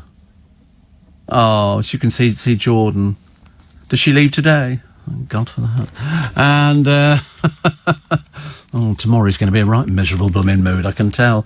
Are you going to the airport with her today, or you just wave her off at the front door? Thank you, see you, bye. You just... Right, yeah. Where's she flying from? Heathrow. Not after I've had a word with customs. And, and how long's she going for? She's going for... Oh, plans to be back at Christmas. Well, that's a long way away, isn't it, Christmas? Mind you, absence makes the heart grow, as they say, so that's great. Something to look forward to for Christmas, because there's absolutely bugger all else in your life. See what? She'll come back and isolate for 2 weeks. Oh, right, that's quite sweet, isn't it? Because she's been here a little while, hasn't she? Yeah. Years. Is it really years? Good Lord above. Well, anyway, so she's disappearing off. So tomorrow, expect a very different type of programme. Steve, funny you mentioned changing a plug. For us of a certain age, it was like a rite of passage. Youngsters nowadays have no idea what you're talking about. What, a plug? I've often changed plugs. Have you not? I can't believe people haven't changed plugs. Felix the Cat was a 1770s cartoon. Oh, right. I didn't know that, actually. I had no idea. And somebody else telling me about all these haiku readings. It's lovely. I hope we don't have any more, put it that way. Definitely not on the programme. Shane says, I drink beer, I'm a commoner. Hi, welcome to Monday morning. So, into Tier 3 of lockdown, Liverpool. We're here. And so that will not please the people of Liverpool. Also, the Beatles' Cavern in a £250 million arts lifeline. That's not all for them, I hasten to add. And Boxing Day hunts will go ahead this year, but apparently without spectators on secure trails. It's amazing, isn't it? It's very flexible, this coronavirus lockdown thing. Also, treatments help intensive care fatalities drop to 20%. And this story about how many people paid for help to get a gong. A gong is an award, whether you get, a damehood or a knighthood. And it's quite a lot. The awards for hundreds of people named in the honours list may be tainted by the involvement of the fixers. Applicants putting forward a candidate for an honour are required to tick a box on the entry form if one of the fixer firms has been used. The Mail asked the Cabinet Office in a Freedom of Information request to reveal how many of those submitted for honours said they used a specialist service. Officials admitted they didn't record the data and had no idea how many people had paid for help. There was one here, a company told the author, Barbara Taylor Bradford, it could help her get a damehood for £80,000, which was a request she rejected. They also put together a 12-page document outlining a strategy for musician Calvin Harris to get a knighthood. It advised the DJ to become an ambassador to charities because it was beneficial in the honours process. It's unbelievable, isn't it? I didn't know you could sort of do these things. And, there is one here. One Cash for Honours firm brazenly demanded endorsements for one of its OBE candidates from a Knight of the Realm who was suffering from dementia and barely knew the client. Awards Intelligence was hired in 2013 to help Guy Parsons, a philanthropist and former senior partner at KPMG, get an award. The firm composed a letter from Sir John Reed, former chairman of EMI and Trustees Savings Bank, TSB. The letter endorsed Mr Parsons and claimed the two men were long-standing friends. Awards Intelligence then sent the letter to Sir John to ask him to sign it. As unknown to the firm, Sir John was suffering from dementia. The letter was passed to his son Tony, who was furious about the attempt to involve his father. Mr Parsons, though, this is Guy Parsons, was awarded an OBE in the 2016 Queen's Honours list. He died last year. His son Philip says he didn't believe his father hired Awards Intelligence. I had no idea that this was going on. But I suppose wherever there are awards, and if it could be beneficial to your business, then there's going to be some sort of corruption, isn't there? And that I would see as sort of companies helping people. But imagine asking Barbara Taylor Bradford, 80 grand, and we could probably get you a damehood. She luckily declined the offer. Thank you very much indeed. But there might be other people who go 80,000 quid, nothing at all. I'll go for that. Shame, isn't it, really? Great shame. Johnny Perry says, I've lost it. Where's it gone to? I hate losing all these things. It just takes for ages. But he said, when we were young, none of the appliance purchased had plugs on. Really? I thought we always used to get a plug on there. If it was an American item, it was only a 2-pin plug, and you had to change those, I suppose. But we were talking about houses, and Johnny Perry says Mum and Dad bought their large detached house in Ilford for 36 grand in 1976, sold it in 1998 for 450,000. In 2016, Johnny says, I noticed it sold for 1.3 million. It's amazing how many people are living in properties that have shot through the roof. If you're in the right area, properties that you bought years ago for sort of £4,000, £5,000 could easily be in excess of £1 million. London, I mean, we have more £1 million properties than anything else. Duchess of Sussex, this is the woman who told you she was the most trolled woman in the entire universe, trying to make herself out to be somebody interesting. Says that lockdown allowed her to enjoy a lot of really good family time with Prince Harry and their son Archie. Well, she clings on to him every 5 minutes of the day. It's all a little bit embarrassing. I've noticed he doesn't cling on to her. Perhaps it's a one-way street, as they say. Jude Law, baby number 6. We like Jude Law. He's great. He's fantastic. And what was this one here? Constant struggle. Texting is good for your teen. Texting is good. Apparently, constant struggle to get teenagers off the telephones, but they say good for children's mental health. There you go. Text more, Luke. Text more. I text, but I mean, I don't text. No, don't text me, please. No, I always. In fact, you're blocked. I think you'll find. I'm not silly. Also, what have we got? Oh, on this day in 1982, what was significant about October the 12th, 1982? 1982. So it wasn't that long ago, was it really? And what happened? They brought something up. Come on. The Mary Rose. This was Henry VIII's flagship. Her wooden hull was safe above water for the first time since she sank 437 years ago. And shortly before midday, just as the cheers which welcomed Mary Rose from the sea was subsiding, a loud crack echoed across the Solent. One of the pins holding the top lifting frame had sheared, and it came very close to disaster twice the other day. But if you've not been to go and see it, now it's dried out, you must go and see it. It's the most inspiring thing you'll ever see. One of Henry VIII's flagships. You must go and see it, really. It's worth every penny that you pay to go in there. And, of course, they've got half the ship. They had to they spent years drying the blooming thing out, but it's wonderful. They've got all sorts of stuff. The ship's dog. They've got, everything. Absolutely everything. You know, the cannons, all sorts of things. It really is. It's very, very surprising. There you go, Steve. The Rose was raised. And then somebody else says, I'm not surprised about the government corruption for honours. The whole system stinks, I'm afraid. Well, I didn't realise that you could sort of buy your way into it. Seems a bit naughty, doesn't it? But there again, you know, corruption is going on all the time. Have you ever seen Yes Prime Minister or Yes Minister? Watch them. Apparently, I'm told it's very representative. Best adult cartoon, says Mark, is F for Family.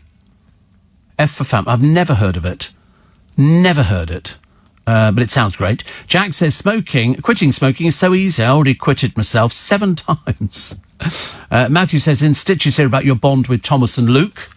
I know, it's only for the programme. I mean, seriously, people think, oh, you go home and socialise and we're on the phone all day. Yes, how was your day and all the rest? How was the programme and all that kind. We don't do anything like that at all. We just do it for the purposes of the programme. I mean, Luke, you wouldn't want clinging around your neck anytime soon. If there was a ship that he was on and you went down, he'd be the last one you'd be trying to save. You know, go on, swim for it. I would have bought him a ticket on the Titanic, though. I would have done. I'd have stuck him in 3rd class. There'd have been no messing around. I quite like the idea. Have you ever seen a picture of the Orient Express? I'm a bit partial to train journeys. Well, here's another one. The ultimate luxury Indian escape, the Maharajas Express. This looks lovely. Really does. And it's beautiful. The rail journey is 6 nights, all-inclusive luxury Maharajas rail journey. Fully escorted tours, visiting Mumbai, Jodhpur, Jaipur, a national park, Agra, Delhi. 16 nights on board the Crystal Symphony. It's a cruise, so you have to sort of share it. And you get hotel stays, 4 nights in Mumbai, 1 night, it's all 5-star, in Delhi. All hotel stays include breakfast. That's what breakfast is like. But this looks beautiful, this thing here. And you can say go and visit the historic cities that they take you in on the... Why do you look guilty? Why do they look guilty? What are you doing? Don't do that, honestly. He's got to wear his mask. He got told off earlier on for not wearing his mask. But now you're better, aren't you? I love the way you're very fleeing and take it off, put it back on again, take it off, put it back on again. I saw somebody who had a mask on the other day and it had a mouth on the front of it, which meant you had to sort of stare at it because it looked somewhat peculiar. Whereas I've just got the boring old, blue paper things, which people think are, oh no, wait a minute, they're plastic, they're not paper. They're plastic. But you'd never know. But that's the most common one. I've got the most common one. And I've got boxes. They seem to be very effective. Yeah, very effective. Except sometimes it does slip down. I have to keep pulling it back over my nose. But, whatever. I'm not going to make a big deal. I'm not one of these sort of people who complains about things, as you all know. Hardly ever mentioned complaining about anything at all. The Express this morning. Premier Club's radical plan to shake up football, which actually doesn't affect me in the slightest. And Jo Wood insists she's in no hurry to find love again, 11 years after her and Ronnie got divorced. She said, I don't have time, there's too much going on. Why not? Listen, why do you need to? Don't need to be in a relationship, as we explained at the beginning of the programme. And, oh God, another picture of dreary old Maisie Smith. Do you know, she's only 19. I thought she was about 40. No idea she's 19, but I'm sick to death of seeing the blooming pictures of her. She's going to be irritant on Strictly Come Dancing, you can tell. And who's the greatest Strictly winner? Never guessed in a million years. Second was Joe McFadden. This is in the Radio Times survey. Jay McGuinness. Jay McGuinness. I mean, the boys next door don't even know who Jay McGuinness is. The series winner in 2015 also beat BBC star Stacey Dooley, who triumphed in 2018 into third place. More than 4,000 fans voted in the RadioTimes.com poll, with McGuinness and partner Alona Villani receiving more than 1,700 votes and 37% of the total vote. It's good, isn't it, really? But, as I say, you could walk him down a street and you wouldn't know who he was, I don't think. Jason Bell has said having the support of ex-fiancée Nadine Coyle and their daughter on Strictly is a key. I don't know how they're going to... Are they going to be able to go along to these things? They've cancelled the tour, haven't they? The Strictly tour. I think it's going to have to go probably year afterwards. Steve, they reckon if you're a smoker, you're less likely to get the virus, says Jackie in Watford. See, they'll come up with all sorts of things. I think, listen, you just have to be careful. I think you really just have to be very, very careful with these things because it can come back. You know that you can get it twice now. Niall says, is the ship's dog still alive? No, but they've got its skeleton. Just what you need, isn't it? Oh, dear. 84850, steve@lbc.co.uk. Steve, for years I managed to avoid watching Towie. Then only this week it was on TV, so I decided to give it 5 minutes and see what it was like. Absolute tripe. Never again. Oh, dear. Poor old Errol, you sad little man, honestly. Sad little man. Never mind, it's not your fault, is it? And Matthew says, looking forward to Christmas. People are trying to look forward to Christmas. But at the moment, it's not looking very promising, is it? Bank of Mum and Dad helps 1 in 2 under 35 home buyers. Thomas was saying, actually, because he loves his parents deeply. And we said, because otherwise, how's he going to afford to buy something in London? It's not easy.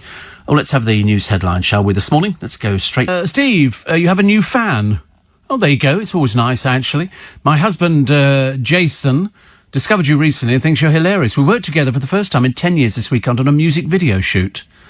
Enjoy the chocolates, or aren't you allowed, says David. I'm not allowed. I mean, to put it this way, that's silly to say I'm not allowed. I can have them, but it doesn't do much good for my diabetes. Not much good at all. Actually, I've got to go back to the hospital tomorrow, because I've got a meeting tomorrow afternoon with sort of the doctor and the diabetic person as well. Sorry for the delay, says Paul. Only I was driving to work. Madeira is lovely in gravy. And talking of Diana Dawes, I saw her in the Steptoe film yesterday as a saucy housewife. A saucy housewife, honestly. You remember the days when you had saucy housewives? Steve, another one here. The high-pitched beeping started at 9:30 again last night in the kitchen in Villamora. Turns out it was a cricket. Buddy Holly wasn't with him, though. Did I hear you say Bonnie Langford's in Villamora? No, not Bonnie Langford. Definitely not Bonnie Langford. That's Terry and Leighton Buzzard. But no, definitely not Bonnie Langford. That could be quite a turn-up for the books, actually. That could be a turn-up for the books. But as I say, having been sort of mentioned on QVC by Andy Peters the other day, I thought that was about the best thing going, really. I didn't buy any of his chocolate because it looked lovely, and I thought, I can't drive me mad. But he knows I'm diabetic, so he knows it's nothing personal. Nothing personal at all. Also, no more nights. Phil's bid to evict his ex from his Florida mansion following her decision to remarry. We think she has got remarried, and he doesn't want her in the house anymore, as you can imagine. Who would be the superstar whose fun night out is a village hall whist drive and a cup of tea?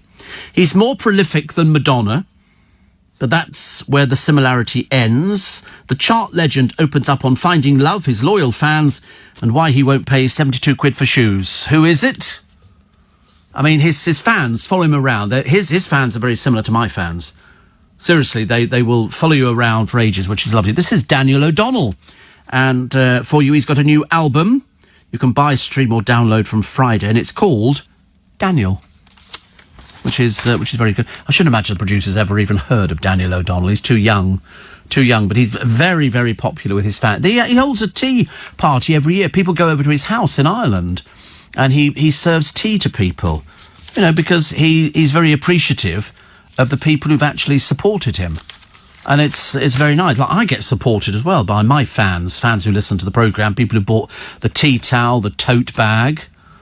What have we got for you next? We'll have to wait and find out, won't we? And a rare copy. I'd like to imagine if you find one of these things. This is Shakespeare's first folio. It was written, I think, in about 1623. 1623, and it's Comedies, Histories and Tragedies, published by his friends and fellow actors, and it brought together 36 of his plays, one of only 6 complete copies known to be in private hands. It includes Macbeth, Twelfth Night, Measure for Measure and Julius Caesar. In 2001, there was one sold in America at Christie's for $6.1 million. They think this one here, a tremendous significance and influence around the globe, very humbling experience, could break the world record price for more than £4.7 million. So if somebody really wants it, you're going to go for it, aren't you? Can you imagine if you had that much money you could buy that? You'd be frightened if it fell apart. You're supposed to read them with gloves and stuff like that. But still great. Still great. I'm big fan of history. History, very nice indeed. Very nice. Also, Johnson calls last orders for the North. Pubs told to close their doors for a month from 5 p.m. I mean, some of these places, they're just not going to survive, are they? They're really not. And YouTube serves the British people better than the BBC, the company's UK boss has claimed. Duke of Sussex has spoken of his newfound appreciation for his schooling as he joins the Duchess of Sussex in a campaign to keep girls in education. And he was educated at Wetherby School, Ludgrove School and Eton College.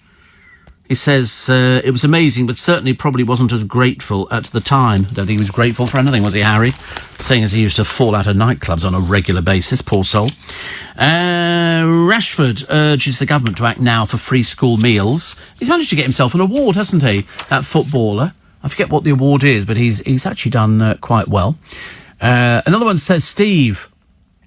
this year for Christmas, my boyfriend and I are going to my mum's and her boyfriend. I personally can't wait as it means more food for me and I don't have to buy any presents for the extended family that we usually see. Oh, yes, I mean, for some people it's going to be a lot cheaper. I've sorted out the boys for Christmas. I've sorted out Thomas and Corey for Christmas, so what? Yeah. You really know? No, seriously, honestly. Once that 15-foot tree arrives outside your front door, you should be able to sort of, have to chop down half the ceiling to get it in the flats. I'm not sure if you're going to be having a tree this year. Are you having a tree this year? Will you be having a tree, Thomas, and decorating it? How lovely. Just a little one. Oh, is it real or is it fake? Kind of a real one. Oh, right. Too much vacuuming. So, oh, if you had hardwood floors, you get a real one. You can get some quite nice little ones in pots, which are actually growing, and you just water it like a plant, then you put it outside, and it grows into some 50-foot monster by next year, which I think is very good. And you're a wonderfully positive person, Steve. I'm always positive. Do you ever look back and have regrets? No. Why would you have regrets? What's the point of having regrets? That's a bit negative. No. I'm always very positive. It's like somebody said, oh, you're so rude about certain people. I go, no, I'm not rude about them. I'm positive about them. I never tell lies. Never tell lies. Also, the Mary Rose's ship's dog was a terrier, a whippet mongrel, nicknamed Hatch. Well, his skeleton is down in the museum. They found it. Well, they found the dog, presumably, and then the skeleton bit came a little bit after. They've got everything. They've got bowls, food in, the cannons. How this thing ever stayed afloat, God alone knows. This is the Mary Rose Museum. It's worth going to see, seriously. It's in, is it Portsmouth? It's really... Can you put a picture up of it online for me, just so I can get the whole atmosphere? I like to recreate the atmosphere of inside the museum. And you look at it, and when you go into this huge building, like an aircraft hangar, you walk round, and there it is. You look through glass at the Mary Rose, and it is quite stunning. It's quite lovely. Can you make it bigger? Look at it. I mean, it's just unbelievable. It really is phenomenal. What you're looking at is half a ship. The half that was in the mud is this bit. The bit that was outside of the mud disappeared. So they've got half a ship. I mean, it is absolutely stunning. You have to go and see it. Because you're looking at something that was to bring it up was an achievement. And to then retrieve the cannons. I mean, you couldn't even lift a cannon. They're tons. They weigh a ton.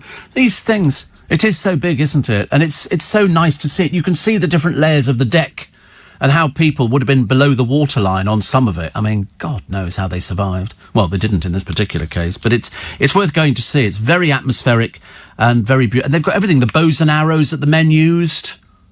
They've got all sorts of things down there. It really is fantastic. I love it. So breast screening for the over 70s has been banned. You'll have to pay for it. There's one lady who had to pay for it. And you think, well, it's a bit difficult to try and get anything done on the NHS because they're trying to deal with all these coronavirus cases which are increasing, which is not the best news we've ever had. Also, this early cold blast, it's coming in again. I did predict this last week. I did say that the weather was going to come in and we're going to be getting, they think, snow by Halloween. Might keep people out of the... I mean, I can't believe that anybody in their right mind would actually go out on Halloween. I mean, you can go out to pubs in certain parts of the country, but you can't stay there very long because you're going to be kicked out. And people... Every Halloween we've had up until now, people walk through Leicester Square. I've seen people dressed up as things. You know, people like dressing up, don't they? Well, you can't go trick-or-treat. There's no trick-or-treating. You can't go and knock on somebody's door. That's ridiculous. And also, as I say, why would you want to do... just don't answer the door. Makes it much easier, but there will be a lot of people who go out. The kids like going out, don't they? Kids like going out. Also, what was the other one that I quite like? Oh, Les Miserables may return for the Christmas run, so says Sir Cameron Mackintosh, which I think is a brilliant idea. A brilliant idea. Let's bring it back, with socially... I mean, even when they're doing... And it's not a pantomime at the Palladium, it's called Pantoland. Different. It's a case of they're going to be socially distancing. They've taken the seats down from, I think, 2,200 at the Palladium to 1,200. So they're going to be socially distancing. Although I was on the bus the other day, there was nowhere for this woman to sit down, so it must have been over full. And she sat on a seat which said, "Do not sit in this seat." Bus driver never said a word. What can you do? Nelson's New Trafalgar, because of slavery, they're sort of, and people are trying to sort of work their way through that one. The cues we've done. The real-life space oddity, the asteroid headed to Earth, might actually be old rocket trash from the 1960s. Don't you think it's amazing that we can send things up there and they whiz around at high speed and they do all sorts of... And then you go, well, they haven't ever managed to catch a flying saucer coming in and they're up further than you could ever get. So there are no flying saucers. Otherwise, all of the things that are floating around in space to monitor what's going on would have seen it. And surely the people flying these spacecraft would be seeing something going round like a Sputnik and going, what the hell's that? And then going to visit it, but they don't because it doesn't exist. I was watching Independence Day this morning. It's still a good film. Did you ever see Independence Day? It's such a good film, isn't it? At the end, that sort of poor bloke who was the one who had a few drinks, he went, "Hello," whatever it is, he says, "I'm home. Hi, honey." They do a sequel. How can you do a sequel on something that involves these things crashing down to Earth? It was very cleverly done. I liked it a lot. And it was even better. I've got it on Laserdisc, which is fantastic. I'm very good. Is the Mary Rose Museum open these days? Yes. Yes, I think so, yes. I mean, they're always going to monitor how many people go into places. But, yeah, Definitely. It's worth going. I think worth going. Steve, who's dropped more boxers? Mike Tyson or Katie Price? Da, da, da, da, da, da, da. Yes, well, poor old Katie Price, the woman who suffers for art. But she's going to get married again and have more babies, which is lovely. Can barely afford to keep the one she's got. But luckily she's got the fathers still around. 7:15.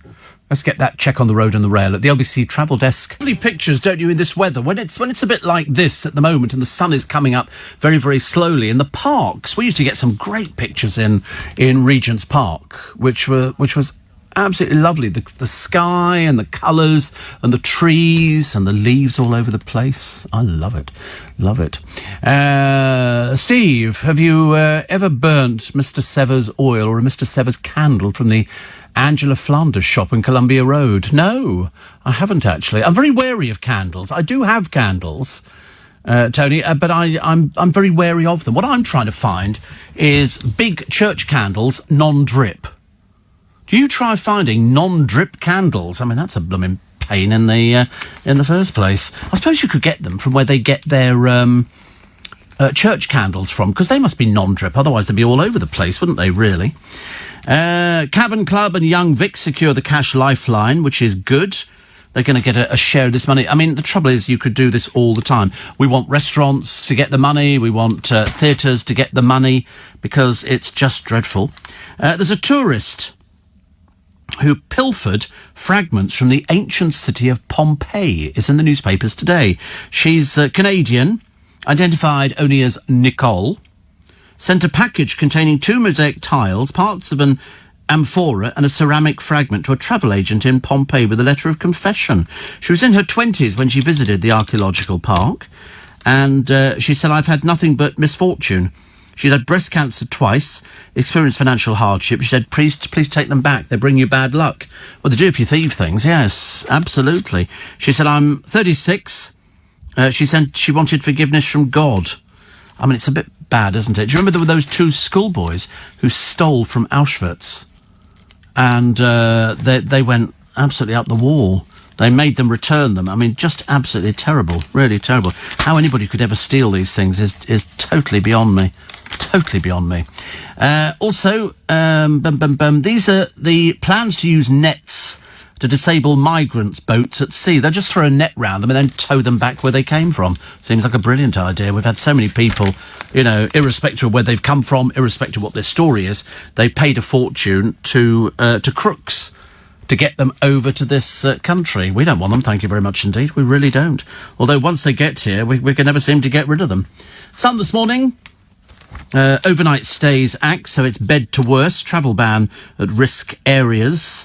It really is. I mean, I don't think they know what they're doing. I really don't. The Lamborghini crashed by the Top Gear presenter Paddy McGuinness had left the garage just the day before. It was a Diablo model supercar, had just been given a £3,000 makeover for filming the show, worth $250,000. A lot of money. Paddy crashed it in the Yorkshire Dales. He was unhurt. Andrew Reynard of the car specialist Atom Detailing in Sheffield said, "It left us on the Monday morning looking great. It was in the ditch Tuesday afternoon. When I first heard of the crash, I thought they were joking." But they weren't. Also, here we go. Ex-Love Island star Danielle Sellers is a natural. Never heard of her. Never heard of her in a million... Who are you, darling? Who are you? Danielle has pledged to try to switch things in her life that can harm the planet. Well, it's the only way you're getting any publicity, love, because you're not getting anything else. Who are these people? There's so many of them in Love Island and everything else, and then they just disappear, because only a couple of them will ever go on to make any money. There's also a bone-eating vulture with an 8-foot wingspan. Have you ever seen vultures? I find them quite creepy looking anyway.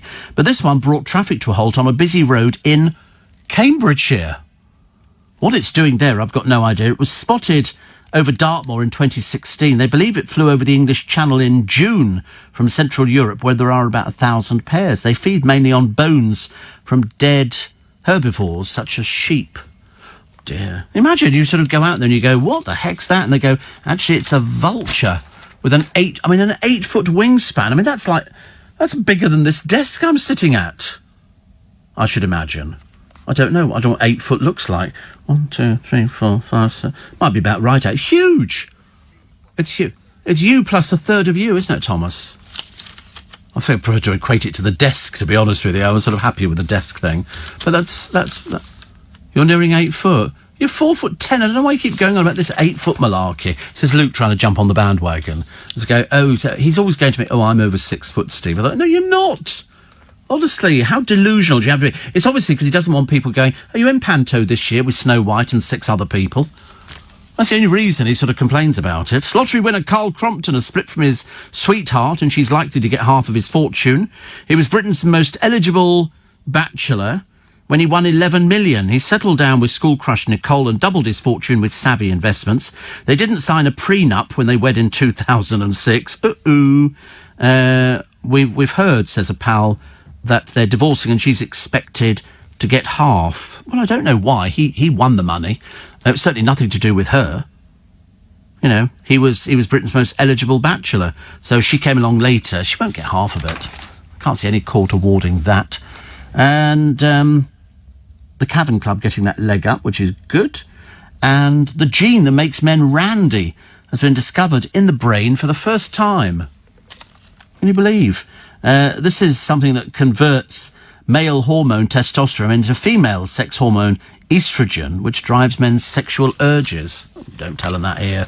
God, bad enough working with them when they're not thinking about things like that. If they were thinking about things like that, you'd have to sort of double lock the door. Monica says, IKEA does extremely good candles.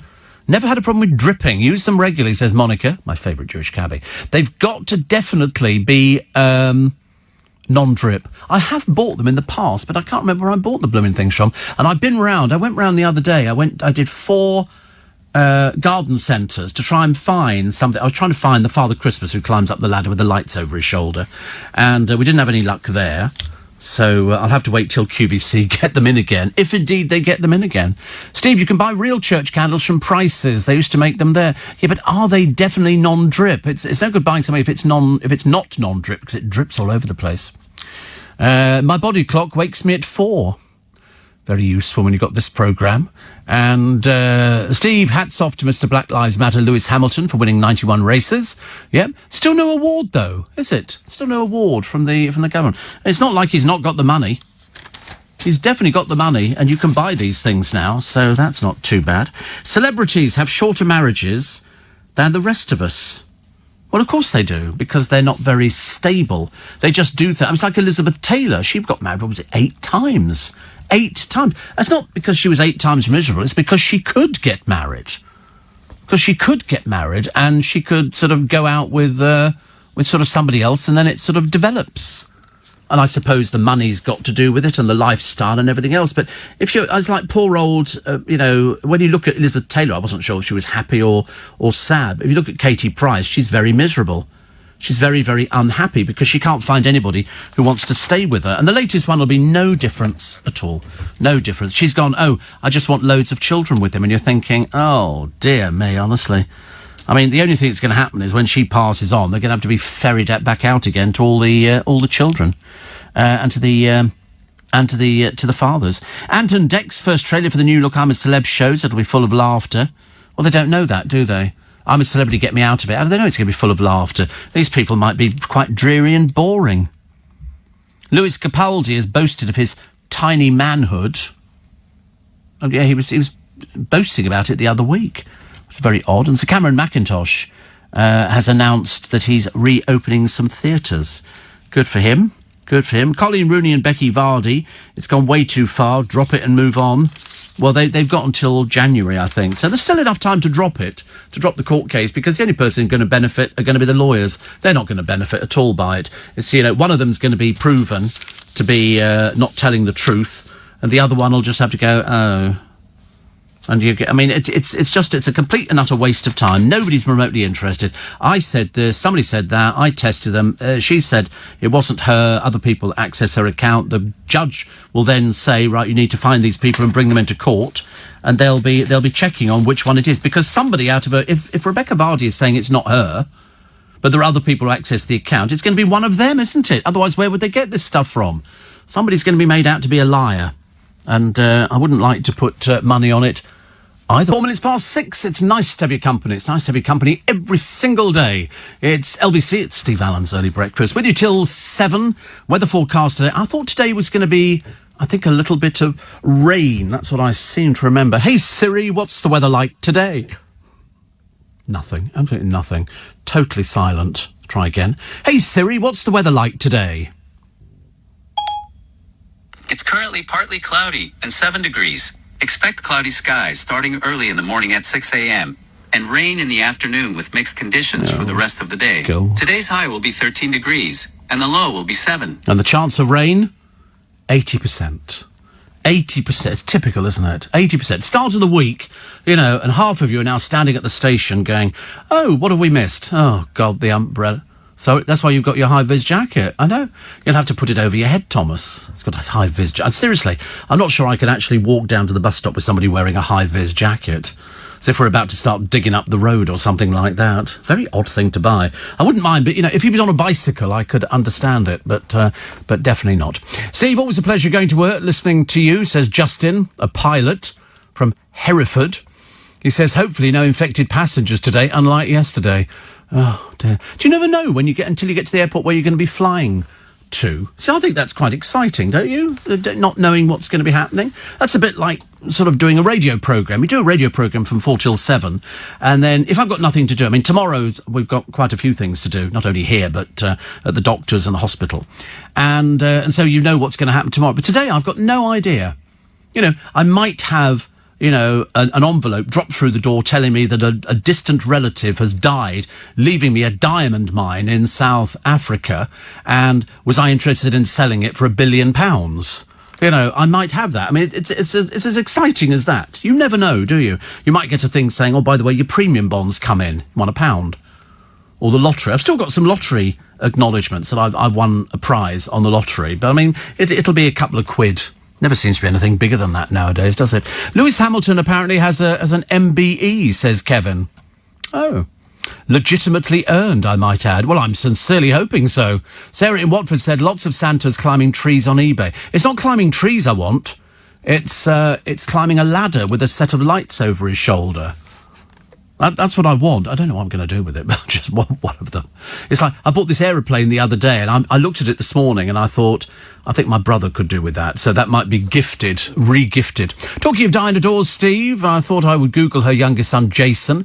Apparently he'd struggled throughout his life with alcoholism. He was found dead in his flat after returning to alcohol due to witnessing the Grenfell tragedy. Whatever it is, he was very young, and he was a very nice young man.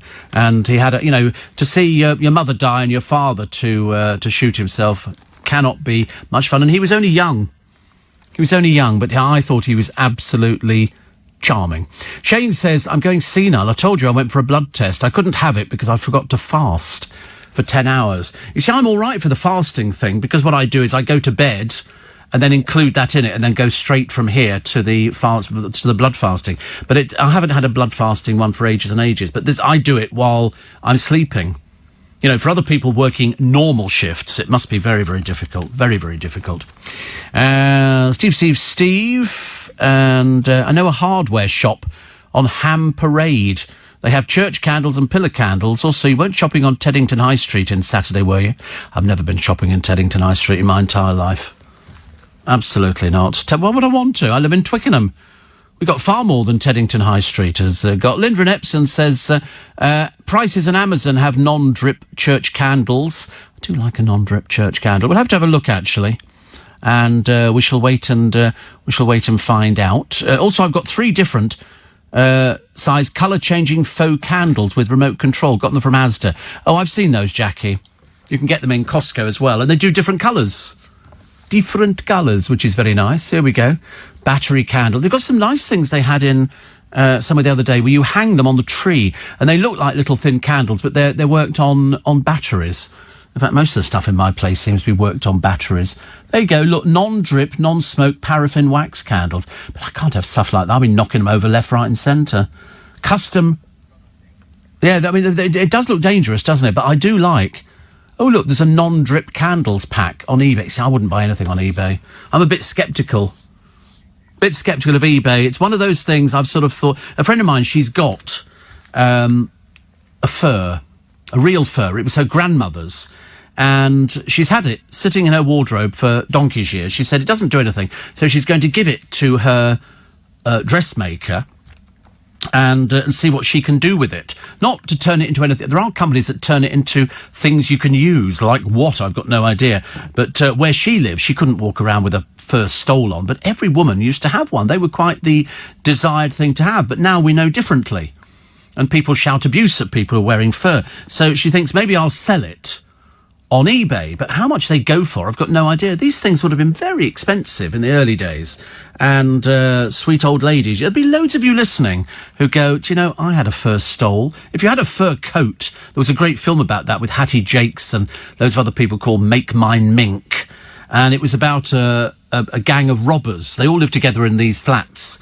And they went out to parties, working as waitresses and people who took the drinks around and things like that. But they were basically robbing all these people of their fur coats and then selling them. In the days when I first moved into Twickenham, there was a shop that sold fur coats. You don't see that now. I think even in the big department stores, I think you have to ask for things. They don't like putting stuff on display because people don't like seeing dead animals. And I remember seeing somebody walking past Theatre Royal Drury Lane. They were an actor, because I knew them from Miss Saigon. I didn't know them personally, but I'd seen them.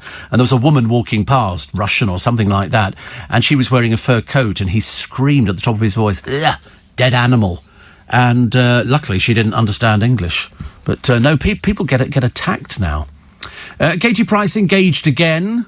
She's collecting more gold rings than Sonic the Hedgehog. Steve, you can now buy half Christmas trees. You push it against the wall and only have to decorate half of it, says Paul. Oh, what a horrible idea. Who wants half a Christmas tree? I did have half a cup once. It was a mug that was cut in half. So people going, oh, I'll just have half a cup of tea. My mother used to say, it's a waste of time making you a full cup of tea. You never drink it all. I do now. Phil in Streatham says, the candles are non-drip.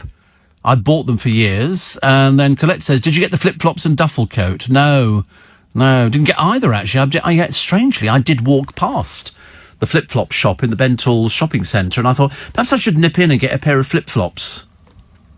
You know, and a duffel coat. I bought a new coat, which has got a furry hood on it, which is quite nice. But it's in a pale colour, so I'll blend in with the snowplow when it sort of attacks me and crashes into me on the street. But it's a bit better than high vis. Much better. Joe says, where does all the wax from non-drip candles go? I don't know. I think it's paraffin wax. It just sort of disappears. Doesn't go anywhere at all, does it? It seems to burn all of it, whereas the other candles, they drip all over the place. And and if you blow it out, you're going to get candle wax all over furniture and things like that, which I'm not so happy with. So I shall manage it, but I've been trying for donkey's years to get these things. I've never managed it up until now. I mentioned the couple at the beginning of the programme, Anne Smith and her husband, John. Anne was 77, John was 78. They'd been an item from the age of 15. And they died within hours of each other from coronavirus. She became ill with a sore throat, and John felt unwell only hours later. They were married in 1965. Mum of three, Anne, died after 9 days, and John died just 29 hours later. Their daughter Wendy says they couldn't live without each other. Even death couldn't part them. That's the comfort we've got. I think that's really sweet. I know it's awful to lose parents, but just think they're actually together. That's the way I look at it, and it sort of kind of gets me through those sort of things. So if anybody knows where all the wax goes to, do let us know. We've got no idea. The latest look, it's the Paris look. To be honest with you, looking at these clothes, they're much more summer than they are winter. At the moment, it's freezing cold out there, and you need to sort of start digging out your winter wardrobe. Put away the summer stuff, he says, wearing a short-sleeve shirt, which I had to wear the other day for the injection. It's not the same shirt, obviously, because otherwise you've got to roll your sleeves up and it gets far too complicated. Jimmy Doherty, the TV farmer, is thrilled that filming his latest series doesn't involve crew camping out in his car park, because he admitted coronavirus restrictions had made his autumn instalment easier. He says things have got better since springtime when all the crew had to live in the car park in their own camper vans and be totally isolated. It was a good programme, actually. Very good programme. Also, Noel Fielding is up for a Mighty Boosh film, but says it's... Oh, God, not Noel Fielding again. Oh, God, no. Please don't. Give it up now. Nothing worse, old man with badly dyed hair. Doesn't quite look right, does it? Jeremy Edwards is back as bad boy Kurt Benson for the 25th anniversary of Hollyoaks, despite his character dying in a jet ski tragedy. Very odd, isn't it, really? But it's changed the face of other soaps. EastEnders brought in a young hot guy, and Coronation Street brought him Adam Rickett. With the actor's appearance on The X Factor celebrity with his pal, Brendan Cole, Jeremy's not planning to any more reality shows. Oh, thank goodness for that. Goodness for that. I don't know. I mean, I always think it's immensely sad when people end up having to do a reality show. Because it just never quite works, does it? You look at some of these people, some of whom you've heard of, but most of them you've got no idea. No idea. Phil says, my mum used to have a metal teapot that was always full on the gas cooker. People drank gallons of tea back then. I know. But that was it. Somebody would pop round and go, would you like a cup of tea? People always had a pot on the go. What's the matter with that? Brilliant idea. Tea is the time. Monday morning it's going to rain. But then it always rains on a Monday morning. I think it's going to rain Tuesday. In fact, I think this week is going to be absolutely terrible. Terrible. Steve. Sorry I'm late. Love listening to you in the morning, and I love your love of Christmas. Well, I tell you, we're determined this year to make the most of it, aren't we? We've got to. We've got to. There's going to be so much misery going on because so many things that we're not going to be celebrating. We're not going to be doing Halloween. We're not going to be doing Bonfire Night. We're not going to be doing Christmas. They're not going to be doing... I mean, the carol services will be all different this year. Religious festivals kind of get pushed to one side. I mean, what have we got to look forward to? I mean, and don't say what Boris is going to be saying later on today, because we're going to lock down 3 tiers up in Liverpool. I'm sure they're thrilled. I'm sure they're absolutely thrilled. Just what they need. They're going to be closing pubs and everything else at 5 o'clock. And as everybody said to me, you watch people coming out the pubs and queuing up at the supermarkets to go and buy all their booze, and then staying on the streets and drinking their booze. And fast food places, that's what people want. They've been to the pub, they go fast food. London, I mean, it's almost 24 hours as a city. You can always go around. There'll always be somewhere where you can go to get some food at this time of the morning. You know, some of the McDonald's open quite early, so you can get things like that. And that's what people want, but, you know, it's being denied. So what's the point? I've just got this horrible feeling that, you know... And then, of course, what about New Year's Eve? Do you seriously believe that people are not going to turn up in Trafalgar Square? No, unless the police are going to run a cordon around it to keep people away. They're going to turn up. They're going to turn up and they're going to be doing... And we're going to have people all over London. They're going to bring their own booze in. So we're going to go into... I mean, it's a never-ending cycle, isn't it? Doesn't seem to finish. Really doesn't. Very embarrassing, and quite worrying at the same time. Quite worrying, because I don't know what the answer is. I've given up with saying to people, please wear a mask. Please wear a mask. But it seems to fall on deaf ears. As I say, if I was driving buses, which thank God for you I'm not, I'd be just sitting there going, I'm not driving unless you put a mask on. I don't care, you know, what you say you've got. I'm not interested. I think they should put on separate buses for people who do not have masks on and people who have issues.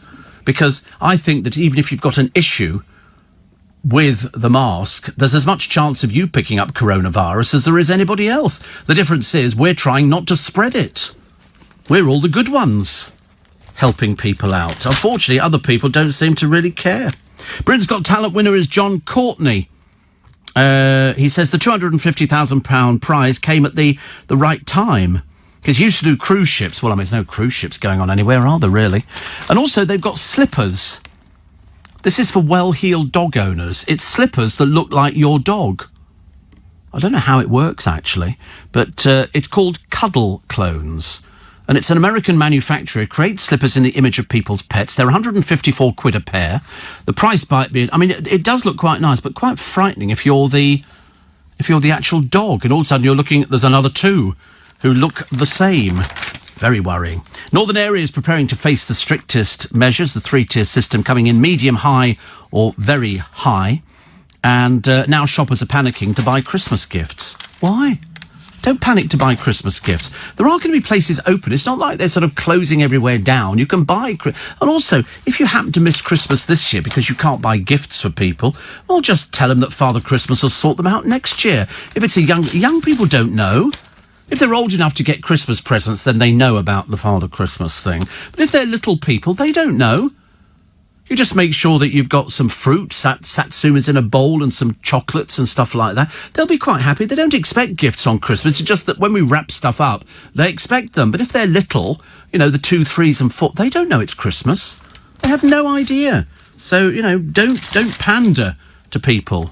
because it could be quite bad. Cameron McIntosh will return Les Miserables for a Christmas run after being closed down by COVID-19 7 months ago. Can you seriously... What a tragic 7 months it's been. Anyway, Cameron's announced the emotional news on Saturday night's Britain's Got Talent final. After several musicals cast joined for a medley, Michael Ball and Matt Lucas will star at the Sondheim Theatre in London's West End for 6 weeks from December the 5th. And the Palladium is staging Pantoland, but it's Pantoland, okay, not pantomime.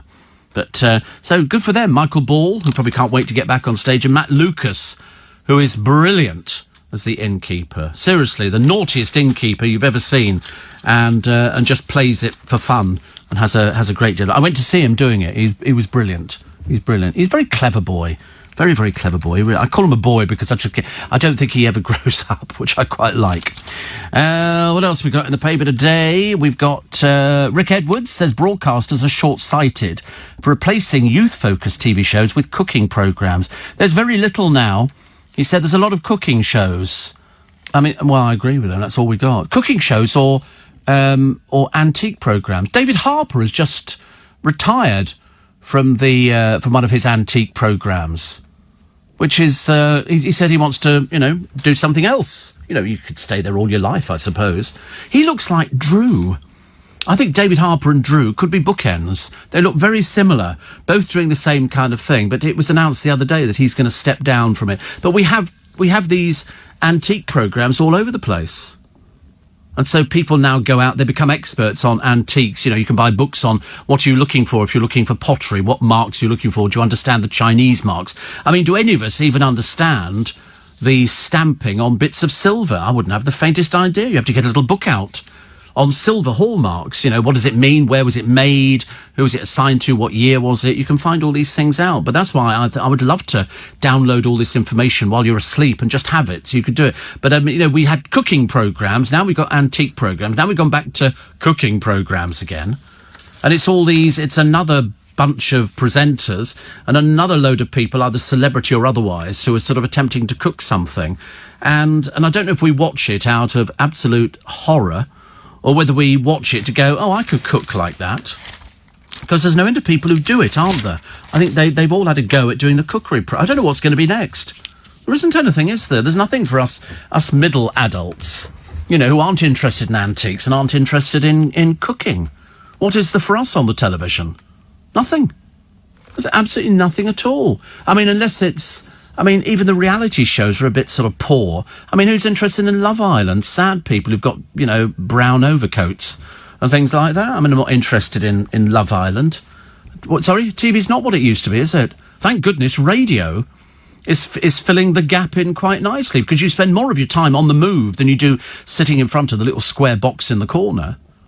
So you can hear us on the train, you can hear us on the aeroplane, you can hear us all over the place.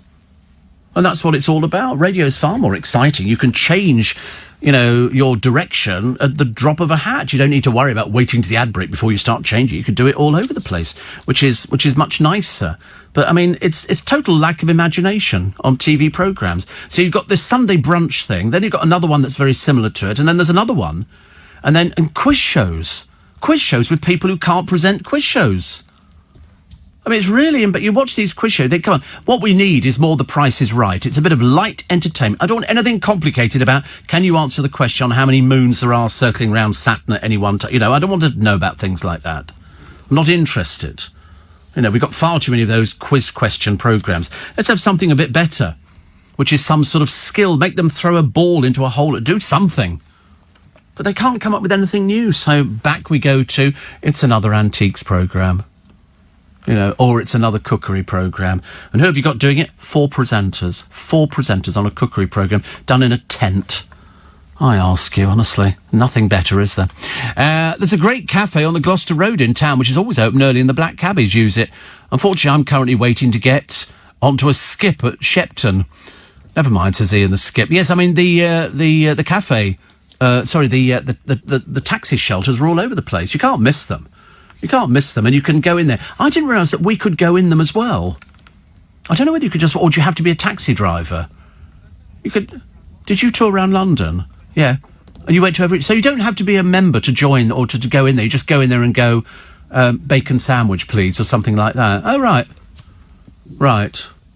Because I remember I was watching, they had Carry On Cabby the other day, and there's the cab firms on. That's such a nice little film, actually. See, that's what we need on the television. We need more of these little British films, except we did get Doak Bogard in Victim. I've had it 5 times the other day, I counted. 5 times, Victim. Great film.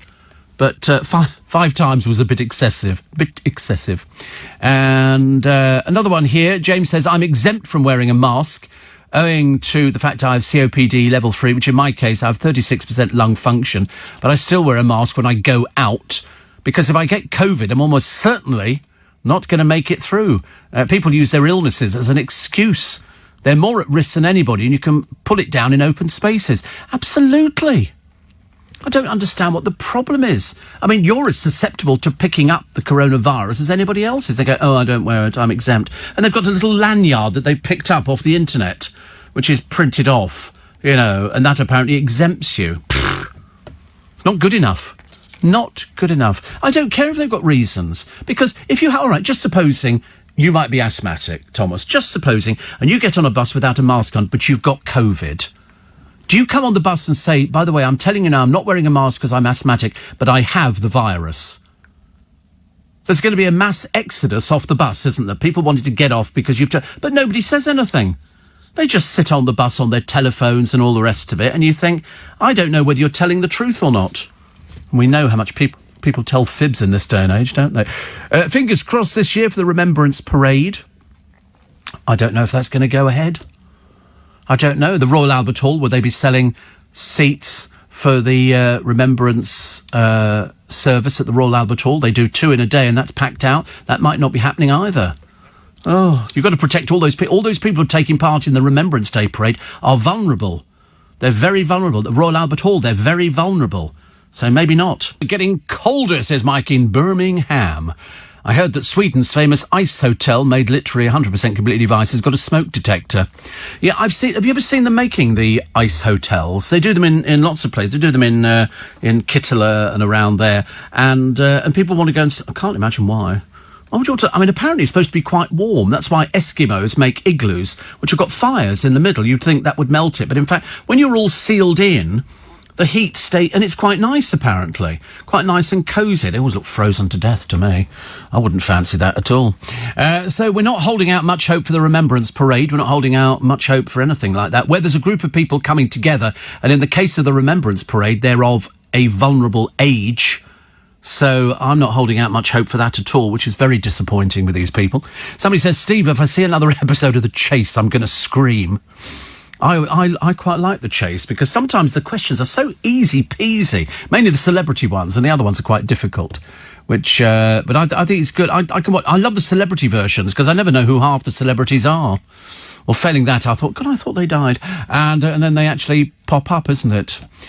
Somebody says that at this rate, you'll like this one. At this rate, Steve, on the 31st of October, kids will be ringing the doorbell saying, "Track and trace." I think that's quite good, actually. Very, very topical at the moment. Very topical. Somebody says Euston Road is solid from King's Cross Bridge. Tell people to go a different way. There's only one lane, says Colin. That's like all over London. There's only one lane through Knightsbridge. Well, one either side of the road. And they've been digging that up for God knows. I don't know what they're doing, actually. I think they're holding a party or something. Because I've never seen anybody working on it. It'd be quite nice, wouldn't it? Shelter from the storm. Arts funding...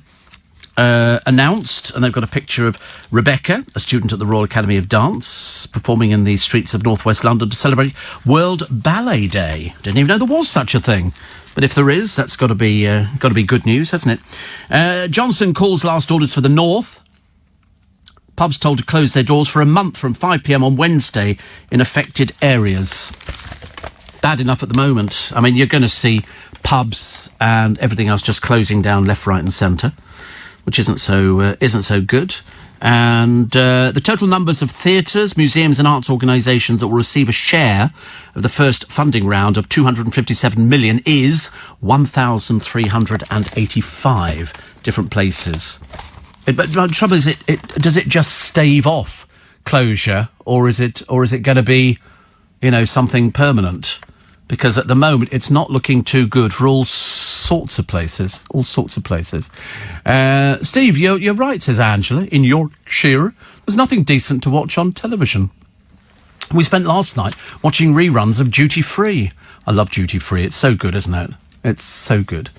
And it's a shame, isn't it? I don't know. I think the reason is they don't want to risk the money. So every time I see a quiz show with loads of people, I always think that's an old one. Steve, do you watch Salvage Hunters? No, I don't. No, the sculpture guy's very good, and the upholsterer, the blacksmith, all of them, they're all very good. And it's a bit like you. They're very good. Yeah, I don't do upholstery or sculpture, I have to tell you. Never probably could. I watch people doing upholstery. I'm very, very envious of people who can do stuff like that. But there's too many of these sort of programmes, aren't there? You know, bring in something that your granddad made in the war, and they'll sort of, you know, put it back together again, which I think seems to delight them. It's just that once they've started doing one or two of these programmes, then you get a plethora of them. Before you know where you are, they've all been taken over. All the people says Leslie won't wear a face mask should have to wear a face screen. Yeah, Paul Cooper and his staff have all got these masks. It doesn't fit over your nose or anything else. It just comes down in the front. I mean, why can't they wear those? Admittedly, it does look a little bit like a Doctor Who convention, but at least it makes something. It's some sort of effort. Hollywood glittered online as the celebrities stayed at home for a virtual Carousel of Hope ball to raise money for a diabetes charity. Millions tuned in to see George Clooney, Michael Caine, Barry Manilow and Tom Hanks and some of their plush homes and gardens. Rod Stewart said hello from a rainy England. Tony Bennett sang Foolish Heart. Jane Fonda, David Geffen, Angelica Houston, Rob Lowe, Henry Winkler, Samuel L. Jackson, Dame Joan Collins and Robert De Niro took part. I mean, it's fantastic, actually. Jay Leno was master of ceremonies as local children talked about the impact diabetes has had on their life. The charity ball, which happens every 2 years, has to date raised more than £83 million towards finding a cure for diabetes. We live in hope. We live in hope. But, I mean, that was quite good, wasn't it? Gwen Stefani and Blake Shelton. I've got no idea who he is. I know who she is. But it was the Beverly Hilton Hotel in Los Angeles, and loads. Oprah Winfrey was there, and everybody. I think that's quite nice, actually. I'm quite enjoying those sort of shows. It's the only way you can do them. Can't do them any other way, can you, really? Also, Donald Trump was planning to rip open his shirt and reveal a Superman T-shirt when he was released from hospital. He considered the stunt as a way to convince voters he'd bounce back from his COVID-19 infection ahead of November the 3rd's election. Wouldn't count your blessings just yet, actually. Football, facing a major rift yesterday over radical plans to overhaul the game's top division. Apparently the blueprint would see the Premier League reduced from 20 teams to 18, give greater powers to the so-called Big Six clubs and signal the end of the League Cup and Community Shield. Yesterday, the Premier League called the intervention by Rick Parry, chairman of the English Football League, disappointing and said the project big picture proposals could have a damning impact on the game. It's a shame, isn't it? There's so much money that's involved in sort of football. Also, Home Secretary Priti Patel has signalled her support for a journalist being quizzed by police after a David Starkey interview which sparked a race row. MPs and free speech campaigners have already expressed their fury that Darren Grimes is at the centre of a police probe for inciting racial hatred. In the interview, historian David Starkey made comments about so-and-so. Campaigners urged police to drop the case and said the 27-year-old journalist should not be held accountable for Dr. Starkey's remarks. You can't win any way, which way can you at the moment? It's just non-stop. Just non-stop. Also, one of the stars of Line of Duty, Adrian Dunbar, who plays Superintendent Ted Hastings, has revealed the writer of Line of Duty may be nearing its conclusion. I've never seen Line of Duty. Have you ever seen Line of Duty, Thomas? No, he's not seen it either. But no, it's not his sort of thing, see? I mean, I don't think it's my sort of thing, but I've just never seen it. If I watched it, I might go, oh, it's my sort of thing. And a glorious autumn day sweeps through the country before wintry rain moves in. So they always do the same thing. A picture at Ely in Cambridgeshire and deer fighting it out for mates. It's sort of rutting season. And but apparently England and Wales will be dull, damp and chilly from today, with coral slashing the odds for the coldest ever October. And apparently they've said winter is set to arrive early this year. That's what we said weeks ago. We've been told that they were predicting for Halloween snow. We've had snow before. Already we've had snow this year. Not down in London. Too warm, I think, in London. But they're saying for Halloween there could be snow. Just what you need, isn't it, really? Snow. Oh, that's in between everything else that we've had, which is miserable. Do you remember You Bet from the late 80s? I might do. I might remember You Bet. I might remember that. I can't remember, though. Was it hosted by Matthew Kelly? Was it Matthew Kelly who did You Bet? I don't know why I've thought that. It might not have been. I know he's actually done quite a number of things, and so we'll have a quick look. We can always check. It's so brilliant when you can check on these things straight away. There you go. It's Darren Day. Oh, no, wait a minute. There's a picture of Matthew Kelly. So wait a minute, it was hosted by Bruce Forsyth, then Matthew Kelly, and finally Darren Day, who did it for a year. So, but I can't remember. Matthew did it for 5 years, so I was right. Da da da da da da. It's embarrassing, isn't it? Really. Sometimes you remember the stupidest things. You know, that's the way it goes. But whether they bring it aired in 1988, finished in 97, and. Perhaps they should. I wish they'd bring back. Somebody should bring out a DVD of all game shows. You know, the best game shows. You know, the combination of You Bet and Wheel of Fortune and The Price is Right and all that kind of stuff. Just bring out a complete compilation, because then you can amuse yourself for days, if not weeks or months. Steve, NMSH, says Shane, no mask, stay home. And Sky Arts, they're much better than I thought they were, Sky Arts. They've got some really cracking programmes on there. They were showing Funny Girl, Sheridan Smith starring as the lead. Love Sheridan Smith. Very good. And somebody says, Steve, unfortunately, there'll always be exceptions. Always be selfish people who don't give a stuff about others, mask or no mask. No, I mean, you're right. There are some people who really don't care.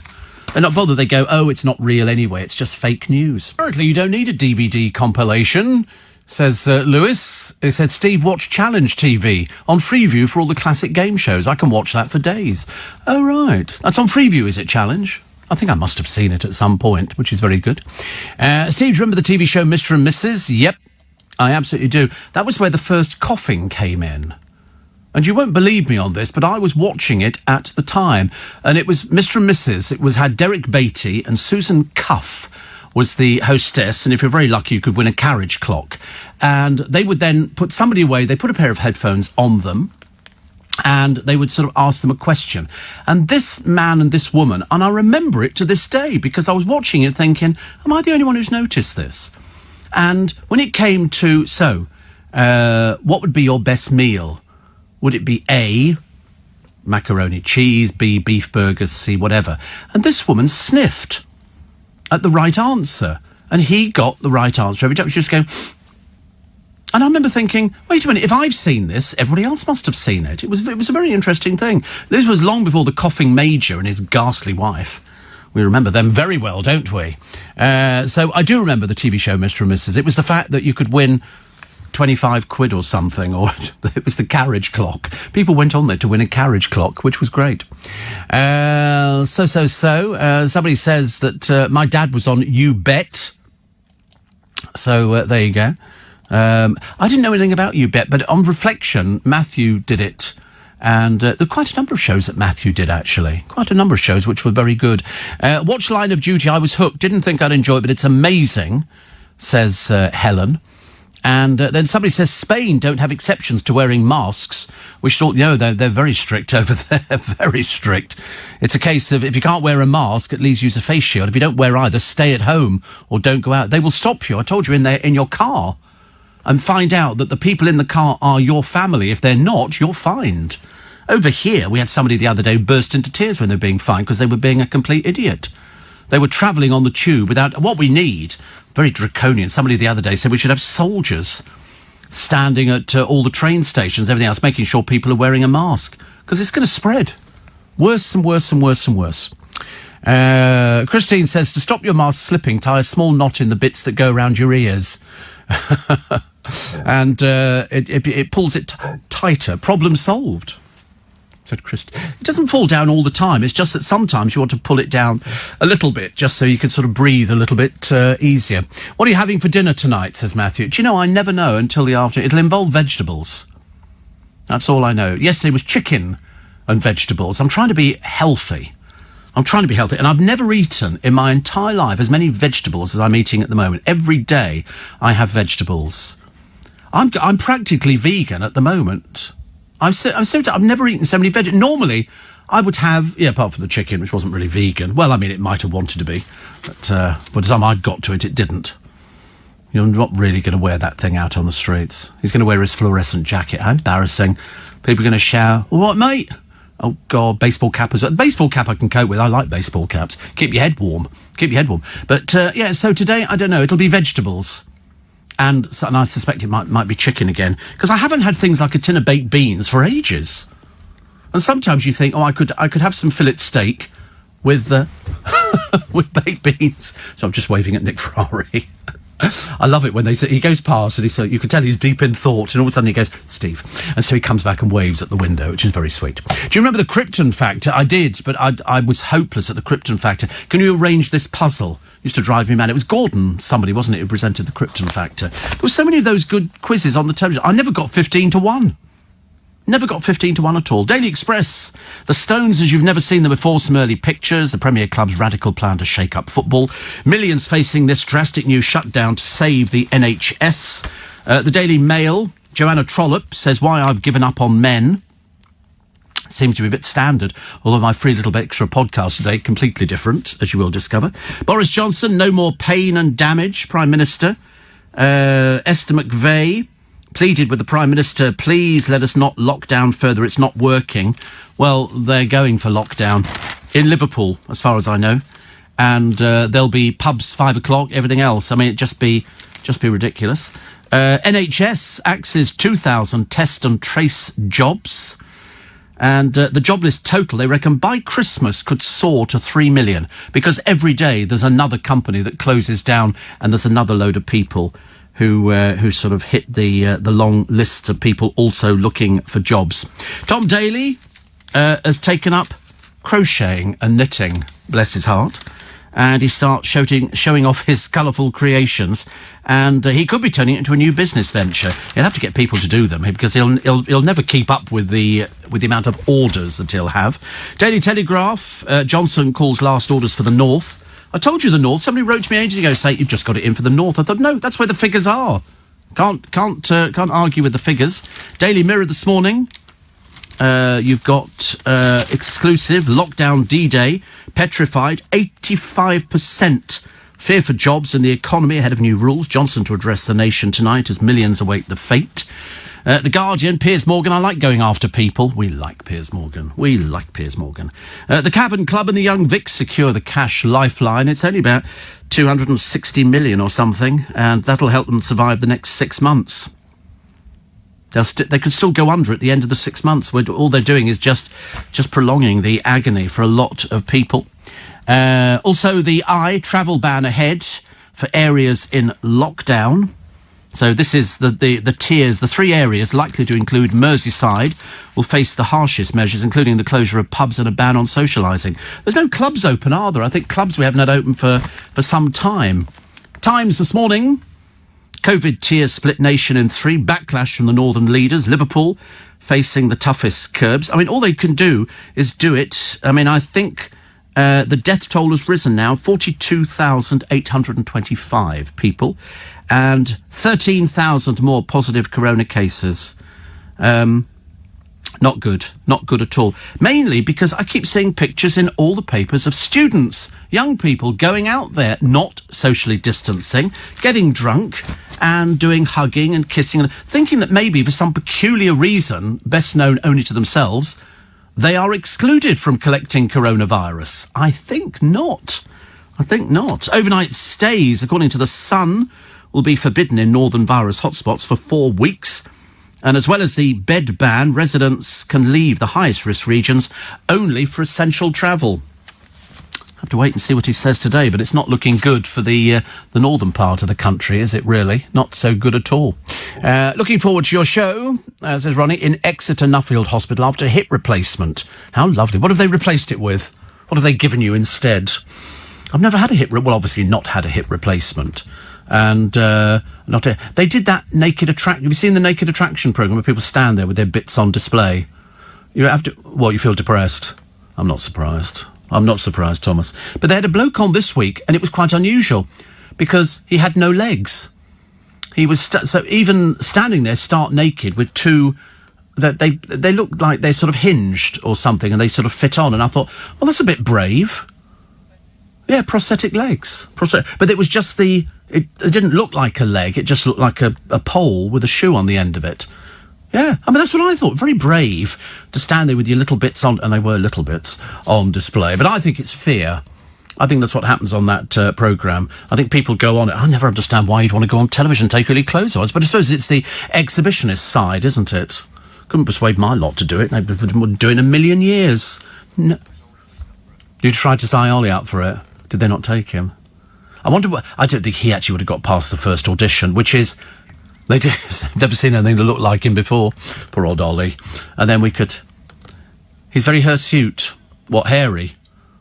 Oh, seriously, I thought the first time I saw him, he was wearing a fur coat. I had no idea. He was, in fact, stark naked in front of me. I was about to... Said I bought him a comb so he could comb his body hair. I've never known anybody with so much hair. Unbelievable. The comb broke instantly because it was so coarse. I mean, he could have wandered out of, 1 million years BC. He'd have been the, "Whoa, woman. Ooh, nearly hurt myself then. Little bit butch for this time of the morning. Steve, happy birthday to me. I'm like you, Steve. No, you're nothing like me. What, Pisces and can't stand fish? Very odd. My local award-winning chippy, says Paul, do free scraps. Yeah, but that's it. I mean, for some people who don't have a fish shop and don't get the scraps, you get them locally, which I think is a brilliant idea. And very sad. Warren says, I cannot believe that the boy from The Wanted has got an inoperable brain tumour. Yes, in fact, I was watching some things the other day from a friend of mine who's in the business. And he tweeted something about him. And I remember thinking, because I didn't actually know who Tom Parker was. Because out of The Wanted, I knew them if I looked at them, but I didn't know individual names except for a couple. But he's 32. They're already parents to a little girl and now expecting a boy together. And he's beginning radiotherapy and chemotherapy. He said, you never think it'll happen to you. And... gutting, isn't it? I mean, it doesn't matter who it is, whether it's somebody well-known or somebody not very well-known. He had weeks of unexplained seizures and eventually got a test. The doctors, he was in a ward, there was other people in there, they just pulled the curtain around the bed and said that you've got this glioblastoma, grade 4, which, as far as I know, is the worst-case scenario. Life expectancy for someone suffering with the diagnosis is just 3 to 18 months. Now, he said, and it's a bit of an ask, isn't it? He didn't want to keep it secret. He said, we're absolutely devastated, but we're going to fight it all the way. He said, we don't want sadness. We just want love and positivity. And so he's going to go, for whatever it is that you can get. It's as simple as that. And lots of people sent their love to him and everything else. And it's terribly tragic because he's so young. Just such a waste. Such a waste. But, I mean, he's going to go through the radiotherapy, he's going to go through the chemotherapy. If it works, it works. And a lot of people have come through the other side and they've lived for an awful lot longer than you would ever imagine. So it's not all doom, gloom and disaster. Let's be as positive as possible and say that, he's a young man. He can be as fit as he wants to be. The chemo will sort of get him down a little bit and the radiotherapy and all this other stuff. But, with all those nice feelings from people, we might get through the other side. But even if we don't, still going to be positive. Matthew says, I think it was Corey I spoke to today. Lovely lad, as is Thomas. No, it definitely wasn't Corey you spoke to. Definitely wasn't. It wasn't Thomas either.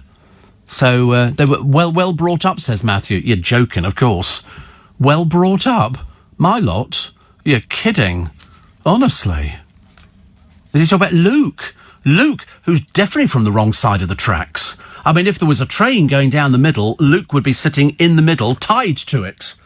That would be how it was working. Goodness sake, honestly. I thought he'd be up here, actually. I thought he can normally smell a donut from about 3 miles away. But obviously, Mr. Yeah, exactly. He had donuts the other day. That's when they cut there were 3 in the box. Why'd they put 3 in a box? It's stupid. It means you've got to buy 2 boxes. Put 6 in a box. Makes more sense. And he cut the last one in half so they could share it. He couldn't get it down his throat fast enough.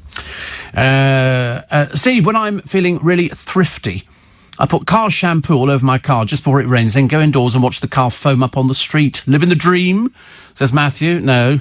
Living the nothing at all. Drives me mad, Steve, when people wear a mask with their nose sticking out. It's like wearing pants with your willy sticking out the side. I don't think it's like that at all, actually. It really isn't. Really isn't. We don't know about things like that. But I'm not really sure, actually. Happy Tuesday. Happy Tuesday. Yesterday, goat's cheese salad in Pret. Oh, I don't do goat's cheese, actually. I have had goat's cheese before. I think it's okay, but I'm not wild about the blimmin' thing. Dawn French has told how police moved into the house she shared with ex-husband Lenny Henry after racists tried to torch it. Can you believe it? Can you believe it? Yep, I can. I've seen all the things on YouTube. All the there's one woman, she's shouting obscenities to a black couple in the street. And I mean, seriously, I mean, she's mentally ill. It's not her fault. She doesn't know. And she gets taken to court. The police take her to court because it's a big problem in America. You know, we sort of think it's a bad problem over here. Nothing to what they've got in America, where it really is terrible, terrible. David, oh, here we go, another snowflake. Poor old Dave, all right? It's why do you constantly attack Northerners? We're telling you where the correct... Oh, you're too stupid for words, actually, David. I'm sorry about that. Never mind. Off you go. See you. Bye-bye. Bye-bye. In fact, actually, I'm going to put you out of your misery. And don't tell lies, by the way. I've tracked your history. Only started the other week. Thank you very much indeed. But I'm sorry that all the coronavirus cases are up north. I'm sorry that the predominance of big closures are up north. In fact, I could run through it for you, Dave, but I think it would probably go in one ear and wander about inside your head for a little while. Steve, why don't you have a garage or underground parking? We have private parking, but luckily I can afford to get the car washed. Like, so I'm fine. I'm fine with sort of washing the car. I don't wash it. I don't have to do that. People do it for me. Though we've got some very, very good car washes around our way. I mean, really good car washes. You have it, and you end up with sort of about 3 or 4 people washing it, and then about 6 or 7 people drying it.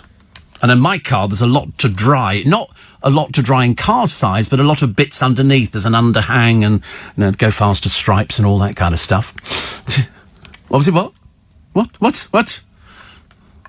Yes, underhang. Well, I've got bits underneath the front of the car. There's a bit... if you took it off, it would make the car look a bit funny, but it's sort of got vents in it and things like that. It's at the back. I've got it, but it's got the exhaust pipe sticking out. I've got Chevy Company. Doctors have identified a food, says Mick, that causes grief and suffering years after it was eaten. It's called wedding cake. It's an old one, but it's a good one. Steve, will you be buying anything on Amazon because it's Prime Day today? Thank you. I don't think there's a day goes by where I don't have a look at what's on Amazon. They always go, you know, people who bought this, or based on what you bought in the past. Sorry, I had to have a quick slurp of... I feel like I've got something stuck in my throat. You know, when you eat something and you go... I've done tablets before now, and I tend to swallow 8 or 9 at a time. How they all know what to do individually when they get to the stomach is totally beyond me. But they're ever so clever, aren't they? They've all got little boats. They obviously all go to the Esophagus Sea, and then they swim to the next little bit, and then they stay there to look after one particular... I'm constantly doing tablets, as you know. I mean... I forget how many tablets a day it is. It works out about 80 a week. I have a box at Dossets. I think they're called Dossets. And it's got all the Monday, Tuesday, Wednesday, Thursday, Friday, Saturday, Sunday. You've got a Dosset. I get 4 a week. Sorry, 4 a month. I get one box a week. You have one. Oh, you refill it. See, I can't do that. I did that before when they used to give you the boxes of all the tablets. And then somebody said to me, the chemist will actually put them in the box. I said, really? What a brilliant idea. So for the past goodness knows how many years, they've always done my tablets. Mr. Shah and the team do very well. Very well. So, yes, I will be buying things on Amazon. And what am I buying today? I'm buying something. I can't tell you what it is, actually, because the person who it's for will be listening. Are there any good cafes in Twickenham for a full English, said Matthew. No. I mean, there are a few cafes. I think there's one of those sort of pub places. They do the full English, which is round near the police station. There's a full English there. There's probably a few other little places. I mean, but nobody does what I call the greasy spoon cafes, where you can get... See, I want chips. If I'm going to have breakfast, I fancy chips. Eggs, bacon, sausage, beans, chips. And it's only in the transport cafes you can get it. I think there might be one up past Brinsworth House, up past the Green in Twickenham. But very, very few greasy spoon cafes, but they were lovely. I love those. You go in there and you get full English. Full English! You know, it's a good one at Lower Marsh. Where's Lower Marsh? Is that near Waterloo Station? Oh, I know where that is. Yeah. Another one near... Oh, right. Thomas has done the rounds of greasy spoon cafes. You know, 3 good ones. How much is a greasy spoon breakfast? They're generally about sort of anywhere between £4.50 and £7, aren't they, or something like that? Something like that. Yeah. See, that suits me fine. Really? Oh, massive Olympic... Oh, but they used to do that in... Who used to do the Olympic breakfast? Little Chefs. The Olympic breakfast. I don't know why it was called that, but we used to think that was quite good because it was all cooked properly. Yeah, why was it called the Olympic breakfast? Because they only did it once every 4 years for the Olympics. There you go. I knew there'd be something interesting. 84850 steve@lbc.co.uk. And another one here. Monica, my favourite Jewish cabbie, says, Steve, coffee, checked. Fuel, checked. All right, I'm fine. Now you know. Now you know, which is great. Somebody says, did you wash your car? Of course I didn't. I pay people to do it. That's why we have car washers. That's what they're for in this country. That's why we have producers. It's like, I mean, do you think... I don't actually do anything. Producers produce something. I don't do it. Well, you get some real stupid people at this time of the morning, don't you? You get a sure sign that, you know, medication is running out. And they've finally come down off the drugs they've been on for about 10 years, you know. Like that. And then they start... They've probably written to sort of, you know, chickens and geese and pigeons and stuff like that. They're those sort of people going to Trafalgar Square and writing a letter to the fountains. You know, that's when you know people are terminally stupid. Of course I don't wash my own car. What a stupid thing to do. That's why there's millions of us get them washed every day. That's the whole idea. What, do you want to deprive somebody of their income? Ooh, what a mean little person you are. What a mean person. Apparently Dawn and Lenny lived in a house, Shinfield House, backed onto by my old fishing spot. Oh, right. An old fishing spot. That sounds quite nice. My brother's a fisher, and Neil's a fisherman as well, and they go out there and sit there. And actually, my friend John has taken a week's holiday this week from Paul Cooper's, and he's going fishing. I said, what, in the winter? And he goes, yeah. I said, do people fish in the winter? And he went, yeah. I was quite surprised. I didn't think people fish. I didn't think fish came up. I thought they just hibernated for the whole of winter. What's the worst food faux pas? The worst food faux pas. I'll tell you what it is. It's taking a bite from somebody else's burger. Now, if you're married, you can do things like this. But it's like you order chips, and then the waiter goes, OK, turn it, and I go, I'll have burger and chips. Another person goes, I'll have the burger. Can I have some of your chips? No. Of course you can't. Go and buy your own blooming chips. Yeah. Off. You'd say to them. And they go, I only want a couple. Well, buy a couple then. You're not sharing my chips. And then it's always the way. I've always been out eating. And there's going to be somebody at the table. You finish your food. That's enough. I've had enough. I feel suitably full, and it was absolutely delicious. And somebody goes, have you finished with that? And you go, you do that, dear. And you go, I have, but you're not having it. Because it's mine. I don't care if I'm wasting food. I've paid for it. So it's not wasting it. I'm not killing the world. I'm a bad person. Yeah, well, I'm definitely not going out for lunch with you then, am I, Thomas? You'll just have to sort of go and eat by yourself. Take a book. Why don't you? Even if... Oh, not you as well. God, blimey. Now we got both of them. Even if I've finished eating and put my knives and forks back in my pocket, because I'm trying to get a set, and then somebody goes, oh, have you finished with that? I'm certainly not letting somebody else eat my food. That is the most disgusting thing I've ever heard of. You would eat from somebody else's plate. If they're... If the oh dear, I mean, you don't want to do it not in the time of the pandemic. That would be foolish. But I mean, can you imagine? Can you imagine? Try to share your food. Share your food? No, I wouldn't even do it with family, let alone people I work with. It's just ridiculous. Somebody says, you're not in a great mood today. I'm in a great mood every day. Of course I am. You know why? Because every day I'm earning money. Hello? What could be more complicated? Obviously, some people go, I don't know what he's on today. I'm always in a good mood. Every day. I never have a bad mood. Never, ever. You ask the boys, ask anybody I ever work with, do I ever have a bad mood on the programme? Never. Never. Stop it. Never. Sit on the naughty step. The medication bit, I'm in stitches, says Matthew. Thank you. Well, I spend a lot of time doing medications and things like that. And in fact, actually, I'm going to hospital today and the doctors. I've got 2 sets today. But I'm in a good mood every day, actually. Every day I come in here. This is like the best job in the entire wide world. You get to look at 2 people prior to the cosmetic surgery, and so I can remember them. And I go, I remember what they used to look like. So in years to come, they'll be showing me a picture of Thomas. It'll have bars painted over it, and one of Corey as well, who'll probably be motorised by that time, surrounded by chrome, and they'll go, because they did a thing the other day. They went to Biggin Hill, and they took a plane out, and they were restoring it, a Spitfire, and they found the man who flew it more times than anybody else, and he was 94, and they brought him down to Biggin Hill, and he sort of, you flew this plane, yeah? So they said, well, we're going to get it going up in the sky, and we're going to bring you back for it. Unfortunately, he didn't make it. He died.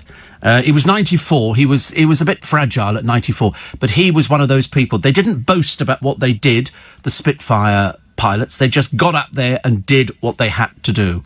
And that's why The Battle of Britain is such a good film, which you must get. And if you don't have it, I shall come round and slap your legs, because it's something you should have. And then you can see what the RAF did, and how we defeated the might of the German Air Force. Even though they had tons and tons of big planes that were coming over bombing London, the Spits were up there.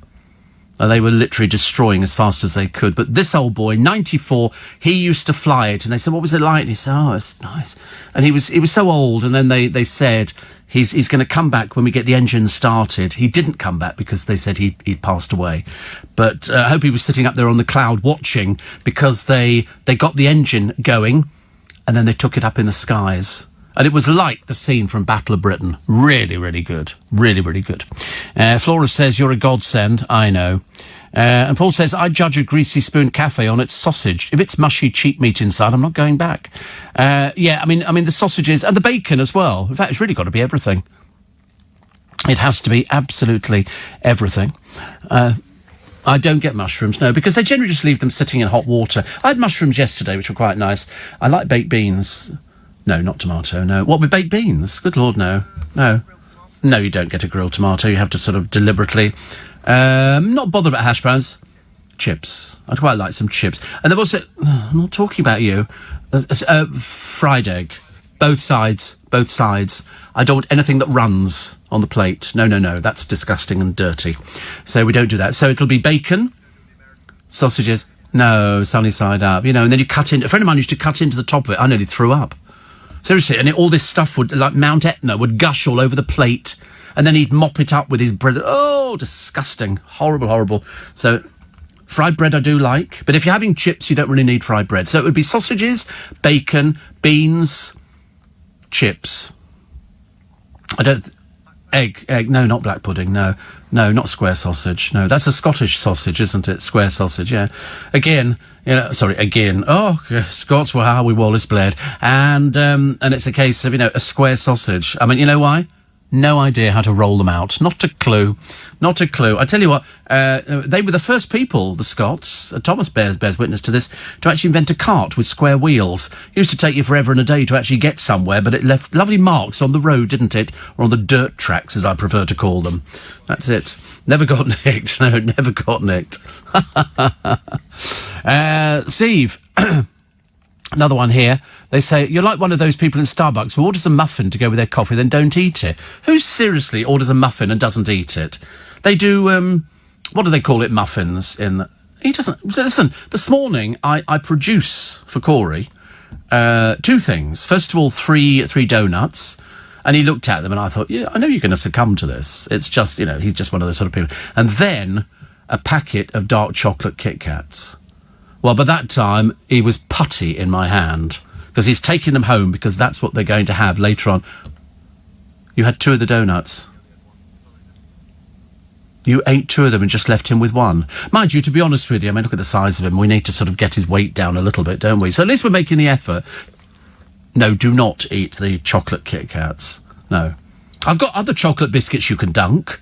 I've got other chocolate biscuits, which are very nice. I don't dunk biscuits, full stop. It's very common, working class. I don't do anything. I've never heard of people who dunk this. So in other words, you leave it chatting away, and then you take half a biscuit out and the rest of it is floating around on the top of your tea. It's disgusting. Don't do it. God, you both got the most disgusting habits. You really have, honestly. You know, you don't do... No, but you break your eggs, don't you? So it goes all over the plate and looks Yes, and he takes donuts to the toilet. He was half eating a donut. He went, I'm going to go to the toilet quickly. You know, like me being a diabetic doesn't need to go quickly. And so off he goes. Well, that's the last we see of him. 15 minutes he was gone. We nearly sent out a party of Sherpas to try and find him. And a dog with a little barrel of brandy around its neck. But I mean, to be honest with you, he's bad enough sober, let alone having had a few drinks. Whiskey, yeah. I discovered I got a bottle of nice whiskey at home. I don't know. Can't remember what it is. Very expensive, but no, because no, you won't, no, because you drink whiskey, so it's like Christmas time. They get, what do you normally buy the boys for Christmas? I go, well, penicillin most years, but this year could be a bottle of whiskey. But no, you're right, actually. I don't like giving bottles away to people. Is it a bad habit? Right. You see, luckily, I'm not a whiskey drinker. He says, Yorkshire Tea do tea and biscuit-flavoured tea. Amazing, no bits on the bottom. Oh, no. How disgusting. How disgusting. Steve, the special dish today at the Bistro Cafe in Ham is shepherd's pie, chips and peas and extra gravy on the side. Every Tuesday, it's my husband's favourite, says T in Kingston. So shepherd's pie, see, I can't have that, it's lamb. It's lamb. Chips and peas and extra gravy on the side. Imagine, a bit of a treat in this day and age, isn't it? I mean, I used to like shepherd's pie. I do cottage pie, which is actually just as good. And also peas. Very boring. You can never get them, can you, on the fork? So you have to sort of mash them down. Also, if my greasy spoon breakfast doesn't have 2 sausages acting as breakwater for the beans, I won't eat it. I might want to mix my beans with the rest, but that should be my decision. Yeah, have you noticed in some posh places, the beans come in a little tiny separate little cup thing, which gives you, but, you know, I want it I want serious beans on there. Don't understand why they're so mean about it. You know, 6 items, £6.50 or whatever it happens to be, and you go, I'll have beans. Then you look at the portion they've given you, think, that wouldn't feed the borrowers, for God's sake. Ridiculous, honestly. Steve, do you have pineapple glazed donuts in the UK, says Shane. No. Well, I don't think we do. Not that I've ever... I don't know, because I don't eat donuts. Corey's our donut expert. He would know all the different flavours. He's probably tried them all, I should imagine. And Tam says, I never let the kids eat off my plate, nor share a drink, let alone somebody else. Just the thought of it makes me cringe. I'm with you. The idea... You imagine going out for it and you put it down and somebody goes, are you not eating that sausage? And you go, no. Oh, can I have it? No. What are you going to do with it? It's going back to the kitchen. They're going to throw it away. Oh... Well, that's not very good, is it? Well, they feed the pigs. They go to the pigs. So eventually the piece of bacon you have in that greasy spoon would have come from somebody who's been helped by eating your sausage. So that's how it works. Yeah, they often do that. You have the pig man that comes around every week. You fill up the bins with all the old food. He takes them and they feed them off to pigs. Pigs will eat anything. Well, of course it's cannibalism, but they'll eat anything. Absolutely anything. Human beings. Everything. Seriously, everything. Oh, yeah. I told you. Years ago, we had to do the Duke of Edinburgh's award scheme at the police station, and I don't know why, because we were only 14, 15, and they showed us pictures of a man who'd escaped from a local maximum security home, and he, for some reason, wandered into a farm, fell into the pigsty, and the sow had piglets, and she gnawed him to death. He couldn't get out of the pigsty, and she literally just bit him to death. Because we saw the pictures of the autopsy, you know, looking at him on the table, then after he'd been cleaned up and everything else. So, yeah, pigs are terrible. Don't argue with pigs. Look at the size of them, for God's sake. Enormous. Steve, nothing wrong with a bit of dunking, says Trucker Dan, who would probably know about things like that. I don't do dunking.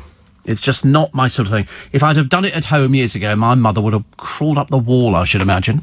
Have you got many DVDs, says David in Sunderland. Actually, we found somebody calling themselves David a moment ago, whose real name is Dennis. Obviously thinking if you put Dave, it makes you sound a lot younger than Dennis, which makes you sound a bit ancient, doesn't it, really? Somebody else, square sausage is called lawn sausage, and apparently it seems to work well because you can put an egg on it. It's ideal for shoving a fried egg on top. Oh, but only if it's cooked both sides, not if it's oozing. No, definitely not.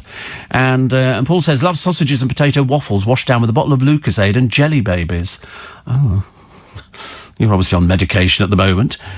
Steve, at Cox and Wyman's, the book printers, the shop opposite used to do bacon and egg French stick. When the egg was runny, we named it... Thank you. Yes, I mean, I've heard of people having bacon and egg rolls and sandwiches and things like that. Not for me, especially you bite into it and then it all... Oh, God, no. No. All dribbles down your chin. I mean, the boys will sort of eat something like that, but not for me. That's why we don't go out for dinner. You imagine sitting there going, I'm really not enjoying this meal at all, as they sort of start diving into eggs and things like that and splitting the sausages halfway down and stuff like that. Oh, God, no. Can't think of anything worse. Might want to do it at home, but they're not doing it when they go out with me. Do you like Tabasco sauce on your breakfast? No. And Steve, and another one here says, the pot wash in the pub I used to work in would eat the leftovers off the customers' plates. Oh, dear. How disgusting. Not for me at all. Not for me. But, I mean, some people like doing that. I mean, it doesn't seem to bother some people. They haven't eaten it, so why shouldn't I eat it? Oh. Rich says, stop talking about breakfast. No full English in Italy. Croissants and espresso. I know. They don't know what a full English is, do they? Mind you, even in America, they can't do a full English. Have you heard of a Dublin World War II Spitfire pilot? The youngest in the RAF. 21 he was. 21. Wow. Talking of food, had chicken chow mein from Tesco Express. Loved it. Might have it today. What did I have yesterday? I had little tiny cocktail sausages with vegetables again. I'm existing on vegetables. I'm so healthy. I'm so healthy. I'll be running shortly. But favourite vegetable? Oh, asparagus, without a shadow of a doubt. I love asparagus. Love it. I can either have it steam it. I can either have it by itself on top of steak or chicken or beef burgers or anything like that, with a bit of Hellmann's mayonnaise, which is very nice. Least favourite vegetable, swede. I cannot bear the smell of swede, mainly because we used to get it at school. They thought they would be... I mean, to be honest with you, they were being very good by giving us vegetables, but I used to hate the smell of swede. Every corridor in the school used to stink of this bloody vegetable. And they still sell it now. I saw one the other day. Paul Cooper was selling somebody a swede. Or was it John? Or Alex? One of the two. All three. And they were selling a swede. And I looked at it and went, oh, that's swede. That's that yellow stuff that came out. Oh, God, it used to make me feel ill. And most favourite, mashed potato. Love a good mashed potato. Good mashed potato. Really nice one. Don't like sweet mashed potato. That's what a friend of mine said the other day. He said, why don't you have sweet mashed potatoes? I don't like sweet potatoes. But you and Corey, between you, I should imagine it must be like watching people troughing in a zoo. I mean, Corey seems to eat all of this peculiar stuff, doesn't mind dunking biscuits and everything else. Yeah, and then yesterday he cooked an onion. He cut an onion up, put it in a frying pan, because I thought, he's just eaten a raw onion, like he was involved in some hypnotist's act, you know, think it's an apple. Oh, yeah, yum. And so he chopped up an onion, and wait for this one, he put it in a wok, and he did it with sultanas and raisins. And I said, I'm sorry, onion with sultana? Where are you from? What are you cooking? I mean, sultanas and raisins and onions. Why don't you just put grapes in there and cut out the middle person? I've never heard of that before. You chopped... I mean, also, I'm horrified the fact you bought an onion and chopped it up, because in Waitrose they do it already chopped. You can buy a whole bag of chopped onion.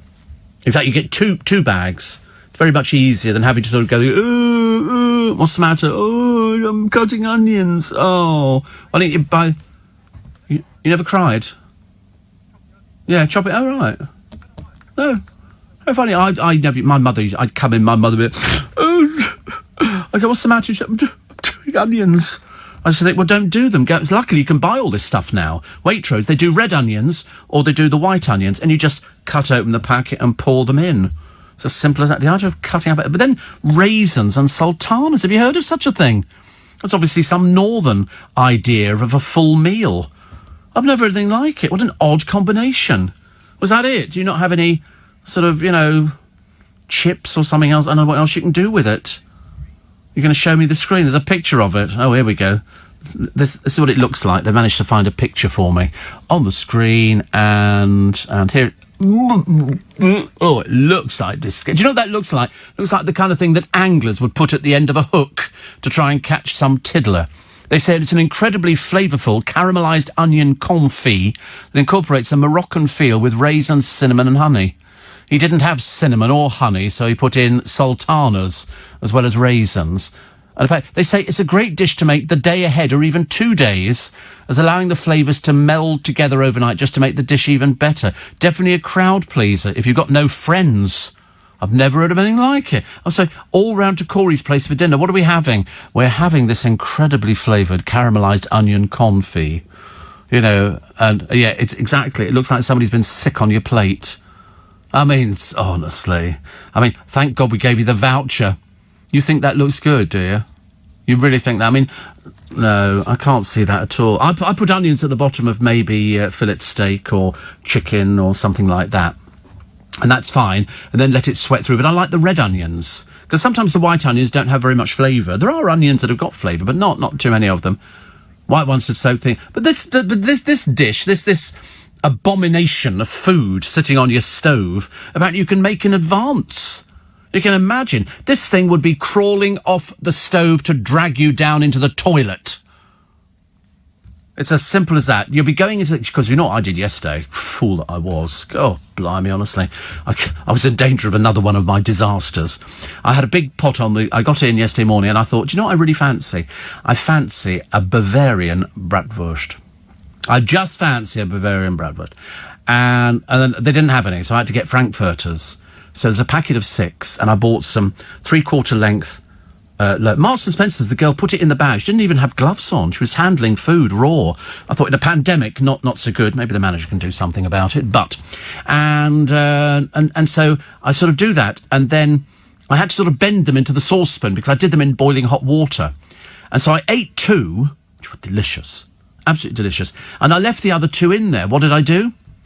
I fell asleep in front of the television. And when I woke up, I thought, that's an interesting smell. Oops. I've left them on the stove. All the water had evaporated, and they were now happily sizzling away in the bottom of a saucepan. But luckily, I just poured some hot water in, and that sort of cleaned it almost immediately. I'm very handy in the kitchen. I'm handy if I fall on things and stuff like that. But at the end of the day, I had 4 of these sort of Bavarian hot dogs, which were delicious. No, just normal size. No, not that big. That would be ridiculous. No, they'd be about... I'm not going to go down there and do all the jokes because it's too embarrassing because they laugh like schoolgirls. Managed to make... There used to be a producer years ago and he used to have a competition on the programme. He said, at the beginning of the programme, I'm going to give you a word or a phrase and you've got to weave it into the show. And our favourite one was wet towels. You can imagine, can't you, doing a piece with MPs from Westminster, the Steve Allen roundtable discussion, which we did for many years, and having to weave in the phrase wet towels. And I just told a story about going swimming. They looked at me like I'd wandered in from the planet Orbit or something. They thought I was completely mad. And all of a sudden they came up with the wet towels and the producer went, it's so exciting, it's so exciting, it's so exciting. You know, they're like these two. You know, if you do a joke where, how big is it, Steve? Is it this big or is it this big? You know, little schoolboy humour. It's pathetic. Morning the 13th of October. It's only superstitious if it's a Friday. Only superstitious if it's a Friday. So the crispy bits... For those of us of our age, what we commonly call mature people, we will remember scraps. They went under various other names. In the fish and chip shop, you'd go in there on a Friday night when it was cold and you'd get yourself a portion of chips, and you could get them, and they used to be threepence, old money, but you talk about money like this, ladies and gentlemen. I'm telling you, there are people listening who've got no idea what we're on about. Threepence, sixpence, a shilling, 2 shillings, and 2 and 6 worth of 2 and 6 worth of chips, which is 12.5 pence in today's money. You could feed a family. Seriously, there would be a hushed thing that would go round the fish and chip shop. He's ordered 2 and 6 pence worth of chips. And you've got a lot of them. That would sort of do a youth club as far as we were concerned. And it was absolutely lovely. Absolutely lovely. But the things were, you say, can have some scraps as well. And they'd have a separate bit of their unit, and they'd put the shovel in there, and out would come, and they'd dunk them on the top. And if you were lucky, there was a piece of fish, but it was fantastic. Chips and scraps. And so Marks and Spencer's are now selling scraps, and they're £1. I hope they're going to be in Arwine. I don't want to have to trek back into Richmond today, but there's probably a thing they won't have them or something today. But that's what I quite fancy getting, and just eating them. But all it is, it's just bits of batter, isn't it? Well, I don't know. Marks and Spencer's say you can sprinkle them.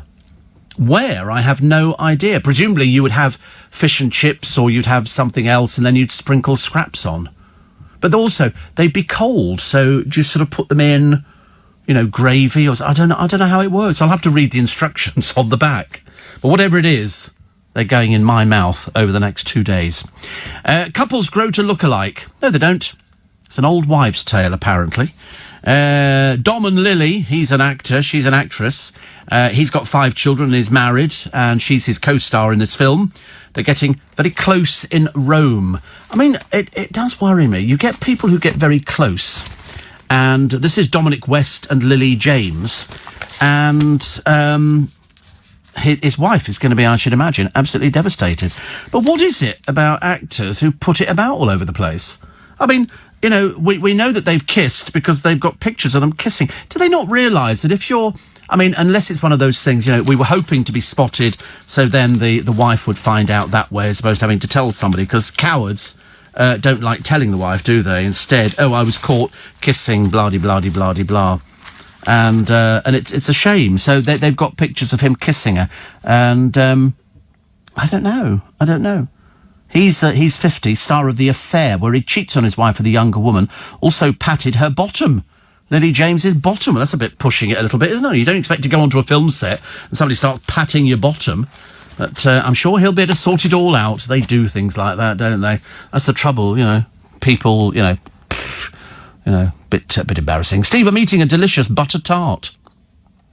They're very difficult to craft, pastry and all. How would the butter tart tour benefit in tourism if there was a supermarket app to gently provide cooking input on first bake? Do you know, I saw the other day, and it's a little frying pan, and it had all the ingredients that came with it, so you could make little pancakes. I nearly got one for the boys, but I thought, no, let's not encourage them.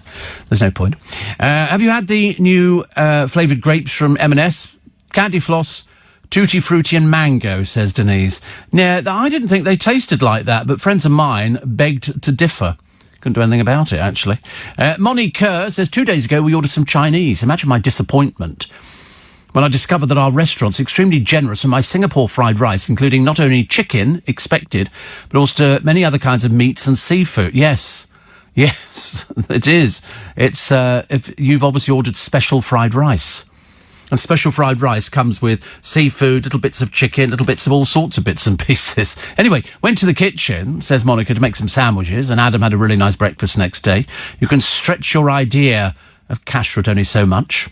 So see, that sounds... But I've never had, with, fried rice in a sandwich. It sounds quite nice. You could probably do it in a pita bread, couldn't you? That would be quite good. We were in a restaurant once, Steve, saw an older couple hovering after we'd finished our meal. When they approached, they were after our leftovers for their dogs. They scraped their plates off into their doggy bag, says Louise. I know, they do that. If you go to America and you go to a restaurant, whatever you don't eat, they offer to box up and they bring it to your table. You can take it home. So people give it to the homeless people. The homeless people are enormous over there because they're all eating They're eating all these different foods where people come out and they say, oh, what did you have? Well, we had spare ribs, so you've got some spare ribs in there, some sweet and sour chicken, sweet and sour pork, char siu pork. I mean, you live like a king. You don't need to go into the restaurant, just sit on the pavement outside, which seems to work. And somebody says, the full English breakfast is the least imaginative meal, just a load of basic ingredients heated up, says Jonathan. Yeah, what am I with that? It's what it tastes like. I don't care what it is. And Steve, do you have a food allergy? Well, I've got a food allergy with lamb, I'm afraid. My son had a Chinese meal last Friday. Next day, he had the symptoms of a cold and a sore throat. Now I've found out, says Connie, he's allergic to soy sauce. I had the... do you know anybody with those allergic reactions? No. But I had the same symptoms myself after eating food with soy sauce. I love soy sauce. I've chucked it in loads of things. Loads of things. My favourite, though, is definitely Hellmann's Real Mayonnaise. That's the one I could stick on just about everything. Just about everything. Steve, we converted from pounds, shillings and pence to dollars and cents in 66, says Shane. My great-grandmother couldn't get used to the new currency. Well, over here... They didn't know anything about it. And nowadays, you mention it, and people think you're mad. Kelly says the scraps you speak about are known in Nottingham as batter bits. Well, I suppose that's exactly what they are. They are batter bits. And I can't wait to try them. But I mean, cold batter bits. Would that work? Don't know. It's like selling crackling, isn't it? I think you can actually get crackling separate in Marks and Spencer's. And we do like a bit of crackling, you know. Not if you value your teeth. Stacey said, to cheer myself up with the announcement of my area going into Tier 3 restrictions, I brought a new television, which I mounted to the wall. It lasted until 3 a.m. this morning, came crashing down, taking the plaster with it. I'll be sticking with the radio in future. Very wise. Very, very wise. Somebody else talking about, never letting kids eat off plates of food. And Richard says, my late mother made a delicious version of cottage pie, which had a little grated swede or parsnip, according to Wim, added to the mashed potato topping, which was then finished off under the grill. Oh, I love that. Finished off under the grill, so it goes, those nice crispy bits you get on it. But this stuff from M&S, of course they won't have it in my one. I've only just started getting in the dinky little sausages, little cocktail sauce. They do the sort of the cheaper version. Absolutely outrageous, isn't it, really?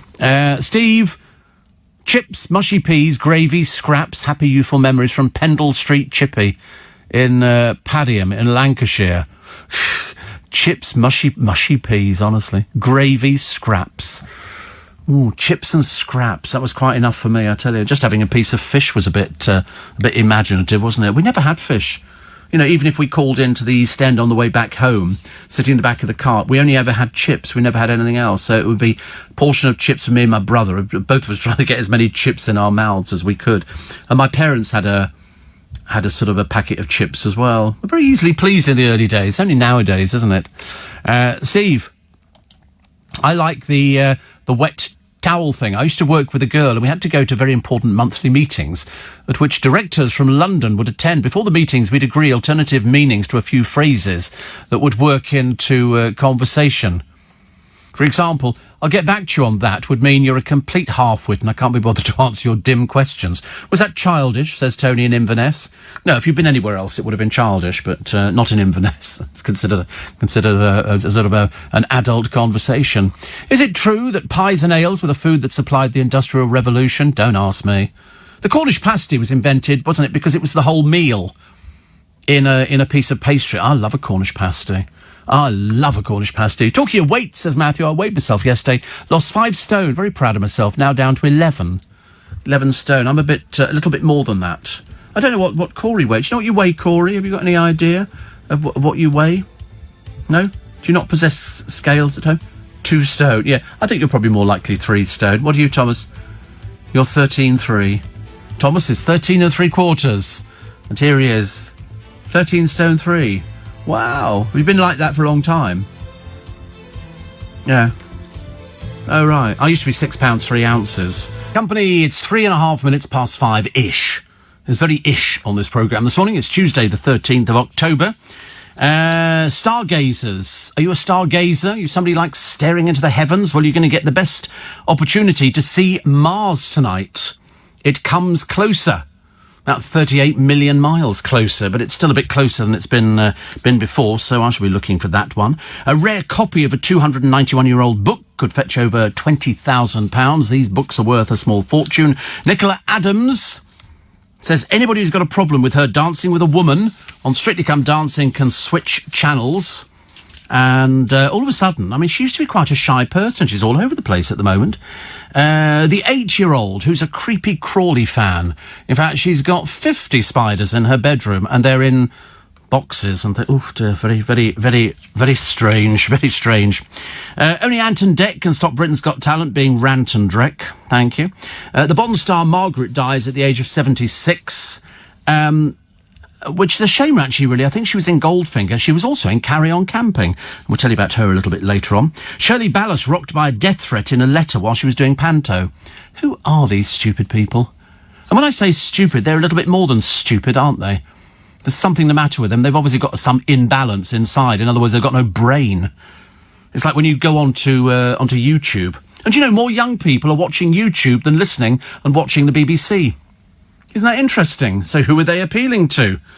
God knows. God knows. Anyway, Shirley gets this death threat in a letter while she's doing pantomime. I mean, the first thing you would do with that, if somebody's stupid enough to put something in writing, straight to the police. Get them arrested, get them charged. It's as simple as that. You don't waste time with them. There's no point. They are too stupid to discover anything. If you go to YouTube and you type in people who've been... I mean, some of the stuff you see on there almost beggars belief. Almost beggars belief. There was one woman, she's Mexican, and she's shopping in a convenience store, and this other woman, I mean, she was either drunk or she's got quite a few brain cells missing, in fact, like all of them. So she starts picking on this Mexican woman who's there with her husband, going, why don't you go back to where you came from? And this woman goes, but I was born down the road. You know, that's where I was born. No, you weren't. Where are your ancestors from? Assuming that this stupid, drunk old baggage, who we call Karen, for the purposes of this programme and anybody watching on YouTube, they're all called Karens. Karen's tasered, Karen's arrested, Karen's hit. This particular woman gets pushed. This woman who's, I don't know, she could be anywhere between 40 and middle 50s. She pushes this Mexican woman away from the counter. And this Mexican woman's obviously had enough of it, so she smacks her in the face.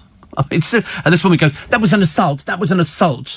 And he goes, you provoked her, you pushed her. They're really horrible people, they really are. But the one who appeared in court on the racism charges came outside and then started looking at all the photographers there and the film crews going, I'm going to sue you, and you think, no, it's because you're mad. You're mad. You're really stupid. There was some poor woman the other day, what did I watch? Oh, she was on a street in Orleans talking about the Bible. You get a lot of people like that. They sort of practice sort of fairly loudly because they want to share their excitement.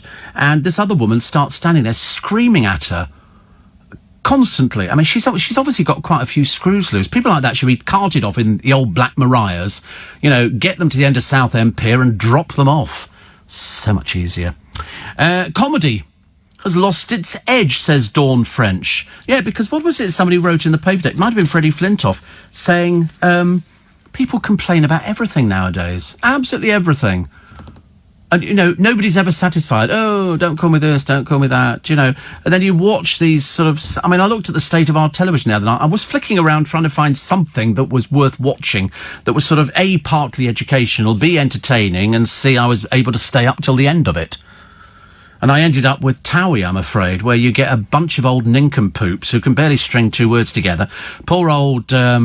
what's her name? The one who went out with Arge. Not Gemma, the other. Lydia Dim. Her and her peculiar mother turned up. Then I think Gemma Collins turned up with her mother. I mean, seriously, these are people who need to get themselves a life. They're very worrying, very worrying. And then to add insult to injury, Bobby Cole Norris, who seriously has got to be the biggest waste of space since we had poor old Steph McGovern on the television the other day. That programme, every time you think, oh, I'll turn off and I'll watch something else, then I'll come back later to find they've got something else on Channel 4. And, of course, you really like Steph's show. It runs for about 5 blooming hours. It goes for... There's a bloke on there the other day, and he's got an owl on one of those arm things. An owl. And Steph goes, because she's really intelligent, really bright... And she goes, oh, this is so-and-so from the, Wildlife Sanctuary. Tell me, what do? He's standing there with a bloody owl on his arm. What do you think he does? Repair washing machines? You think in the gallery they're all going, do you know, she gets more stupid by the day? Yes, because is she Northern? Oh, well, there you go then. That figures it, doesn't it? Corey's from North. Thomas is even further north. And I'm from the North as well, so there you go. Enjoy your coronavirus, because God knows when I read this list out in a minute, it's not good. You're better North. We've seen your place. I've seen your parents' place. We've seen Corey's hot tub and bar. I mean, Lord above, honestly. I can only imagine that for Christmas they'll be decorating the entire street, which is lovely. So I like things like that. Whereas, in fact, up in the sophistication of Aberdeen, Steve, there won't be one light to be seen because we're not sharing our electricity. And so they don't have any lights up there. They don't have anything at all. They sort of go by the light of the silvery moon and the stars come out and twinkle over the loch. The light of and it's very pretty up there. It's very well, it has to be. You've got nothing else to do, and they go up there and they go. Will we be set? Shall we address the haggis? They talk to the haggis. I kid you not. Seriously, they do. They address the haggis. They have this thing, and they sort of say it's only for Americans. It's not for. I mean, the Scottish people are just taking the mickey out of the Americans. Go. We address the haggis. Oh, wonderful haggis, beautiful haggis. Blah blah blah. And it's a very important tradition so that they can eat the haggis. Okay.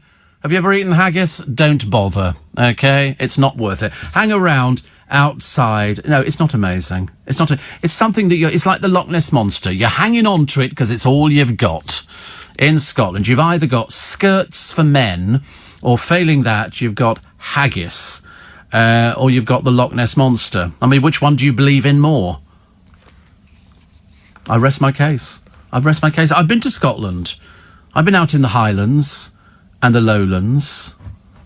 I'll be in Scotland a 40, for me and my true love will never meet again on the bonny, bonny banks of Loch Lomond.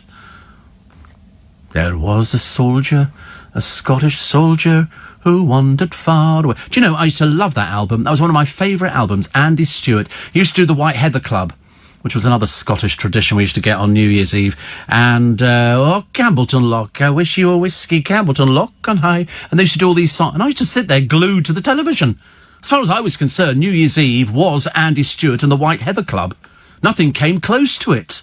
And I went to Scotland. I used to go to Glasgow on a very regular basis.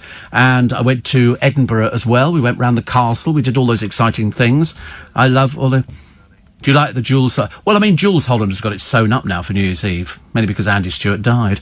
And that's the only reason that Jules got it. And he has best contact book in the world. He's got people like Prince Charles in it.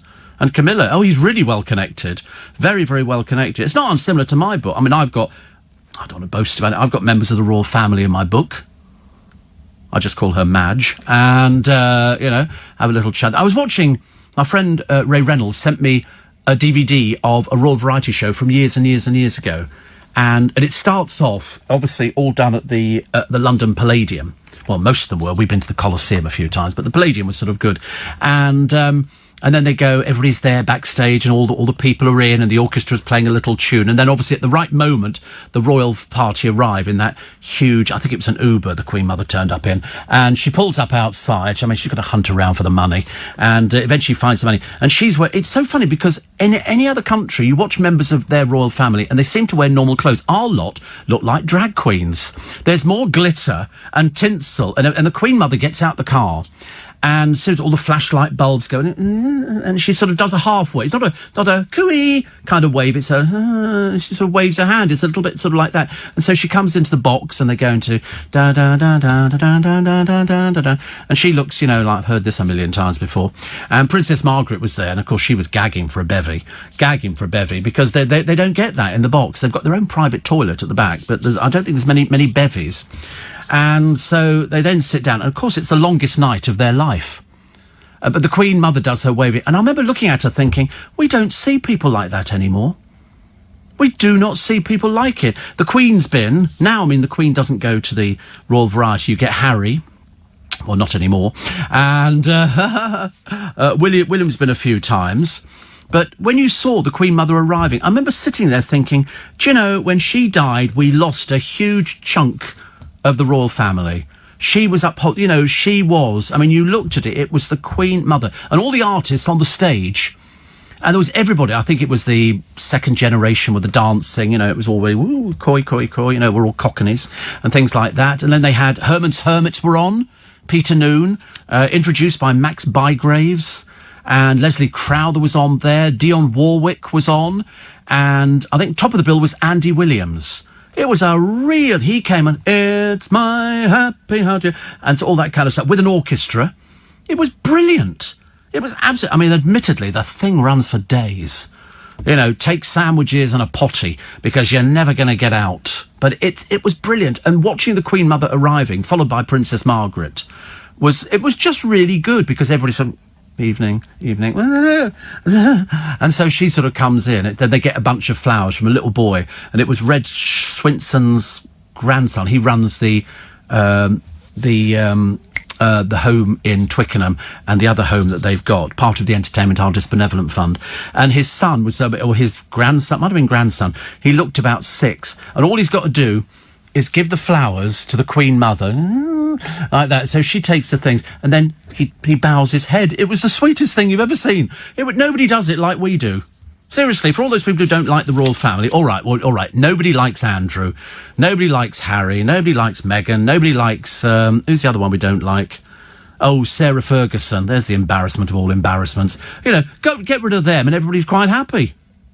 But when you saw them arriving for the Royal Variety performance, and this huge car turns up with lights in it. It's got lights in the car so you can see who it is. I think when they're actually speeding down the motorway, they turn the lights off. But I used to work at New Scotland Yard years ago, and they used to organise all of the Queen's routes, and the Queen Mother and Charles. And they would call it a purple route. They never called it the Queen's Off Today. It would be a purple movement, which would go from wherever it was. And they could tell you to the second how long that journey took, because they never stopped at traffic lights. They had police outriders. They would ride ahead, stop the traffic, and the car would... I mean, she's never known a queue. She's never known the delights of pushing a Londis trolley around the supermarket. Seriously, if she knew that there was a place like Waitrose, she'd be in there every blooming day. The Queen would be buying all those fruit cakes and you know, sliced loaves and stuff like that. Oh, it'd be amazing. But the Royal Variety, brilliant. And I have to thank my friend Ray Reynolds for that, because it changed my life yet. I've seen it loads of times before, but I just love watching it time and time again. 5:15, you know, bliss, oh happiness. Yes, it's poetry time on Steve Allen's Early Breakfast. We do these every day, and every day we come up with another little gem. I have nothing to do with it. So if you've got a complaint... Yeah, yesterday's was fabulous. I can't remember what it was. It was so rivetingly exciting. Oh, the Haiku. Yes, it was very funny, wasn't it? The word refrigerator went down a storm yesterday. Today, it's Aldous Huxley, who lived between 1894 and popped their clogs in 1963. I don't know anything about Aldous Huxley, but I was told by the assistant, that we've gone back to a bit of class. So, he's a philosopher. What, the assistant producer or Aldous Huxley? Aldous Huxley. And the poem, if that is what you can call it, is called Life and Art. You have sweet flowers for your pleasure. You laugh with the bountiful earth. In its richness of summer treasures, where now are your flowers and your mirth? Petals and cadenced laughter, each in a dying fall, droop out of life, and after is nothing. They were all. But we from the death of roses, that 3 suns perfume and gild, with a kiss till the 4th discloses, a withered reef have distilled, the fullness of one rare phial, whose nimble life shall outrun the circling shadows on the dial, outlast the tyrannous sun. That was good, wasn't it? That was a brilliant one. Come on. You're reading his book. He's dead. What? You don't seriously read this stuff, do you? You really don't. Please tell me you don't, honestly. I'm going to have to change the producers on this programme. I mean, the Groovy Gang and now the Superior Gang. You know, I mean, it's, you know, we had a good education. If I could pick any other producers. Any. Yeah, no, I've just named any. Any. I don't need to name them. Any of them. Any of them. Any of them would do. Seriously.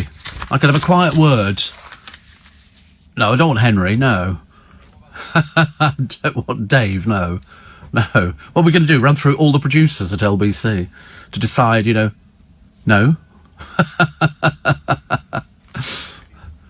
Well, maybe, yeah. That might be a possibility.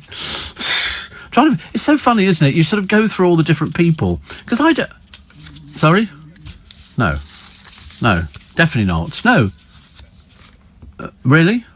Yeah. Well, it depends who you're thinking of replacing him with. Yeah, I wonder who that could be.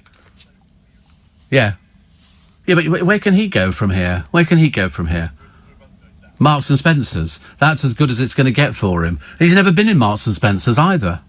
He's never been in Marks and Spencer's. He's not allowed in. They literally have his picture. It flashes up on all the televisions in the Marks and Spencer's. Shoplifter alert, and he walks in the door and can't understand why all of a sudden people are standing there with their arms trying to protect dresses and clothes and everything like that. Please don't touch anything. Which reminds me, actually, there was another YouTube video. In America, nosy old woman next door to a house sees two blokes going into the house. They're black. So she calls the police. Sorry, he calls the police. It's a bloke. He calls the police. The police turn up, armed. Come out with your hands up. Come out with your hands up. So these blokes come out. What's going on? What's happening? What you doing? And they then go to arrest them. Hands behind you. Turn you around. Put your hands behind your back. This is on the say-so of the next-door neighbour. I saw these people breaking into this house. It turns out that one guy is an estate agent and he's showing the property to the other guy. The police in this particular town are more racist than you can ever imagine. The bloke next door who complained to the police is a former copper himself, another out-and-out racist. And so, and they go, and then the police chief of this particular place, can't remember where it was, says, well, that's what we have to do if sort of somebody calls us out. What, you arrest people? No, you arrested them because they were black. Anyway, they've now got compensation from the bent police force over there. I mean, it's rife. It's absolutely rife. I couldn't believe it myself. It's terrible, really. The parrot skit. Do you remember the parrot skit from Monty Python? Did you know it was never supposed to be about a parrot? It was selling a used car. Selling a used car, but it turned into the parrot. Don't ask me how, I've got no idea. Kylie Minogue has revealed that writing of her 15th album left her in meltdown. I mean, isn't she quite old now? I don't want to be rude about it. But she's not sort of, I should be so lucky. Oh, look, me with a conical bra. She was only about so tall. You could have actually got her into a Christmas cracker and popped her on the tree. Also, Piers Morgan says, when will the world wake up to woke? Very good, isn't he? Poor soul. I bet, honestly, the worst part of his career is having to interview poor old Gemma Collins. I mean, it took apparently 6 hours to record. That dumb. Also, what have we got? The true cost of the wind turbine fiasco. They reckon 5 billion quid. So very shortly, wasn't it Boris told us that? We're all going to be having wind turbines powering the electricity in our properties. Rather lovely. We like stuff like that. Also, 22 million now hit by stricter curbs. 9 million more joining them this week. And the places that are on going to the next phase of lockdown. I mean, this is high alert for COVID. Okay, high alert for COVID, area by area.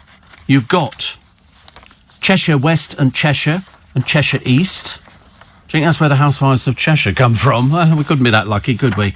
Greater Manchester, Bolton, Bury, Stockport, Tameside, Trafford, Wigan, Salford, Rochdale, Oldham, Warrington, Derbyshire, High Peak, the wards of some lovely Dinting, St John's, Padfield, Tintwistle, Old Glossop, Whitfield, Howard Town, Hadfield, South Hadfield, North Lancashire, Blackpool, Preston, Blackburn with Darwin, Burnley, West Yorkshire, Leeds. I mean, the list goes on and on and on. These are all high-level COVID.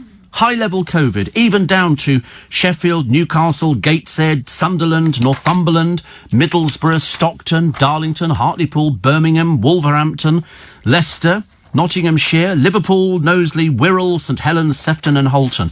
All of those places, high alert. Another 9 million people going into lockdown. I mean, you can't make it up. So when somebody goes, "Oh, I can't believe you're always slagging off the North." No, we're just mentioning facts to you. Perhaps that's why you're in the state you're in, because you're a bit dim. Perhaps you don't know how this thing spreads. Spreading well. I mean, good Lord. Let's see what we can do by Christmas, shall we? Good Lord. Steve, would you read the poem Vegetarians by Roger McGough one day? No. And... honestly. As for shoplifters, says Matt, I saw a plainclothes copper catch one out in Waitrose in the alcohol section. Yeah, we get it in Twickenham's Waitrose. People go in there, deliver. You can see them. You know what they're doing. I saw somebody stealing chocolate bars once, so I reported him. He got caught. I was very pleased. In prison now. Steve. Have you heard the easy way to mow a lawn? Fill a watering can, 6 parts water, 1 part whiskey. Pour over the lawn the night before. When you go to mow the lawn in the morning, it's half cut, says George. Thank you. No, do you know the best way to get your... Oh, no, I can't tell you that one. It doesn't sound right, actually, at this particular moment. It's a way of getting your garden dug over. Steve, the Steph McGovern thing with the owl made me laugh. Reminded me of Peter Sellers in The Pink Panther, questioning the staff of a stately manor, and he gets to the guy in the beekeeper's outfit and says, "What is your job?" Luke's in his minibus. That sounds like the wheels on the bus going round and round. Matthew says, you must watch EastEnders tonight. Callum and Ben's relationship is literally amazing. I don't even know who they are. So it doesn't really help me, does it, really?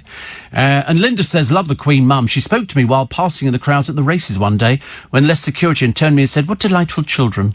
You say, it's good, isn't it?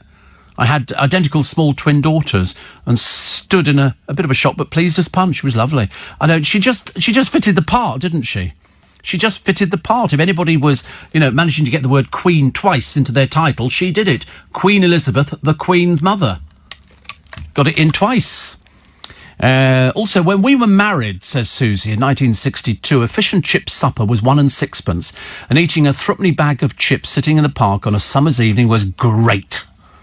Well, you're not wrong. You're not wrong at all. Happier times. The fish and chip shop, nobody ever questioned threepence. Can I have a shilling's worth of chips, please? A shilling's worth? Oh, loaded with money. Wilge is locked into the Spike. Thank you very much indeed. We like people locked into the Spike. Steve, any reason people called Karen shouldn't feel offended by the phrase Karens? I'm a bit fed up with it. Well, it's kind of tough. Because that's what it is on the internet. You type in Karens, and that's what you get. That's what you get. You just have to pretend it's not you, actually. Make it so much easier, wouldn't it, really? Could it be your neck of the woods going into stricter lockdown? Not at the moment. Not at the moment. It's all north. It's all north. It's a divided kingdom. The UK is split into 3 risk levels. And, his chief medic has said, believe it or not, that the plans might not go far enough. Boris says we have to act now. We do. I mean, we have to. Seriously, I don't know what it is that can make people, follow the law. What did they find the other day? Did you see that? Two students who put on parties, because they're a bit thick, and so the police went round there, and they fined them £10,000 each. And the university that they're at went, good. These people are thick. They shouldn't even be anywhere near a university. And there was also a man who organised a wedding reception for 80 selfish guests, also is facing a fine of £10,000. Police raided the party after a tip-off from locals. They found them enjoying a sit-down meal at the plush venue in Margaretting in Essex. A maximum of 15 is allowed. Fine them £10,000. Sort them out. Ridiculous, honestly. These are the stupid people who are spreading this thing. Really is disgusting. It really is. A conman who swindled family, friends and taxpayers out of £1 million through investment and VAT frauds was jailed. He's a fake stockbroker. James Bufton often showed a snap of him with the star Rihanna at a party to build up his image. Anyway, he's now spending a bit of time, 6 years in prison. Enjoy yourself. Shenfield, Laura says, any thoughts, Steve, with regards to the Strictly lineup? No, I'm nonplussed by it. Some we've heard of, some we haven't heard of, and to be honest with you, I couldn't care less. They're doing it without an audience, and that show needs an audience. It really does. These things do not work without audiences. It's like watching football matches. I mean, are we ever going to get people back into stadium? Are we ever going to get people sitting back in theatres? Are we ever going to get people going out so they don't have to socially distance? When's that going to happen? Well, not while the North's messing about with everything. Declan in Wien says, I grew up in a bar outside Belfast. We would just flip the lights out at the end of a long evening. Then we'd be in the next day cleaning everything from the night before. I used to have a pot where I would empty all the unfinished drinks into the slops bucket. And the village drunk would meet me out the back every morning. I'd hand it to him and he'd sit happily drinking it. Oh, well, we actually did it better than that, Declan. We used to put it back into the barrels. Everything, except orange juice and Guinness. So, but anything came out the drip trays, went back in and became best bitter. People used to compliment us on our best bitter. They'd say, God, the best bitter's good this week. Different brewery. It wasn't. It was all the stuff. The only thing you couldn't put in it, because it changed the colour too much, was Guinness and orange juice for the obvious reasons. But everything else went in there. All the lagers and stuff like that. It didn't matter which one it was. In fact, to be honest with you, I'd defy anybody to try and work out what we were actually selling. And it was very popular. We used to water down the lime juice cordial. Because people would go lager and lime. And of course, we'd watered it down about 3 times. We could make a bottle of lime last the best part of 3 months. Always very good. And also, because have you noticed that the actual taps and the drip tray are under the counters? So you'd go 2 pints of lager, but they'd already have one that was nearly done, and they just sort of do it a little bit higher, and then sort of... Did you ever wonder why your first drink came out so fast? Because it was sitting there waiting. And if you wanted to add a bit more bubbles to it, you poured it from one glass to the other. And then you got... terrible, really. Jonathan says, I think the Queen Mother liked a bit of gin on the daily. Yeah, she did. She liked gin and Dubonnet. That was her tipple. But everybody's got a tipple, isn't it? Mine is Prosecco. Thomas's is whiskey, if he was given the choice. Did you know that Yul Brynner was an ardent, lifelong Liverpool fan who never wore aftershave? You could say, you'll never walk alone. Okay. And, Steve, if you and the producers were to star in a Christmas movie, which one would it be? I think Naked Nativity. Very popular. Muppet Christmas Carol. Yeah, exactly. Corey's got the hair for it, so you could do... Oh, which one could he be, though? Could he be Gonzo? I think he'd be more Gonzo than anything else. Muppet Christmas Carol's brilliant. It's very, very well done with Michael Caine, isn't it? Michael Caine's in it. Loads of other people. I love it. Mind you, I like that other one, Sing a Song of Christmas. I think that was Albert Finney in Scrooge, which was brilliant. Making my Christmas puddings, Steve. First one's in the slow cooker, says Leslie. Well, actually, you should make 2, shouldn't you? 2 crispy puddings every year. And the reason is you eat one this year and then save one for next year. Then next year you make 2, eat one, and you've always got sort of a couple in storage, which is good, because the longer you keep it and the more booze you put in it, the nicer it is. Not that we ever have those sort of things anymore, because we're basically too full by the time we've eaten the turkey and you've had seconds, honestly. What a treat, seconds. But you do. And then they get round to the pudding. Nobody can eat the pudding. I haven't got the strength of it. The only thing I could probably manage would be a fresh fruit salad. But nowadays, you don't need to do anything. It's all prepared for you. You can go to any supermarket with, clutching your little gift card, and you can order Christmas. They do everything from the turkey crown. It comes in its own basting tin. You just put it in the oven. So if you're not going home for Christmas this year, go and order it from a supermarket. They're all doing it. You can order your turkey, the little sausages with the bacon round, everything. And you just put it all in the oven at different times. You've got your vegetables and the roast potato. That's the thing you've got to get right, the roast potatoes and the turkey. Anything else, I'm not too bothered about. Not too bothered about at all. 84850 steve@lbc.co.uk. Ever wondered why I drink only Guinness, says Monica. My favourite Jewish cabbie. And do you know, I've never drunk Guinness in my entire life. Never drunk Guinness. Mind you, I've never drunk beer. I've only ever once tried a mouthful of lager, and I didn't like that either. Small wonder I started on spirits at an early age. What else we got in the papers today? We got... can't do that one. Also, Piers Morgan, when will the world wake up to woke? And this is the woman with white parents identifies as black. She's not black. She's got white parents. She just wants to identify as black.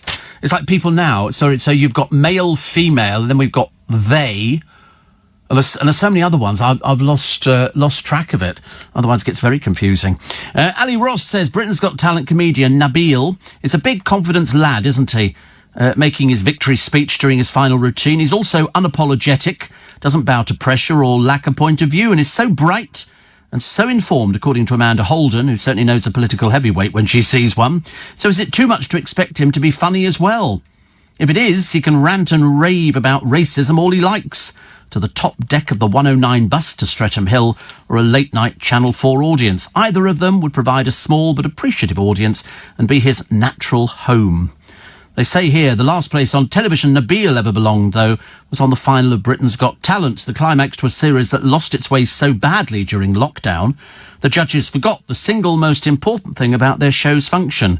It's a light entertainment television programme, not Frankie Boyle's New World Order.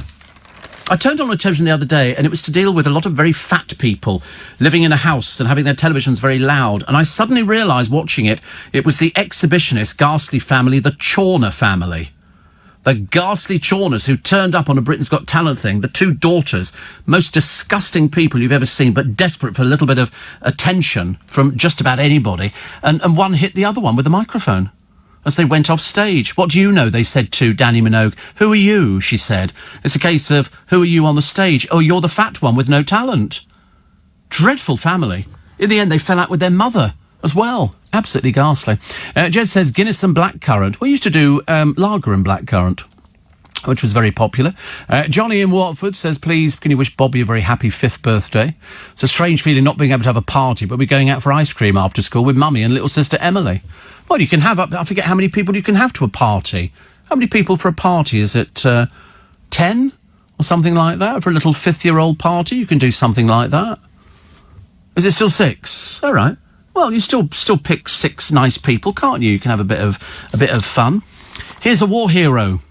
His name is Ben McBean. Now, Ben, one half of this story you will be furious about. The other half of the story you'll be saying, kind of brought it on yourself. I can tell you now that this is a war hero. He's lost an arm and a leg in Afghanistan, okay?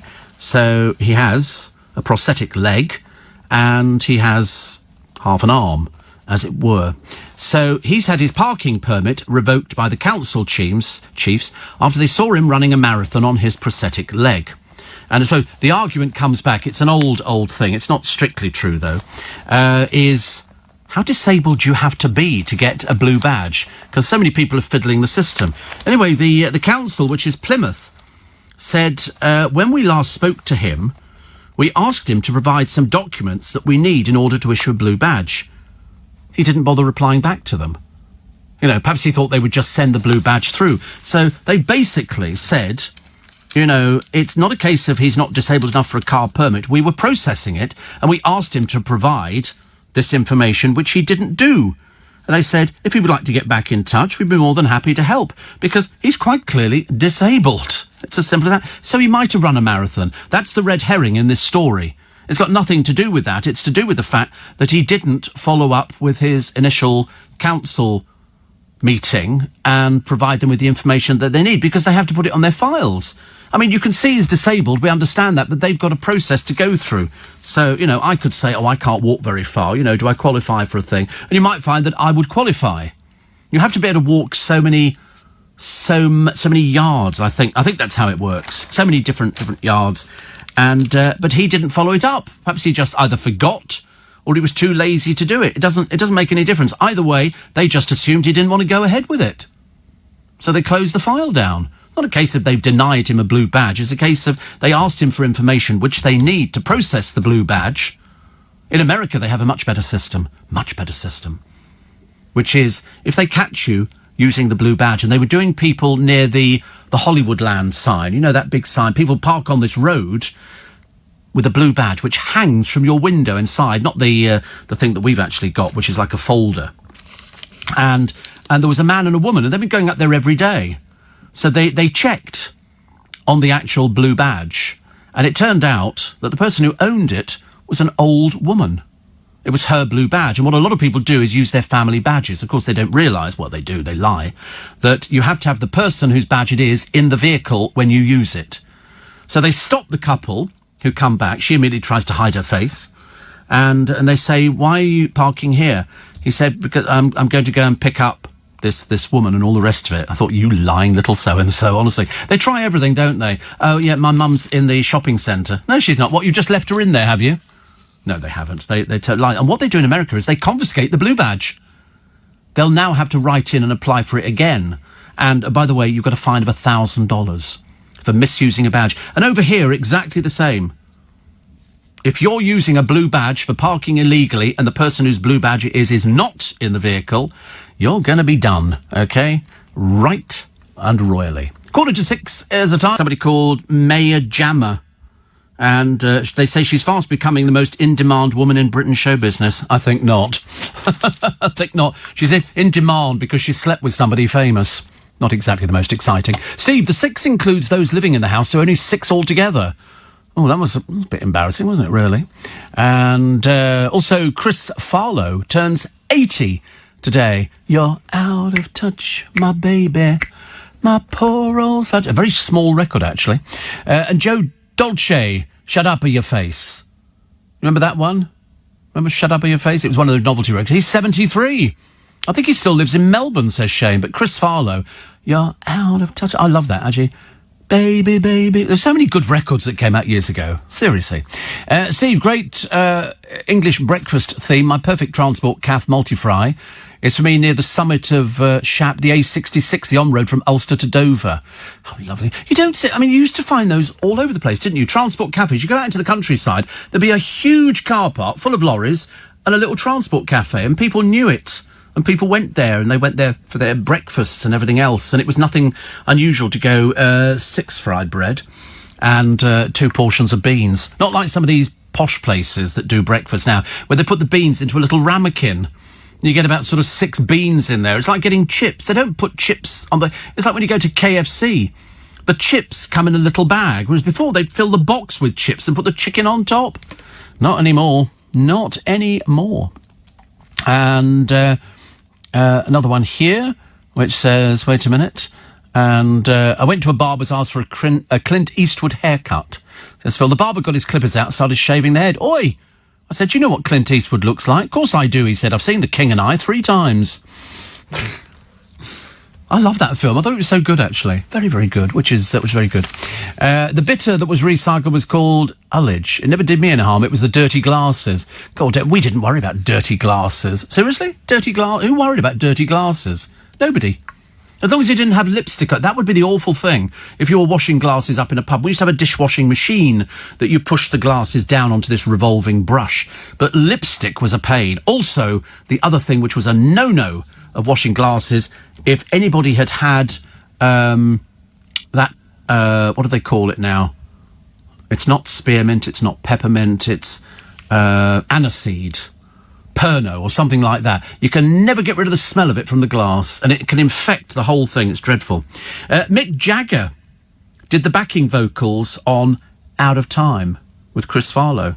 My friend Ian, he says, fact, fans. He said, read Christmas puddings. Don't you mean, because he's always correcting me on these sort of things, make 4, eat 2, keep 2. Not right after the Christmas dinner, maybe a couple of hours after. I couldn't eat a whole Christmas pudding. Do you still put sixpences in? We used to put a sixpence in the Christmas pudding. And then inflation kind of sort of destroyed it. But it doesn't really matter, actually, does it? It doesn't really matter. But a Christmas pudding is lovely. But what do you have it with? Do you have it with custard, thick double cream, condensed milk, what ice cream? What do you have it with? I don't know what you have it with. I've got no idea. Oh, you have it with all of them, right? Little jug. If ever you go into a restaurant, they don't sort of slop it over the plate. They bring you a little tiny jug. Bet the person doing the washing up's thrilled with that one. Steve, will the girl who identifies as black be able to claim discrimination against her parents if ever they have to discipline her? Makes a mockery of real race issues. I know, nobody understood it. Nobody understood that. I mean, there's been a few, actually, over the years. Steve, it's May in the Highlands on the bonny Black Isle, chucking it down. And all the wee haggises are tucked up nice and warm in their burrows. We're having the same problem with their sizes like the turkey farmers. We have to watch them not getting too plump for Burns Night in January. Sprout season soon. I'm in my element already. I've had sprouts. Will you be able to go to your brother's this Christmas, says May? Absolutely. Oh, yeah, I'm doing everything. I'll do everything for two Christmas lunches. I don't think, and we're not sure if Thomas can go home, if he's allowed to go home, or Corey's allowed to go home. But Thomas will be sitting there. The little candle, just slowly flickering out, his only sense of heat over the festive season. I asked him if he was going to get a Christmas tree the other day. No, I don't think so. And so there won't be any Christmas tree or Christmas cheer or something like that. Never mind, at least he can get some nice food and sit there and cook and sort of pretend that, life is great. Because that's what we need this Christmas. Be better if we had Winter Wonderland. Be better if we had the New Year's Day parade. Be better if we had pantomimes. Be better if we had everything, actually. But we're going to be a bit sparse. I spoke to my driver this morning, Saeed, and I think he'd had 3 jobs yesterday. That was for a 7-hour shift. 3 jobs in a 7-hour shift. He said, you can't make ends meet. He said he's got to make a decision soon. It's very difficult. You got to drive a 3rd job. It's dreadful. There's nobody in London. I don't know what it's like in the rest of the country, but there's nobody in... Well, they're locked down up north, of course, as you know, because that's printed in all the papers today. Ian says, always custard. I have a bird's eye pack of powdered custard from the Brit shop in Dallas already. Oh, I love custard. They do it in Marks and Spencer's, ready-made. They either do a vanilla custard or they do a bog standard custard. And to be honest with you, either is absolutely delightful. I could eat those all by themselves. Maybe with some tinned fruit. Steve, the only acceptable condiment for Christmas pudding is brandy butter. Oh, it's disgusting. Nobody eats brandy butter. It's like bread sauce. Who eats bread sauce? Nobody. 84850 steve@lbc.co.uk. Mick Jagger actually wrote Out of Touch. Well, he might have written it, but he's on backing vocals, all right? Pedantic, honestly. Lord above. Steve, if all the LBC presenters were in the Addams family, what characters would they be? Who knows? Who cares? Have you seen the Teddy Pendergrass documentary? No, I haven't. The way to get rid of the smell of Pernod, Steve, is to wipe the glass with a slice of lemon first. Aha. There you go. That's the way forward. But we could never get rid of the smell of it. It was terrible. Look at that. A picture of Michael Jackson meeting that ghastly person, Robert Mugabe, who luckily is dead. That was the best bit of news we'd ever heard. And he headed into the State House in Harare, Michael Jackson over there. Mugabe, who was accused of genocide, remains a highly controversial leader. I'm surprised, actually, he lasted till 95. Everybody was willing him to drop out long before that one. Long before. After Ella's barely there dress, Ella is Nicola Adams' girlfriend. She was wearing, it's like a see-through dress. And you can see through it, but you don't see as much as you think. I suppose the nearest to it was Liz Hurley's. There's somebody called Amber Rose. The model was just Kanye West's ex until she rocked up in a see-through chainmail gown with her rapper hubby, who's called Wiz Khalifa. They're all mad, aren't they? They later split. She's now best known for revealing outfits. Kate Moss has worn a revealing outfit as well. Also Miley Cyrus. And who else have we got? Bleona Giretti. She's an Albania singer. I mean, you can see everything here. And a picture of... This looks like it's Kelly Brook, isn't it? It is Kelly Brook. And she went to the premiere of the film Snatch, Jason Statham's, and she was wearing a sort of... she flashed her bottom. I don't think anybody ever seen anything like that before. Men don't do it. What? What's the matter now? Oh, right, tell me in the break. It's always telling me in the break, but the time we get to the break, he's forgotten about it, and I can't remember what it was I was going to ask him. So we never actually get the answer, do we? Is it to do with Kelly Brook? Is it to do with Kelly... Oh, it's not to do with Kelly Brook. Something completely different. She's lovely, yes. But she was very famous for doing that, wearing this dress where you could see her little bottom. Something to ponder on. Yeah. Tricky routines, not new on Strictly, but Saturday's launch show for the new series poses a very different challenge. Who cares? I seriously couldn't care less. I'm not going to worry about things like that. Jake Quickenden apparently is taking part in another sort of rowing things or something like whoever he is. God knows who he is. He seems to have done everything since every reality show going. I know, and still hasn't made it.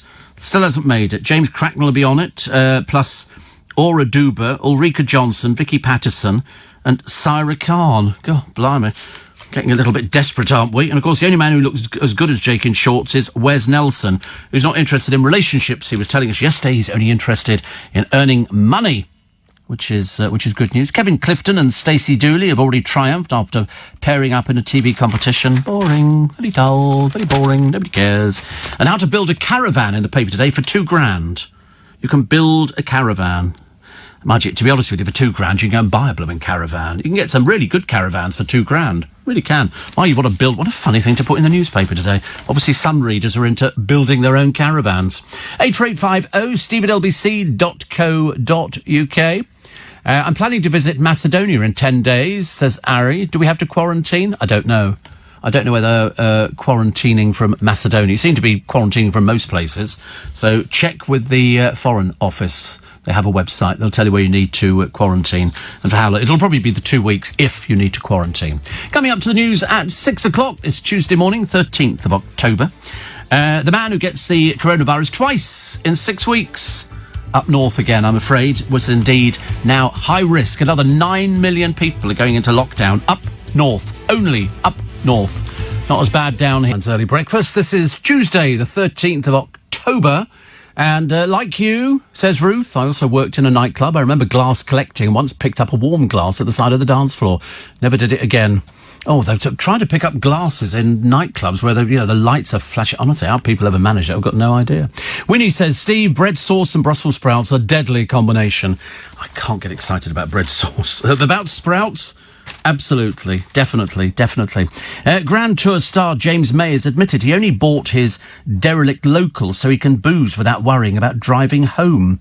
Built in 1705, it's ideal because he can stagger back to his remote West Country bolt hole after a session. A lot of people do that and they suddenly realise that there's no money in pubs nowadays. It really is not very good. And John Cleese, you like this story? Not a lot. Has revealed the original Dead Parrot sketch wasn't about a bird, but a dodgy car. The star played a disgruntled customer in the famous Monty Python Flying Circus routine. Cleese, who says, Graham and I had a corny sketch about a second-hand car dealer, and we got rid of it and wrote the same sketch about a dead parrot. It was exactly that. We thought, this is too corny. How do we make it? Because we like the character of the shop owner who would never say, yeah, you're right, it's dead. And he described the writing process with Graham Chapman to the podcast with Chris Hardwick. He said, put it all down. You might think it's corny, but it may spark another idea. So the original Norwegian Blue, pining for the fjords, turned out to be a car. Julian Clary says the return of Panto is vital to making the country smile again. I agree. He will star in Pantoland at the Palladium. It's not a pantomime, OK? It's Pantoland. It's a little bit different. He said people seem to have forgotten how to have a laugh. Hopefully we can help. Yeah, that was a taxi driver saying that term. Unusual to get a conversation. Pioneering James Bond girl Margaret Nolan has died. She appeared in Goldfinger. She also she danced in the opening credits of the movie Painted Gold. Also starred in the Beatles' Hard Day's Night and a series of Carry On films. So there you go. But Margaret Nolan, 76, much missed, as they say. Liverpool placed on highest alert the tracks of my tears, T-I-E-R-S, and the soaring cases up north. All up north. You know, that's all you're reading in all the papers today. And Liverpool, well, the city being the first place in Britain to be put on very high alert in a bid to fight COVID-19. Quite clearly, judging by a couple of very stupid people this morning that we got text from, but not anymore, that's why this thing is spreading, because there's some real stupid people. Real stupid people. And so now, another 22 million in lockdown, another now a 9 million onto it. You know, I don't know what more you can do for these poor souls. You really can't. Lots of pals rallying around Tom Parker. Tom Parker was in a group called The Wanted. He's got a brain tumour. It's inoperable. He's in shock, as you can imagine. If somebody tells you something like that, you're in hospital. You're not expecting it. He's got the worst. He's got stage 4. Stage 4 is not particularly good. He said, I knew something wasn't right, because you know these things. He'd had seizures and eventually got a test. Then doctors broke the news that he had grade 4 glioblastoma, which was the worst case scenario. So they don't sugarcoat these things anymore. They tell you the truth, hoping that you're going to be adult, but it's still a bit of a shock, isn't it? He's only 32. Only 32. Life expectancy for somebody suffering with the diagnosis is, they say, 3 to 18 months. But there is a case. There have been people who've sort of come through. I mean, he's actually going for everything. He's going for chemotherapy, radiotherapy. If they've got any ideas, he's going to go for it. Why not? Of course. I keep saying to people, you know, the option of living is not good. That's why we all want to live. That's why we want to sort out the coronavirus. And then he's got this, you know, which is something, it's inoperable. They can't do it. You know, but I mean, lots of people have sort of, you know, given him support, which is all you can do. It's all you can do about it, you know, and sort of say, well, listen, fingers crossed that you come through the other side. But it doesn't look particularly good. But he's done a feature in OK Magazine. You can read more on it. People don't go to the doctors, do they? People are frightened, men especially. Men are terrible at not going to the doctors. They just don't think that they want to hear what the doctor's going to tell them. I mean, I spend most of it, I've given up actually worrying about things like that. I just go to the doctors now, it's a matter of course. Whereas before, I remember thinking, oh, I don't want to go to the doctors. But there must be so many people going to the doctors at the moment. Every time I phone to check on the time of an appointment for today, they go, the lines are full, try later. Because then you go, you are call number 3. 10 minutes later, you're still hanging on the phone. What do these people talk about? Like it's Samaritans. Oh, can I talk to somebody? No, not really. We're very busy. What do you want to do? I have an appointment. Okay, next week? What else have you got? So it goes on. How they've got to the patients that they have, I've got no idea. Martin Kemp from Spandau had 2 brain tumours. So there is hope for this young man from The Wanted. Never give up. Good luck. Oh, absolutely. Absolutely. Good Lord. It's an awful thing to have at the age of 32. I don't remember Martin Kemp having anything like that. But if you tell me that's what it is, sure it's Martin Kemp? We shall find out. We shall find out. See, Boris talks about alarms flashing on a passenger jet. Most alarms I get on the flight deck are cancelled because they're nothing serious. Sensationalist scare tactics, says Justin. And apparently men do wear revealing clothing. I need to go to Halfway to Heaven and Kudos. Lots of chaps wearing chaps. Yeah, but these outfits are completely see-through. Completely see-through. I mean, obviously, you know, they're being a little bit discreet. But it's attention-seeking. If you go out, you know, to, you know, whatever some award ceremony for soaps or something in this country, the more outrageous your costume is, and it is a costume, the more chance there is of getting a picture taken. And if you're showing lots of boob and stuff like that, they're gonna put you in there. No bloke's gonna get his picture above somebody with their boobies hanging out, are they? That's not going to happen in this day and age. Goodness sake, honestly. Bread sauce is amazing with a roast. It's a northern thing, says Ollie. I just don't get bread sauce. I mean, we've had it. We have it every day. It's not a northern thing. It's available. Yeah, the boys say no. And they know because they're northern things. And so where did it come from? Is it a southern thing? No. From hell? From hell. I think it's horrible, but it is just bread, isn't it? There's nothing particular. Is it just bread and milk? Or something? I don't know. We got a recipe for bread and tea. Oh, we're very bitter this morning, aren't we? Goodness sake, honestly. Hope I never get to be as bitter as you in the morning. So here we go. We're now going to have the official Steve Allen bread sauce recipe. Okay? And this is for those people who actually want to try it. Okay, and it's a warm, or it could be cold sauce, made with milk, thickened with breadcrumbs, typically eaten with roast turkey or chicken. So what you need is milk. Oh, we're back to the onion again. Corey would be useful there. With breadcrumbs and butter added as thickeners, seasoned with nutmeg, clove, bay leaf, pepper and salt. And you just basically chuck it in a saucepan and stir it up, and that's it. Looks like sick. It really is. I mean, I don't know why people ever liked it. I suppose it depends on how much butter and cream you put in there. But cooks use bread as a thickening agent for sauces, and they say it can go back to the medieval period. I work with people like that. They're from the medieval period. Oh, it's not a northern thing, Steve. It's medieval. Like, you know, the northern people didn't sort of muscle in on the medieval stuff. But that's it. I mean, it could be... It was stale bread that they used to put in, which is quite nice, isn't it? I like croutons. Do you like croutons? I'm quite a big fan of croutons. Yeah, you like croutons? Can't wait to get this scrap thing. If I find it today, I'm going to bring it all in tomorrow. We're all going to sit here and gorge on it. because I don't have to go to the doctor tomorrow. Hallelujah. Today we just got to be good on it. Okay, just get through this one. Steve, you can book your own appointment through Patient Access. Oh, I can't be bothered to do that. I like to talk to somebody. You know, I like to, you know, when you phone up the doctor, I want to talk to a person the other end. Hello. Please, can you tell me, you know, what time is my appointment this afternoon? They normally used to send you a text message going, just to remind you that you have a thing this afternoon with so-and-so. We found another two stupid people. These are walkers at Burling Gap near Eastbourne. And you know about Eastbourne, don't you? And despite warnings that this thing could, you know, collapse any second. In fact, they're standing very near a thing that has collapsed. There's a big chasm across there. And they are massively unstable. The cliffs are supported by nothing but thin air. And this bloke, I mean, obviously dim, with a wife and a daughter, standing on... If this thing goes, dead. That's how stupid people are. All you can do is put pictures of them in a newspaper and go, really, really, really dangerous. And the man's holding onto his wife's hand, like that's going to be any use to you, because she'll be disappearing at the same time. Charlie Girling says, I wake up to you talking about chaps. What a birthday gift. I'm trying to persuade them to wear them here, Charlie. Is it happy birthday? Is she... Yeah. It's a birthday gift today for her. Did you eat her other birthday present? I bought you in some donuts, Charlie, and there were 3 of them. Do we still have them? Oh, they've eaten your birthday present, love. What can I say? Actually, we must get together soon. I forgot what you look like. I keep forgetting what people look like round here, and then all of a sudden I sort of pop in and go, good Lord above. I've not seen James O'Brien for, you know, the best part of 7 months, 7 or 8 months.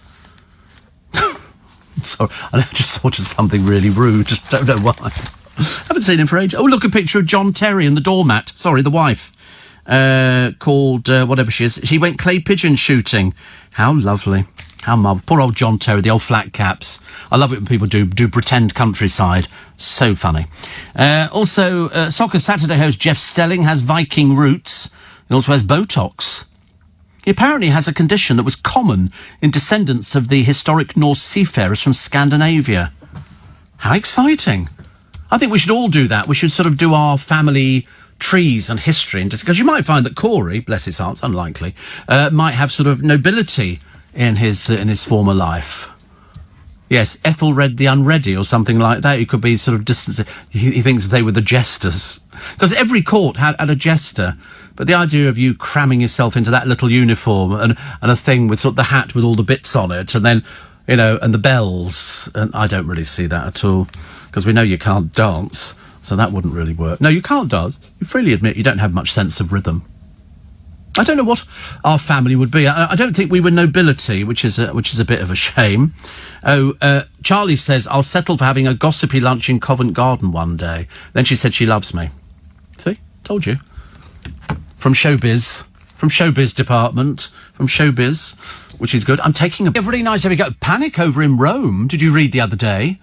I think about 6 members of the Swiss Guard have come down with coronavirus. They are now self-isolating, and His Holiness the Pope was coughing and wheezing and rubbing his eyes the other day. They're very worried, because he's in his 80s, I think, that as 6 members of the Swiss Guard, the closest people, I think, that you get to His Holiness, have come down with coronavirus. I mean, where they get these things from, I've got no idea, but that could run rampant through Vatican City, so they're all watching the Pope very carefully. He does have daily checks. I'm told there are daily checks, but it's not necessarily, you know, something that can give you an indicator, because it seems to be changing on a daily basis. Steve says, Tony, and the great mince pie debate for me, Sainsbury's. No, it was, who was it? I can't remember who it was the other day.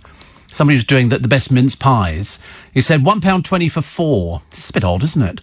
4. No, it wasn't. Iceland won it some years ago. They really were good. They were like £2 for 6. Was it Spa? It was Spa. Spa had the best mince pies. They did a survey, and they were about £2 for 6, I think. So I don't know what makes a good... Do you realise that if I buy normal mince pies in Waitrose... In fact, I bought some bits and pieces the other week, and exactly the same in Marks and Spencer's. And then all of a sudden, I put mince pies through Da-da-da-da-da. Bing, bing, bing, bing, bing, bing, bing. Seek attendance or something, or whatever it says on the thing. And do you know what it was? Because first time round, I had no idea. I was just standing there putting my stuff in my bag, and she comes over and she says, "Oh, what have you put in there?" Some mince pies. Oh, right, they've got brandy in. They have to check I was old enough to buy mince pies with brandy in. Well, considering the amount of brandy in there was a piddling little amount. I mean, seriously. And it did the same in Marks and Spencer the other day. Bing, bing, bing, bing, bing. What was that? I've got mince pies. Little tiny mince pies, but they've got brandy in. The others have got brandy in, but they don't. Bing, bing, bing, bing, bing. It's only the little tiny ones. They obviously think I'm going to be some sort of drinker of mince pies. I did buy some Walker's mince pies the other day, and they do have whiskey in. They have Glenfiddich. And they're nice. They're very nice. Have those warm with some custard or squirty cream or something like that. They're absolutely delicious. Absolutely delicious. Somebody says, you're so right, Steve, about people that move to the country. They always have to buy green hunter wellies, cheese cutter hats and barber jackets. Always making us locals laugh, says Sandra. I know, looking at poor old John Terry, he's got the flat cap, the fur round the hood. John is now Aston Villa assistant head coach. Had a cheeky dig at his sister-in-law on Instagram saying, "Happy birthday, Julie, and well done for coming second in the shooting." Peculiar.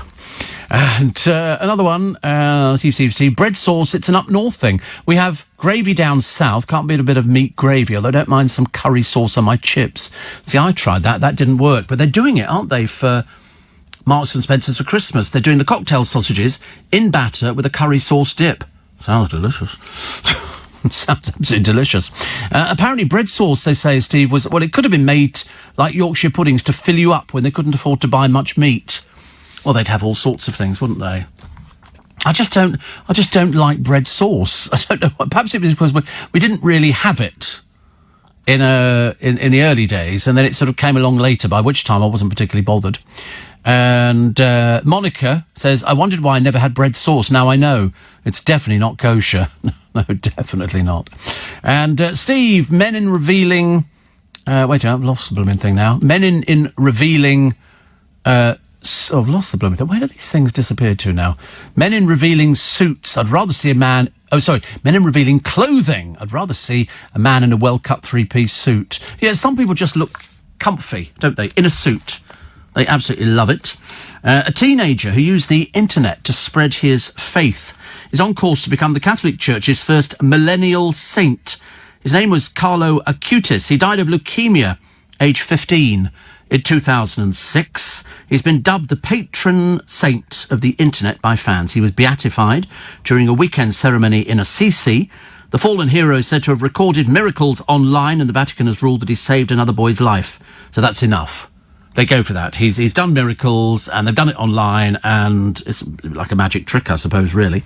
But it's the last stage, this beatification, before they get elevated to sainthood. At 15, I mean, he must be the youngest person ever, I would have thought. He taught himself a code to code computers at a young age and ran websites for local Catholic organisations, also involved in charity work. His mum said there was a natural predisposition for the sacred. He bought sleeping bags for homeless people. Born in London in 1991, but the family moved to Milan shortly afterwards, spent the rest of his life in the city. Well, he's going to be the youngest person ever, I think, if we're looking at beatification. Quite something, isn't it? Oh, horrible. First person in the 21st century, yeah. Oh, well. But he was born in London. That's interesting. Then he goes over there, and then in Assisi, they sort of say it's the nearest thing to sainthood, which you get. There's a girl here. Her name is Holly Greenhay. You won't like the picture. She likes spiders. Not only does she like spiders, she likes tarantulas. She's got she says, I love the way they walk, so she holds them. She has no fear. She's also got a snake. She's holding a snake in her hand, very, very close to her mouth. Now, I don't like snakes. I think, all of a sudden they go, and they make a stab at it, depending. I mean, to be honest with you, I foresee absolute disasters here with this picture. You'll look at it today, it's in a few of the papers, and you'll go, oh, no.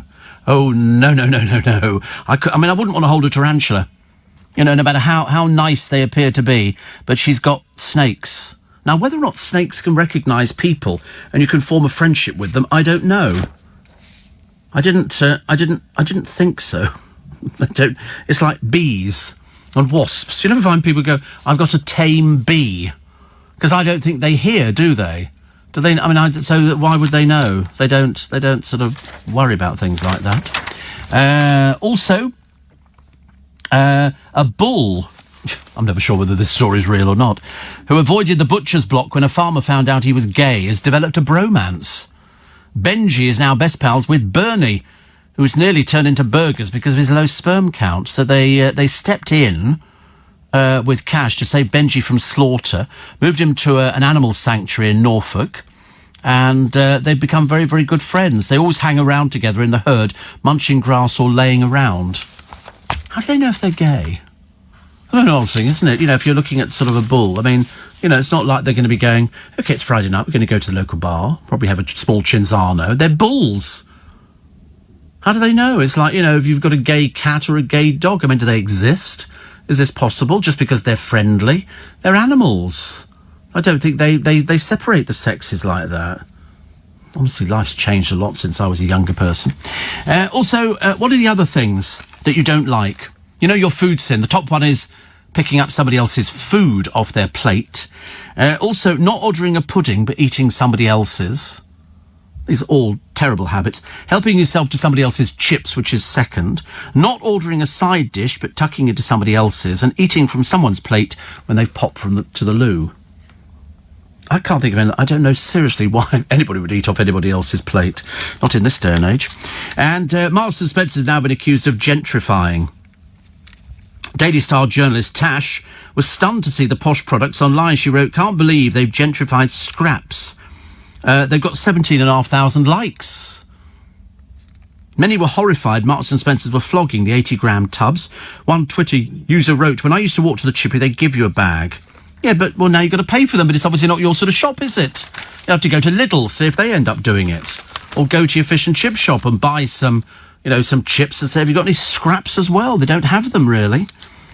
I see that Pip Schofield reckons his game show, The £1 Million Cube, works better without an audience. Oh, God, no, it doesn't. It was a dreary programme. And, of course, the reason he has to say that is because it's back on again. They're trying to drum up some sort of support. Also, Girls Aloud's Kimberly Walsh, EastEnders Joe Swash and Nigel Harman, the X Factor's Alexandra Burke and comic Chris Ramsey are all going back in time. They're appearing as guests on The Naughties, hosted by Angela Scanlon, as she takes a nostalgic look at the decade that brought us Big Brother, Harry Potter and Kylie Minogue. That sounds like a pile of rubbish, doesn't it? That's the best they can manage on BBC Two. Joe Swash, Kimberly Walsh, and some comic called Chris Ramsey, who nobody's ever heard of round here. I was asking people. Chris Ramsey, no, vacant looks, I'm afraid. But Joe Swash. Yes, I want you so. Poor soul, honestly. Honestly. What else we got? Oh, star sign. I always like to check my star sign on a Tuesday, just in case. And it says here, home security is a big consideration. He said, that security could be linked to another person. If you're thinking about moving in with a partner or sharing your home, don't ignore any question marks that lurk in your mind. Oh, my goodness. Oh, my good. Doesn't affect me in the slightest. Everybody, 25 to 7. 25 to 7. Apparently in Wales, they call scraps scrunchies. Says Lou. Scrunchies. Why don't they be called that, actually? I thought they were scraps because they were that when they took the fish out of the thing, there was always bits of batter floating around. They would take those out and then throw it into the sort of the scrap pile. And then you would, sort of get them, which was good. Steve, on the Dog Whisperer the other day, there was a gay dog and it was clear he was gay. He only wanted to be with the guys, didn't really like the girls. And apparently to get a bit amorous. But it's just a dog. I don't think they know sexuality. I'm pretty certain they don't, actually. I'm pretty certain. Also, Donald Trump has tested negative for coronavirus on consecutive days and is now not infectious to others. So says the White House doctor. And somebody says, Georgina, I love the mince pies with the flaky pastry. They all do them. Mo, it's Marks and Spencer's at Christmas. Not at the moment, but at Christmas. It's going to be part of their what they call Christmas offering. They do lots of the same stuff every year. I quite like they do these scallop shells, which have a little bit of prawn on, a little bit of salmon, a little bit of salt. They're particularly good. I like those a lot. I always feel if I'm eating salmon or something like that, it's being healthy. I'm not sure whether it is or not. Also, the front pages of the papers, we've got, what do we got? Dawn race, hate, agony. This is police moving into Dawn French's house when people threaten to set fire to it. So, I mean, you can't quite believe it, can you? But then you accept the fact there are a lot of sick people in this world, especially in this country. The tipping point, we're the 4th worst in the world for cases of coronavirus. Liverpool back in lockdown. 2021 exams delayed. It's not looking at all promising, I'm afraid. Not looking at all promising. And Nando's are launching their first ever plant-based meat alternative, the Great Imitator Burger. Why can't they call them something else? Why does it people who don't eat meat, their things have to resemble things so you can get vegetarian sausages? But they're not sausages. It's just they're vegetarian. I've never had vegetarian sausages. I'm sure they're lovely. But why call them sausages? They're not sausages at all. If you mean, are they the same shape as a sausage? Yes, they are, but that's where the similarity ends. And it's like their signature peri-peri chicken breast fillet made from pea protein. Dawn Carr of animal rights group PETA said PETA is delighted to have played a part in Nando's journey to pushing this delicious plant-based chicken on the table. Why don't they open their own restaurants? Why don't vegans and vegetarians open up their own restaurants and then people would know where to go to? It's like if you go to Kentucky Fried Chicken, you don't want a pea protein, do you? You want a piece of KFC. If you go to a fish and chip shop, I don't want pea protein fish. I want a piece of fish. You know, so what other people might want, well, then let them go and open their own restaurants. But they don't. They don't open their own restaurants, and that would be so much easier. You could have an entire vegetarian/vegan restaurant. If you sit upstairs, you're vegan. If you sit downstairs, you're vegetarian. It's all the things on the menu. You don't have to hunt through to find. Every single thing will be vegetarian. Or is it Luke comes in and he goes, oh, there's vegetarian cheese. I mean, to be honest with you, the reason that you don't get it too often is too expensive. Too expensive, so that you don't find many restaurants catering for vegetarians. They just do a few little dishes, you know. Oh, could you have a salad? So why don't they all open restaurants? I don't know. Christmas pudding, Steve, with ambrosia Devon custard, or even better, clotted cream, says Grace. Well, I think you can have both. I think we've already decided and established this morning it was fine. Having received my over-60s Oyster card, I'm relishing the freedom it's opened up, Steve, before Christmas, says Graham. I'm looking to visit the new Whiteley shopping centre near Queensway and maybe revisit Gamages at Holborn. I don't think Gamages is there anymore, Graham. I think it went years ago. 500 years ago it went. And the new Whiteley shopping centre near Queensway, is that still there? I don't think so. And somebody said, did you ever discover what was going on in Twickenham? No, we never did. Certainly about them, we've never seen so many police vans and incident units and all the... I mean, seriously, it was noticeable. You know, when you see lots of flashing blue lights, you think, wow, that's a major thing, isn't it? Definitely. So I never found out. And, Steve, I've never heard that word in Wales, says Conrad. In Pontypridd, we call them scrumps. And then somebody said we call them scrumps in Gloucestershire. This is scraps, because they are... Why would you call them scrumps? What's the point of that? Yeah. Scraps. Scrups. Who's that come from? From... It's scraps. Of course, that's what everybody calls them. Who's the Brummie producer we've got? What's he doing down here? Has he got a passport? What's he doing? Little Callum? Oh, a different Callum. Well, how many have we got, for goodness sake? They're all called Callum, are they? Don't take a blind bit of notice what he doesn't know. Yeah, it's rubbish. They don't know these things. But we call them scraps. Well, we called them scraps, but other people call them different things. Scrumps. Why would you call something a scrump? It's a scrap. Not complicated, is it? Honestly, it really gets me angry. All these different things and names for things around the country. Ridiculous. Steve, love listening to you. Apparently Nando's grill the plant-based burgers on the same grill they use for the chicken, says Suki. Well, that's not true. That's not true. They have a separate thing for them. They have to have. You can't, because otherwise that would make a mocker of it, wouldn't it? Complete mockery of it. So it has to come separately. But as I say, Nando's are famous for doing chicken. If they were famous for doing pea protein, well then stop with the chicken stuff and go, we do pea protein. Because all they're doing is jumping on a bandwagon, aren't they? In the same way that McDonald's and Burger King and everybody else did it, where they were doing other things that they were hoping to entice over, because it's obviously quite a lucrative market, the vegetarians and the vegans.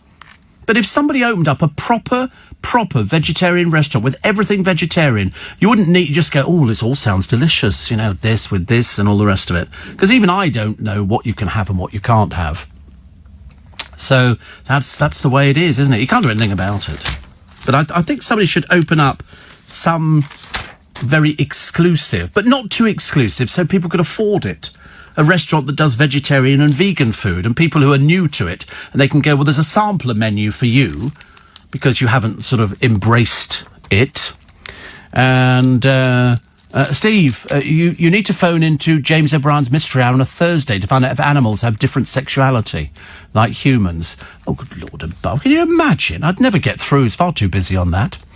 And also you should try Sproud pea milk. It's better than any soya and oat milk alternatives. I don't touch soya or oatmeal alternatives. I'm sure that there's loads of other sort of milks out there, but frankly, I think people just need to eat what they want to eat. There's coconut milk, there's almond milk, there's all these different things. Just have milk from moo cows, okay? The cow is in the field, it eats the grass, moo, moo, and then it goes inside and they milk it and we drink it. Or in my case, it's the Jersey cows.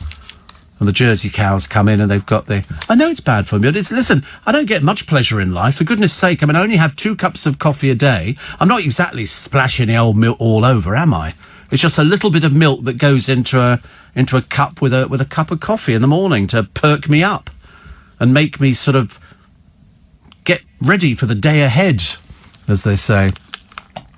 Steve, what's the problem with being called Callum? Pfft, if you need me to tell you. If you need me to tell you. I mean, I know, just within my vicinity, of 4 Callums. I know 4 Callums. I do. I know. Yeah. And a friend of mine. Yeah. I have friends.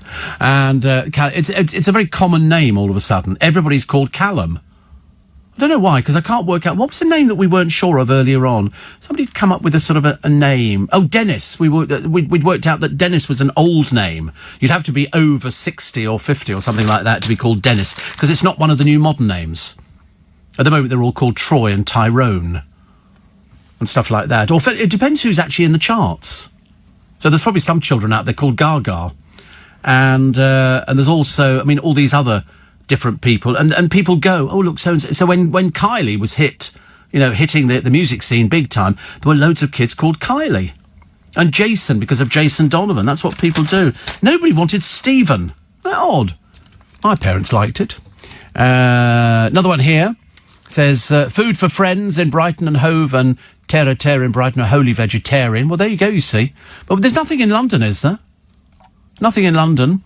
Also, another one which says Greasy Annie's in Yorkshire used to sell scraps for threepence back in the day.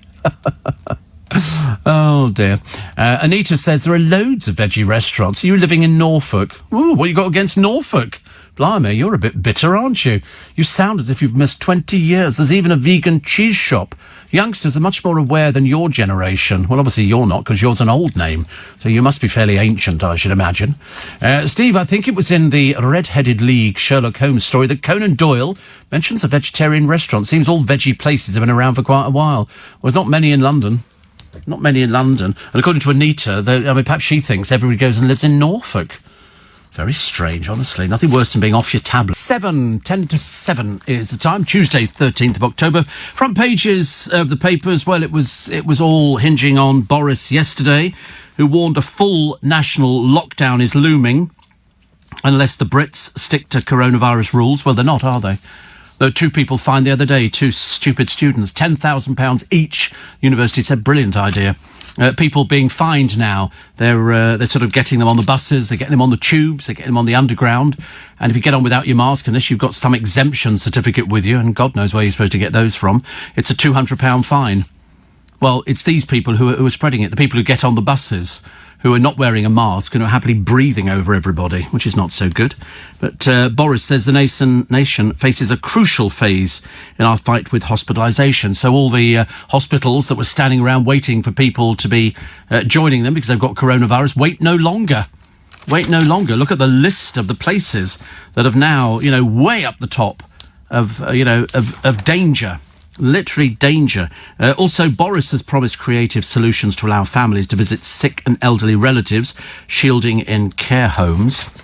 And here they are. Is it Tier 1, which is medium risk, and that's the rule of 6 limit on social gatherings, 10 p.m. curfew for the hospitality industry. They all stay in place. Tier 2, high risk, mixing between households who support bubbles indoors will be banned. Tier 3, very high risk. All household or support bubble mixing in any setting will be banned. And yet still people are doing it. Somebody organised they were sitting in a restaurant in Upmarket Place. Was it 80 of them? And they're going, I'm sorry. Have you been reading the newspapers? Or are you just too stupid for words? The Guardian, tempest flare of the new rules, as the Prime Minister warns, we must act now. He was attending yesterday's virtual news conference in Downing Street. Professor Chris Whitty, the Chief Medical Officer in England, warned that even the toughest curbs would probably not contain the spread of the virus in the worst hit areas. There's nothing we can do about it, is there? I mean, barring you're not going out anywhere, the entire place goes into lockdown. You can't go outside. You can't do anything. And then we can contain it. But is it going to work or is it not going to work? There's always people who sort of get round it. Those people claiming that they have exemptions. Well, I'm telling you, I'm watching people. I'm looking at them thinking, you don't have any exemptions at all. Also, how would you like your rump cooked, madam? Medium high or very high? Boris Johnson leaner by the day. Return to the evening press conference treadmill. Front page of the Mirror. And here we've got 8 months of sacrifice, families torn apart, millions of jobs hanging by a threat. The government still has no proper plan, no proper test or trace, and no proper support for workers. And so it all ends in tears, T-I-E-R-S, which we've used before. And what does it mean for your area? Well, if you're north of Watford Gap, it doesn't look very promising at all. Plus, Rochelle Humes cradling her third child called Blake Hampton. And the boy joins their daughters, Elia May and Valentine Rain. There you go. And so everybody very happy. People doing very well indeed. Pubs fear as restrictions hit Liverpool. I don't know how these people are making money. I really don't. Some of them, with the socially distancing, people sitting there. I mean, nobody bothering with masks or anything like that. But you get that in London. They were showing us Richmond the other day on the there's and sort of saying, we don't feature in the high things. I've checked the figures, and we seem to be sort of clinging on. But you do see people sitting outside, and they're sitting at tables, and they're having their breakfast, or they're having a cup of coffee, and they're not socially distancing from the person sitting next to them. Perhaps they don't think they're going to catch anything. Think again. Think again. Kelly Osbourne's lost an awful lot of weight. We don't really know what she went to a meeting with TV producers. I don't know what Kelly Osbourne does, actually. But she's underwent a gastric band surgery. She says all it does is change the shape of your stomach. It's the best thing I've ever done. She's obviously got into that addictive mode where people like these sort of things. And frankly, it sounds quite frightening. Tom Parker, the wanted star, revealed he's been diagnosed with a terminal brain tumour.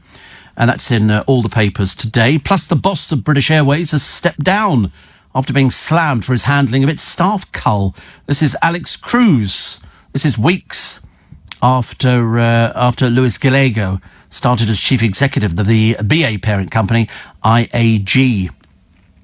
But how many jobs was it? 12,000 jobs they were looking at? Good Lord. Gets worse and worse and worse, doesn't it? Also, the dad jailed for spiking jars of baby food. He's a father. Jailed for 14 years, Nigel Wright lays 3 jars with shards in a bid to extort £1.4 million from the supermarket. The dad of 2, he's a sheep farmer, was jailed at the Old Bailey 11 years for the blackmail and 3 for a letter threatening to kill a driver with whom he had a road rage altercation. Stupid man. Stupid man. Also, high-tech traffic lights currently being tested turn green when they see a cyclist approaching. The system being tested in Wolverhampton, Coventry and Southampton's intended to reduce the accident rate. Costs under £700 per traffic light to install. I wish they do lower. You know, we have a set of traffic lights in Twickenham, right in the middle, where there's a left-hand filter, but of course people can't see it, so it's constant beep beep beep beep, people hooting. If they put a small set of lights in with a little arrow pointing you can go left when this goes green, we'd be a lot better off, I think. A lot better off. Also, the only way really is Essex for Denise Van Outen. She's moving her Dancing on Ice partner Matt Evers into a home in Chelmsford so they can bubble up through the competition. Whatever. And a burglar who broke into a family home and crept into a sleeping child's bedroom before attacking a granddad has been jailed. Stephen Kinsella stole a laptop from under the boy's pillow before being disturbed, and he also stole a BMX bike. He's in prison now for 6 years, 8 months. 6 years, well, at least they're increasing the sentences, which can only be good news. Other stories today, we're running with. Telegraph, front page, COVID coupling, the singles in a hurry to find lockdown love. And the career switch, how to really rethink a job in midlife. And so they've been saying to people, if you're in a job and it's looking a bit suspect, go and retrain for something else, which of course is absolutely totally useless. If you've been working for British Airways for God knows how long, then all of a sudden you don't have a job. I mean, what do you do now? You've only never known flying the big skies. Also, Sunak. This is Boris Johnson spending much more time with Rishi Sunak of late. Little room for doubt over who's pulling the strings, they say. The Daily Mail, we're building up a relationship between Dominic West's, Downton's Lily, and the close-up that's left his wife devastated. It's because, I mean, doing anything like this in public is absolutely fatal. People are out there taking pictures. And they take pictures of people, and then all of a sudden, before you know where you are... I mean, I think Dominic West has got something like 5 children. Not a very good idea to be seen out with sort of Lily, is it? I know they're making the same film, but it looks a bit suspect. It's on the front of the Sun as well. And also the divided kingdom. The North snubs the toughest curbs. The UK split into 3 risk levels.